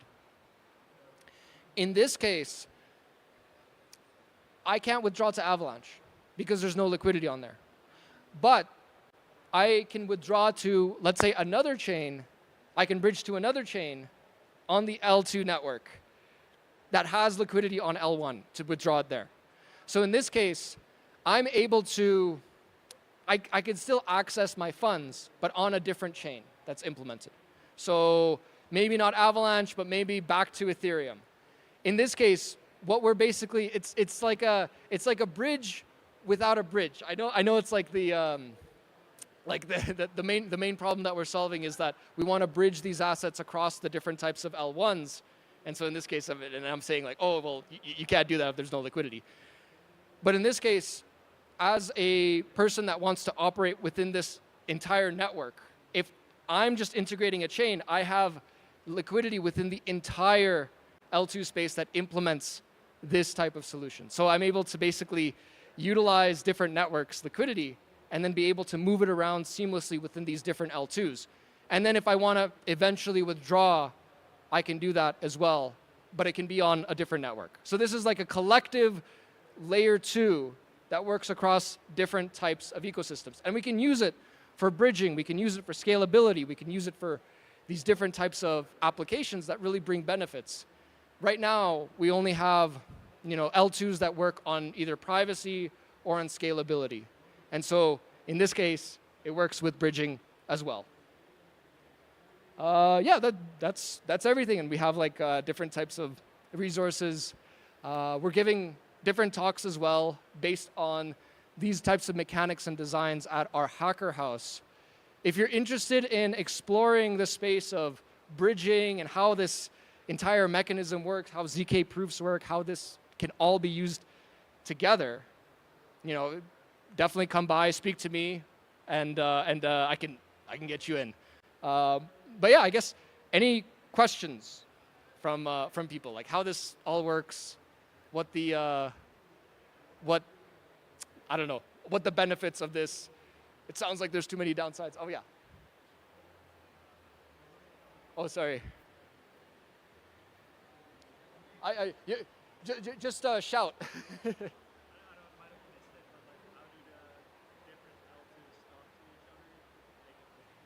Got it. Okay. So the question was, how did the different L2s talk to each other? The primary communication for this is that they talk to each other through the layer 2 acts as both a scalability layer as well as that interoperability. So they communicate with each other through these proofs that are generated. So in this case, we burn the USDT and then we generate let's say a receipt. This receipt can then be used to, let's say, mint an amount of assets on that native L2. So in this way, the communication is done via this burn address model, via ZK proofs entirely. So we don't need to depend on external verification like it's done with other bridging solutions. So I don't need to depend on an external multisig or validators to be able to facilitate this. Yeah.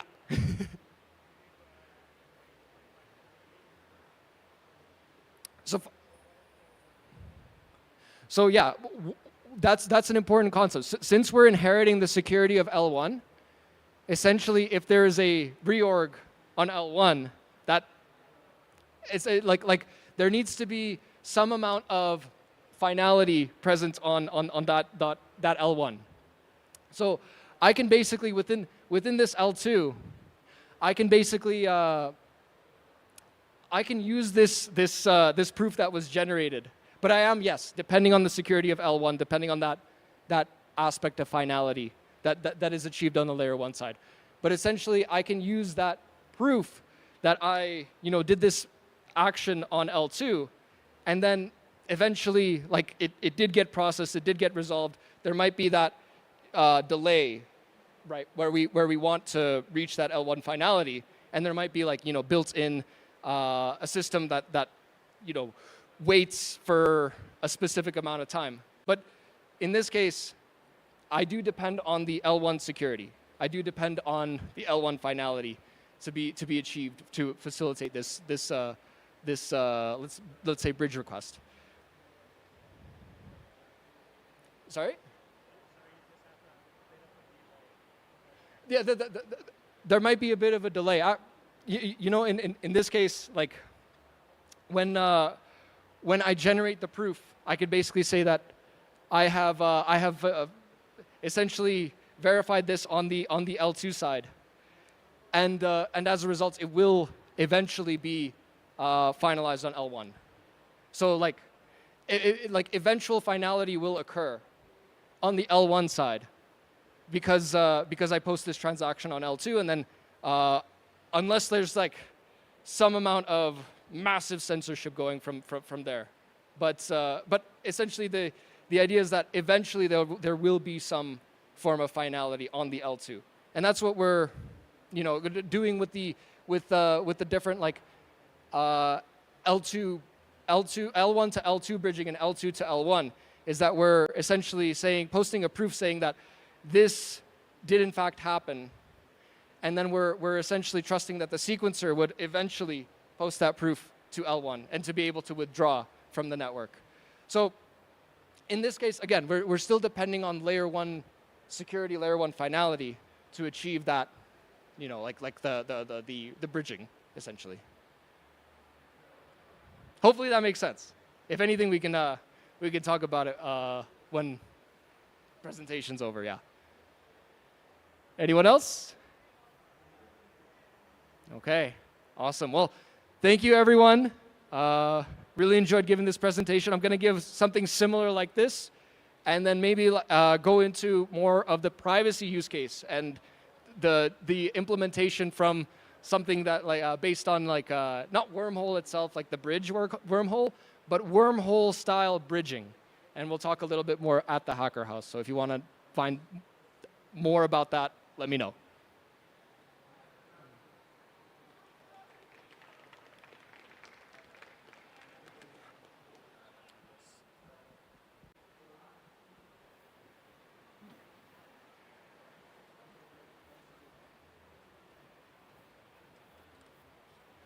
Awesome. I think I used all that 40 minutes. Oh, it's all good. That's what I'm here for.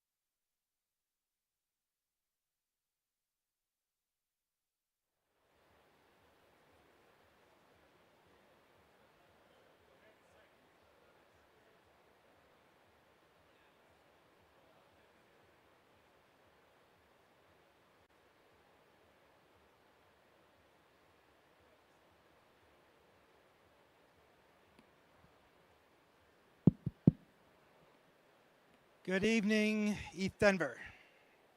Welcome to the Renaissance. So my name is Ian Moore. Today we're going to be talking about liquidity tree protocols with Bechera. We're going to talk about the introduction. Next, we're going to cover a preamble. Then we're going to talk about the problem we are solving. And that problem is going to be solved using liquidity trees. And then we're going to cover the simulation results, followed by the summary. So who am I? I'm Ian Moore, DeFi Pi core developer, which is a DeFi analytics Python package that we just released. I am the liquidity tree co-inventor, and I share that title with another individual, and he goes by an alias. His name's Coyote Doge. Other than his personality and his intellectual acumen, that's all I can tell you about him. So it's me and this guy. I'm a Syslabs researcher, and then I've been a Syscoin Foundation advisor for the last 3 years. Prior to that, I was senior lead data scientist for 6 years. I was also an adjunct lecturer at the University of Toronto Biostatistics Division for 4 years. And on top of that, I was a statistician for another 5.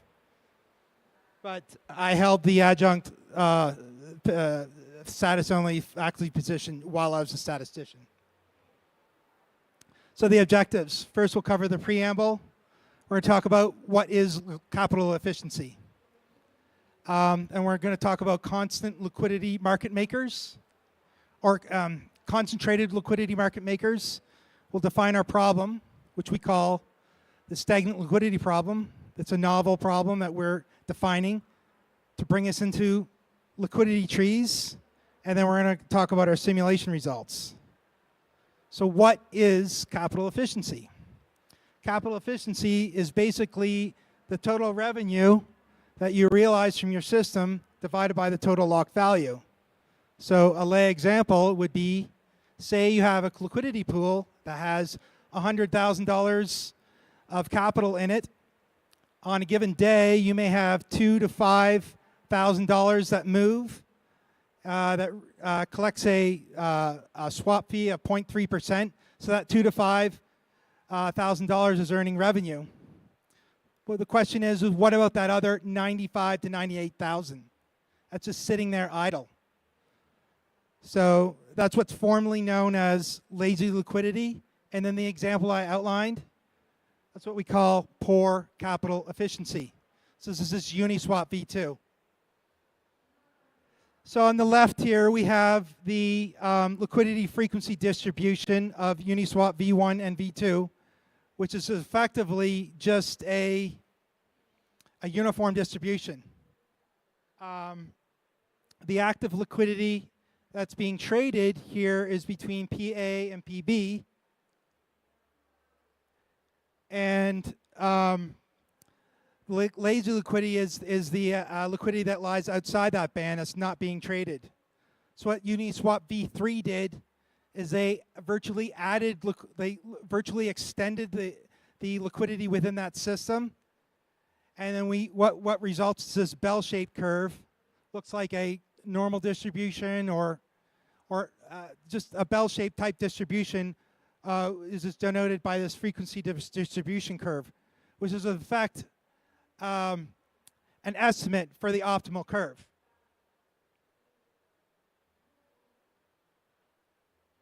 So there are many concentrated liquidity market makers out there right now. So the famous one that we all should know of is Uniswap v3.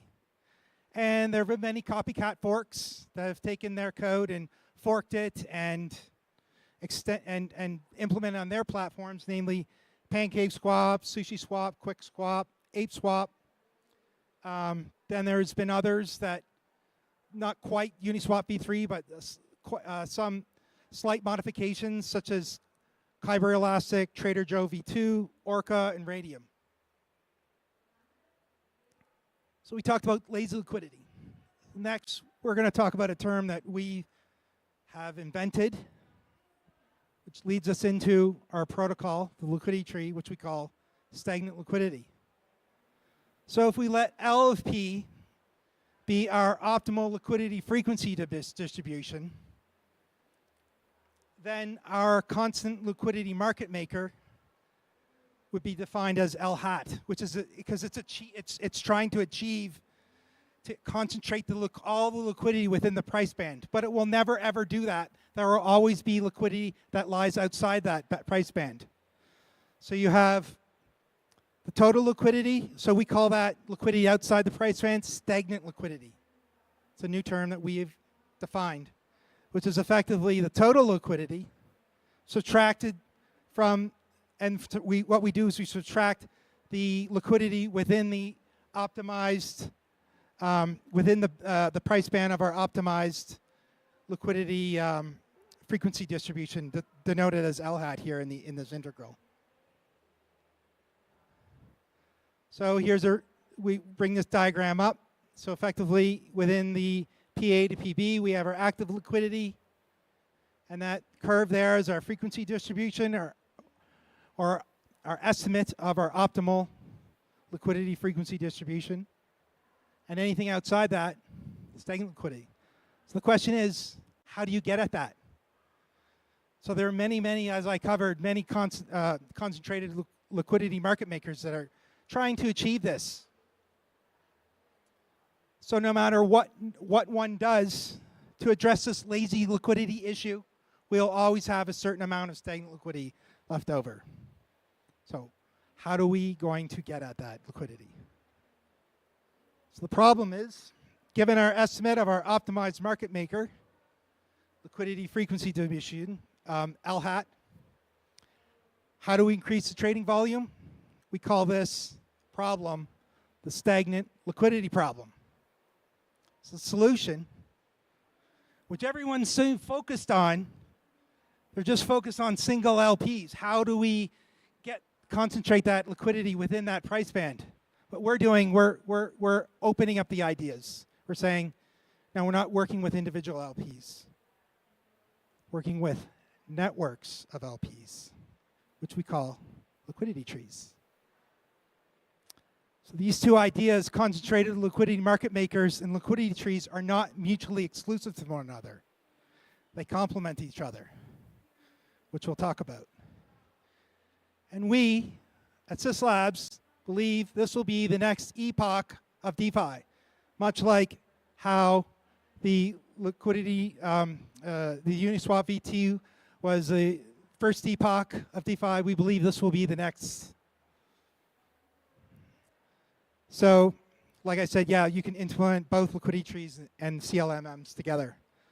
So let's look at the price curve of Uniswap V2 versus V3. This green curve here represents V2. And with Uniswap V2, V3, what we're doing is you're pushing out the curve and effectively deepening the order book virtually. So we're virtually deepening the market, okay? So, but before we talk about liquidity trees, we need to cover another problem, which we call the CPT, or constant product trading indexing problem, which is effectively take a little bit of liquidity in our pool. Let's say we have 1,000 LP tokens, and we have 10 tokens, 10 LP tokens. We want to know, well, how much is that worth in one asset or the other? If we have an ETH DAI pool, how much is that worth in ETH? Or how much is that worth in Ethereum? We call that index liquidity, denoted by this IY or IWAX for an XY, a dual constant product trading pool, X versus Y. So given that, what we do is we take this index liquidity, which is effectively fully collateralized debt, we place that on the market. So what that in fact creates is a derivative market, which we're calling a child pool. The original market, which we extracted our collateralized liquidity, is what we call parent. So now we have a parent, a child.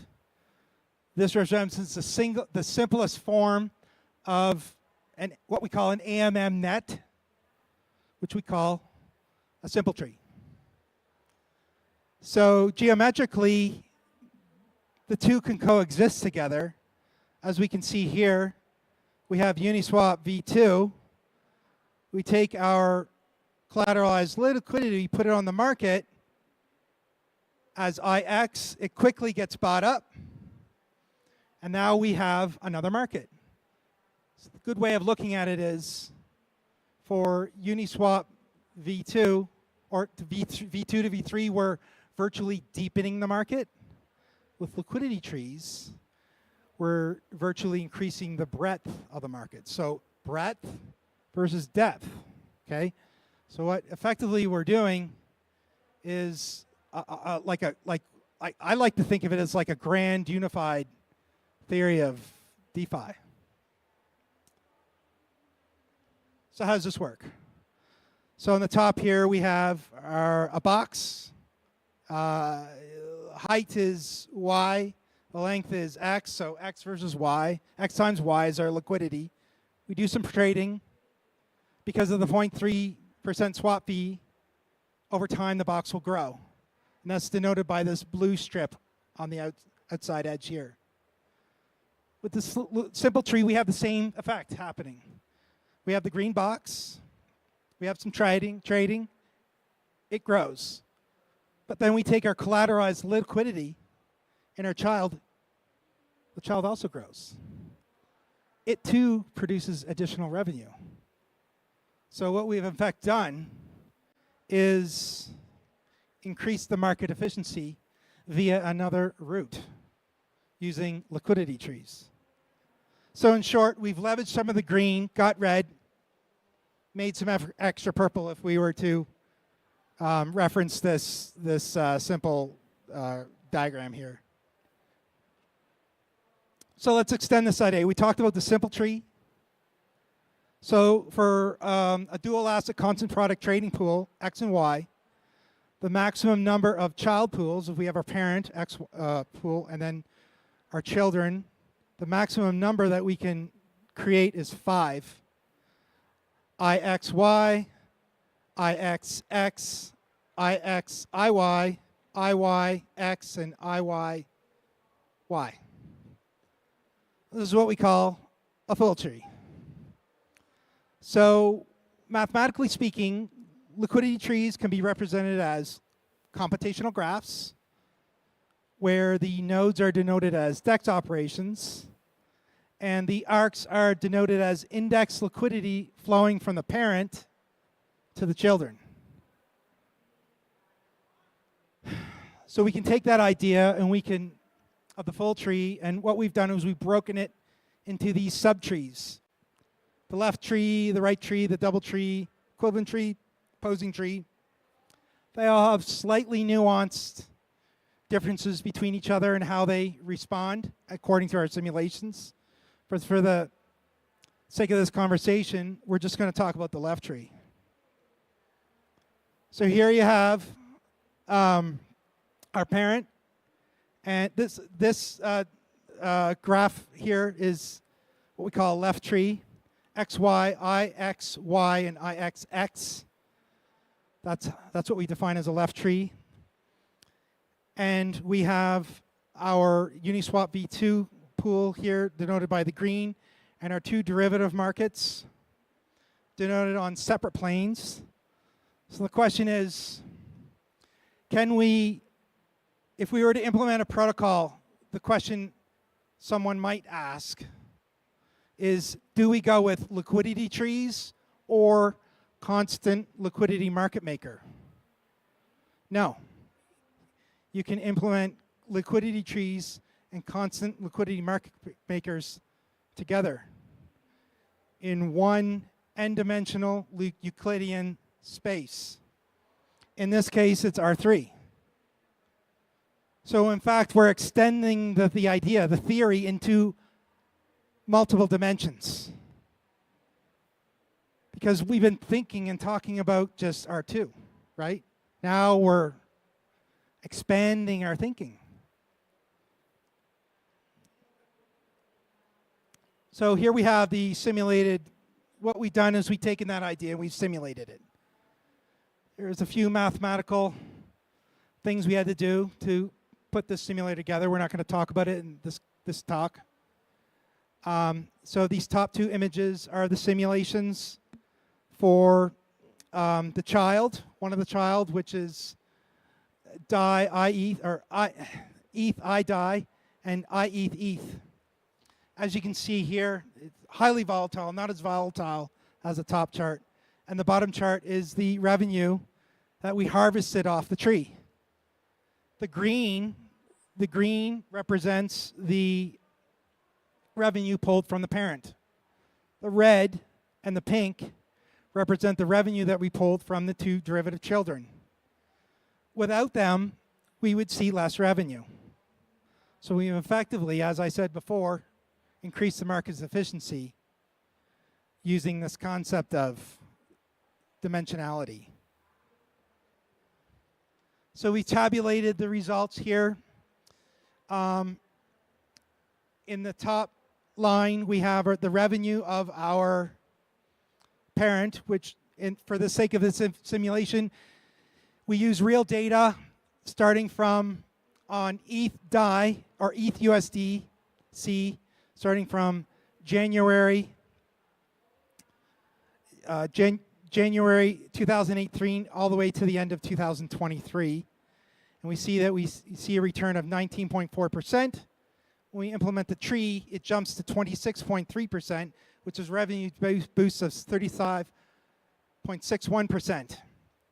Now, if we look at it as the individual pools, this first column, we see a revenue from the parent as 19.4%, and then 80.5% from one child and 30.64%. And that's because anytime you make any kind of changes on the parent, the activity in the children are more exacerbated, and we see that consistently over and over and over again in our simulations.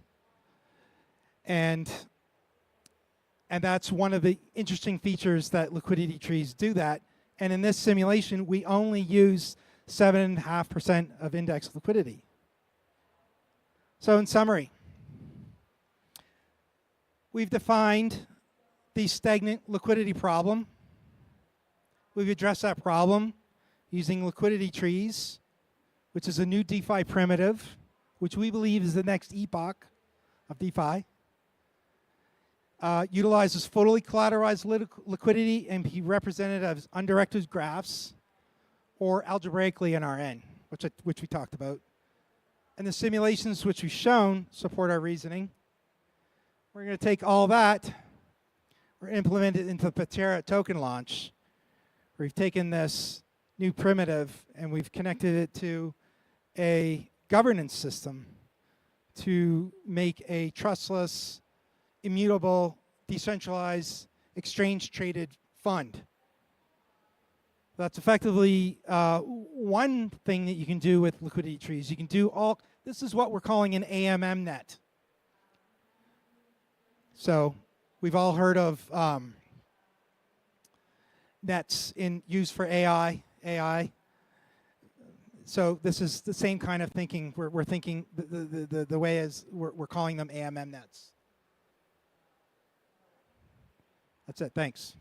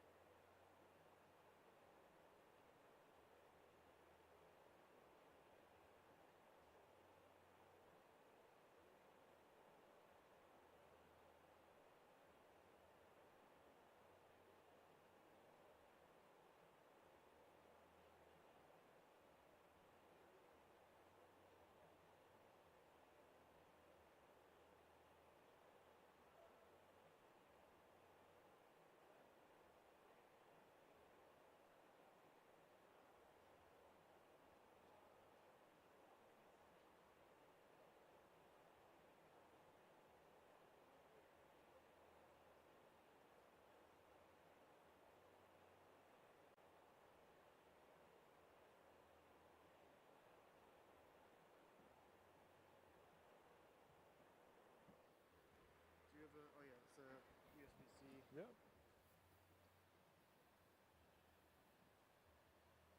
And once the time is ready, that will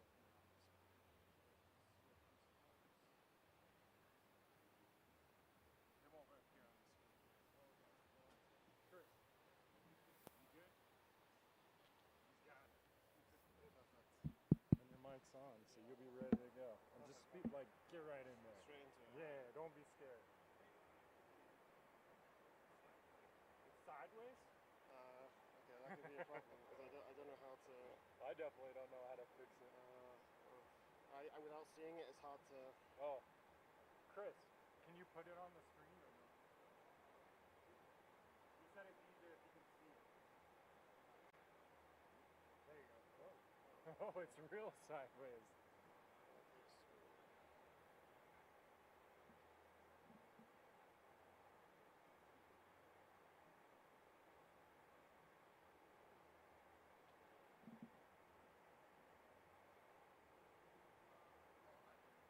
That was better. The second one, there you go. That ain't bad. Is it manually? Because I need to do it.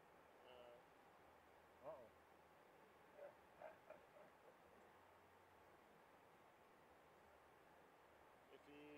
If he puts it back to normal, I can flip it here. Okay. He says put it back to normal, and he'll flip it.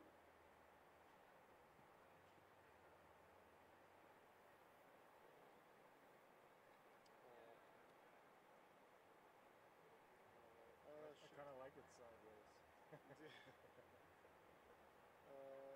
No. Okay, no, it's not. No. You want him to flip it? Yeah. Chris, back to square one. You flip it.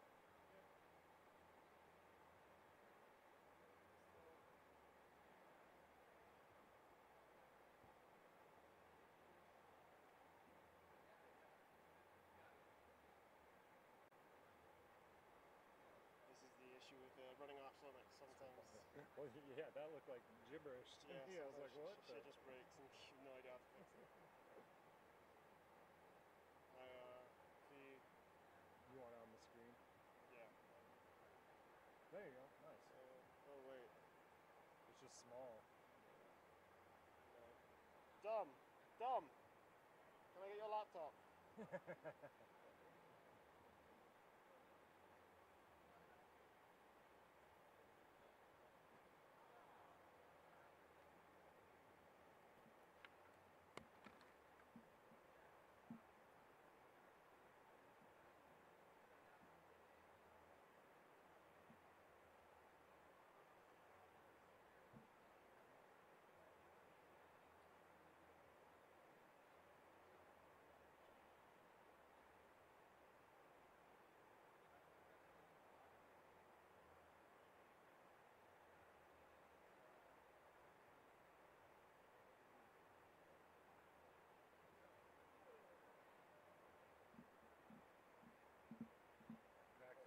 Try a second time, yes.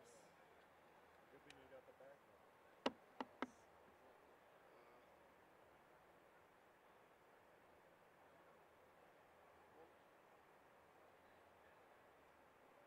How do I go full screen?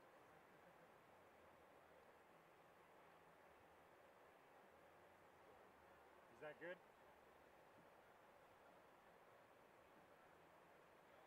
He's got like a million things to do between each set. Oh shit, Oh, sorry. it's nice. It's like this everywhere. Yeah, it's pretty crazy. Yeah, we're good. You're the man, Chris. Well, it's almost time. Yep. So, we're good to go. It's on, right? Hello.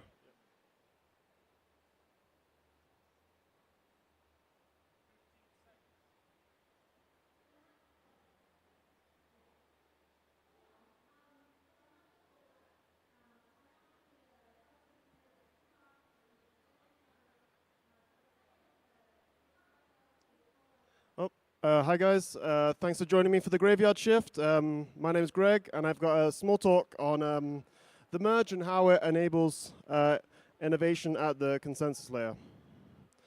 So a little bit about me. My name is Greg and I'm a senior software engineer at Interlay, working also on the Bob stack, running a hacker house this week, on building on Bitcoin, and if you want more info on that, please come and chat to me.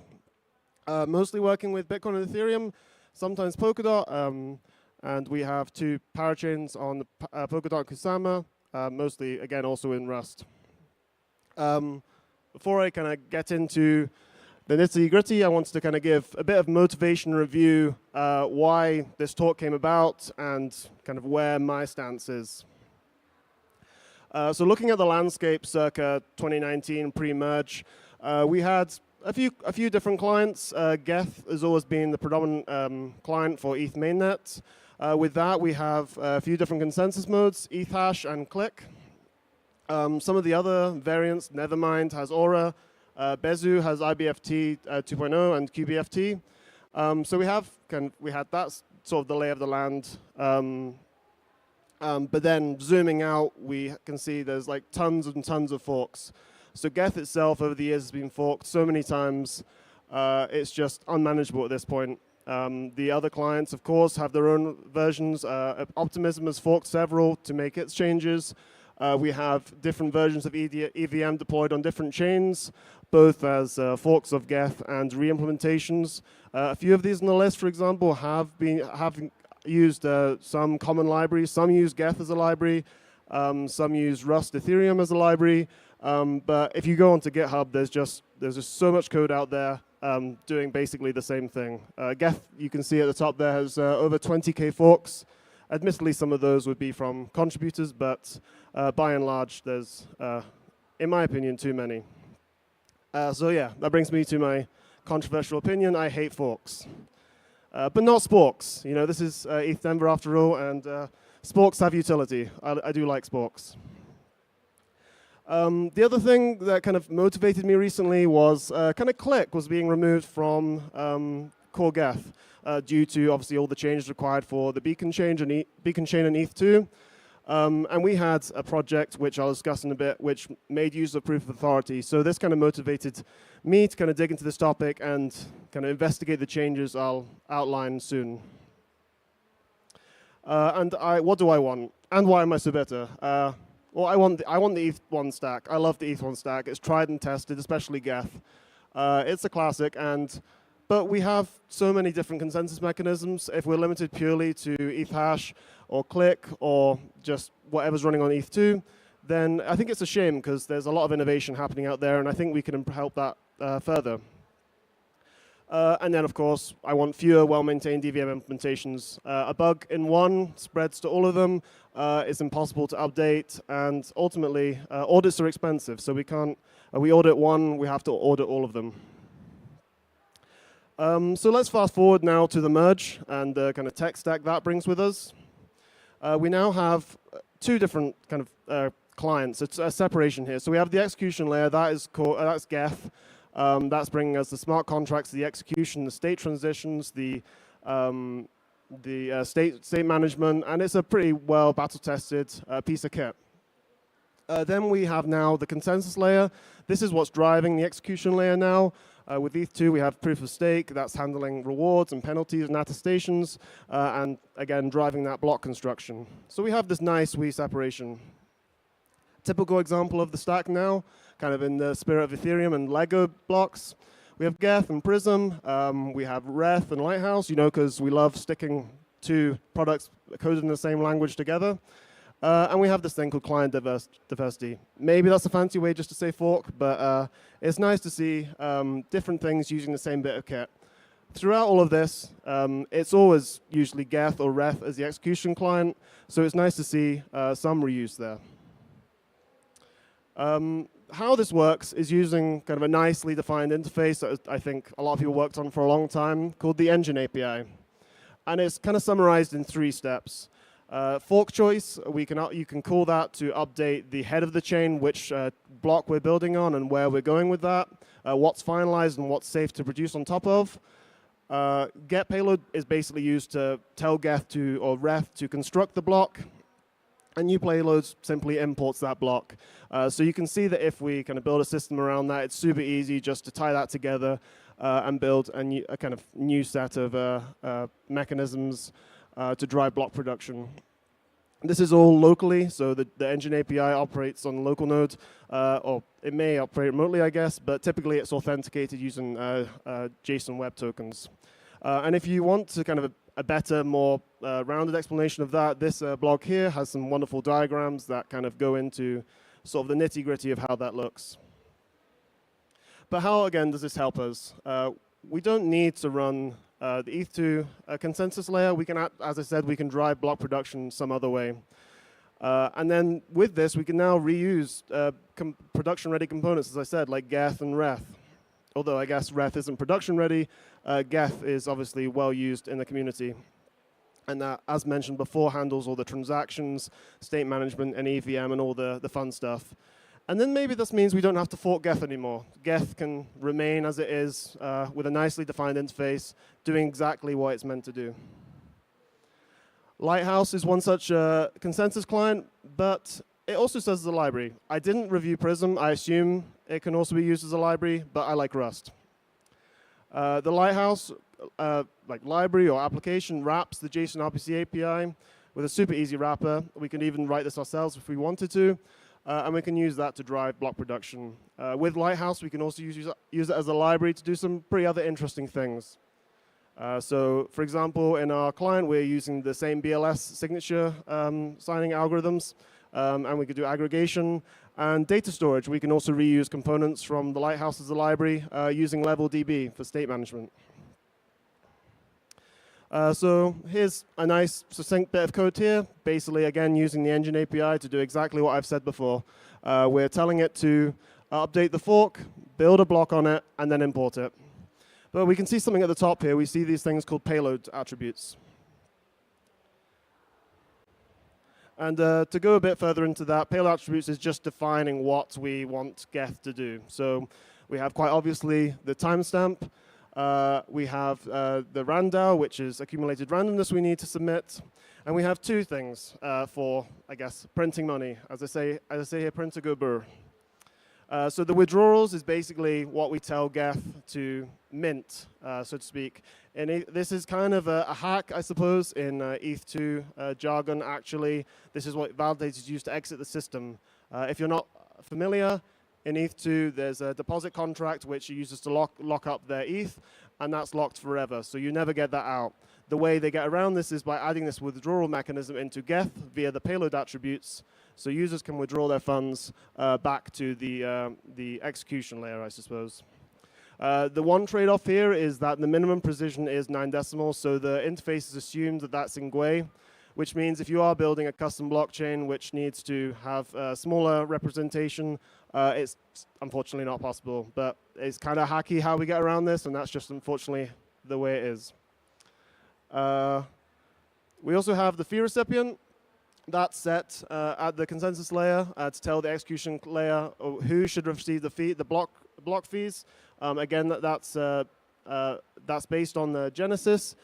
So it might depend how those fees are distributed. And also with the execution to consensus interface, that interface isn't strictly defined. So we aren't always expected that that fee recipient will be the one that receives the fees. That actually may be overridden, which is why you'll often see it written as suggested fee recipient, because Geth can have a configuration to override that. But typically, if you're setting up the stack locally, perhaps via the kurtosis package, those components are well defined together, and that won't be overridden.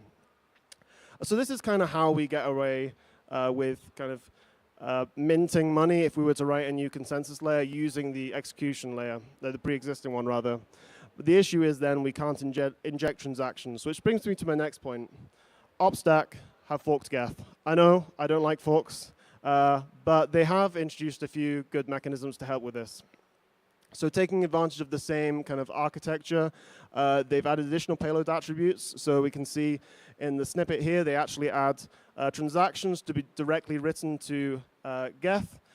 We have a flag that tells the Geth not to use the transaction pool. This is particularly important for the way OpStack works. It may operate in one of two modes, either in sequencing or verification mode, I guess.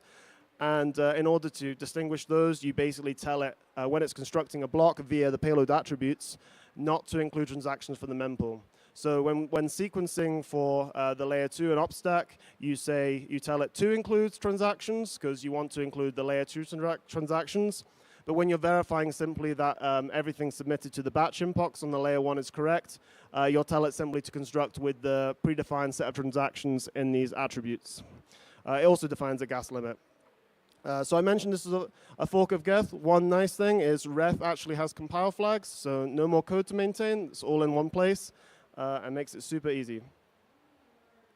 And so I want to now just spend a slide kind of defining what we're building here on Bob and why this is relevant. So we're building a few different things. So the reason actually I kind of went a little bit into OpStack is we're building a L2 rollup with Bitcoin in mind using the vanilla OpStack. We're actually intending to add a new protocol based on merge mining to that, but right now it's just vanilla. We're also working on a layer 1 Bitcoin sidechain with a hybrid consensus mechanism, again using merge mining. This is based on current standards for merge mining, including Namecoin Oxpal. It uses a new consensus, well, an old new consensus mechanism, Aura, which you're most aware of, which I don't think works that well. So we're planning to move to QBFT soon. And in this, we use an unmodified version of Geth, which is super great because I don't need to touch anything to do with the EVM. It just works out of the box, and I can focus on the consensus algorithm. And as I mentioned, both of these will be merge mined with Bitcoin mainnet. One interesting challenge I came across when building the layer 1 specifically was sort of hacking fees. So we're already kind of doing a few hacks with the withdrawal mechanism, but we actually did have an additional challenge which I would like to summarize. So we had a requirement that with the merge mining protocol we were working on, that the fees were distributed to the miner when they submit the Oxpal. So not as with the payload attributes, it's intended that each block you generate, you set the fee recipient, and they receive the fees from that block, rather. So that's the problem. And how we got around this was actually to burn all the fees. So on each block construction, we would send all the fees to a burn address, some contract or the dead address, I guess. And then what we would do on block construction is actually then fetch the receipts. We would accumulate the fees and track those, and then re-import via the withdrawal mechanism. So it's a bit of a hacky workaround, but it worked for our use case. And to sort of summarize my personal views, again, too many forks. I think I've not said this enough. I hate them, and I want everyone to use more well-written code and like the same code. There needs to be more cohesion. Development in general, I think, on Ethereum is limited to the ETH2 effort. Innovation is happening at smart contracts, and I really want to see more innovation happening further down. So this is why kind of my outlook is to make it easy to build new maintainable L1s. I want people to work on new consensus algorithms just as we have, using tried and tested components like Geth or Ref, and go to market with that. Ideal would be if there exists a toolkit such as Substrate for Ethereum that could allow developers to quickly spin up a new network, again using Ref or Geth, and just work on the consensus. I finished with a bit of time to spare, which is great. Thanks for listening. My name is Greg. Please follow me on X, I guess, or Telegram. And we're hiring. So if you want to work with Layer 1 consensus on Ethereum, please either speak to me after the talk or scan this QR code. And it was great to talk to you. Thank you again.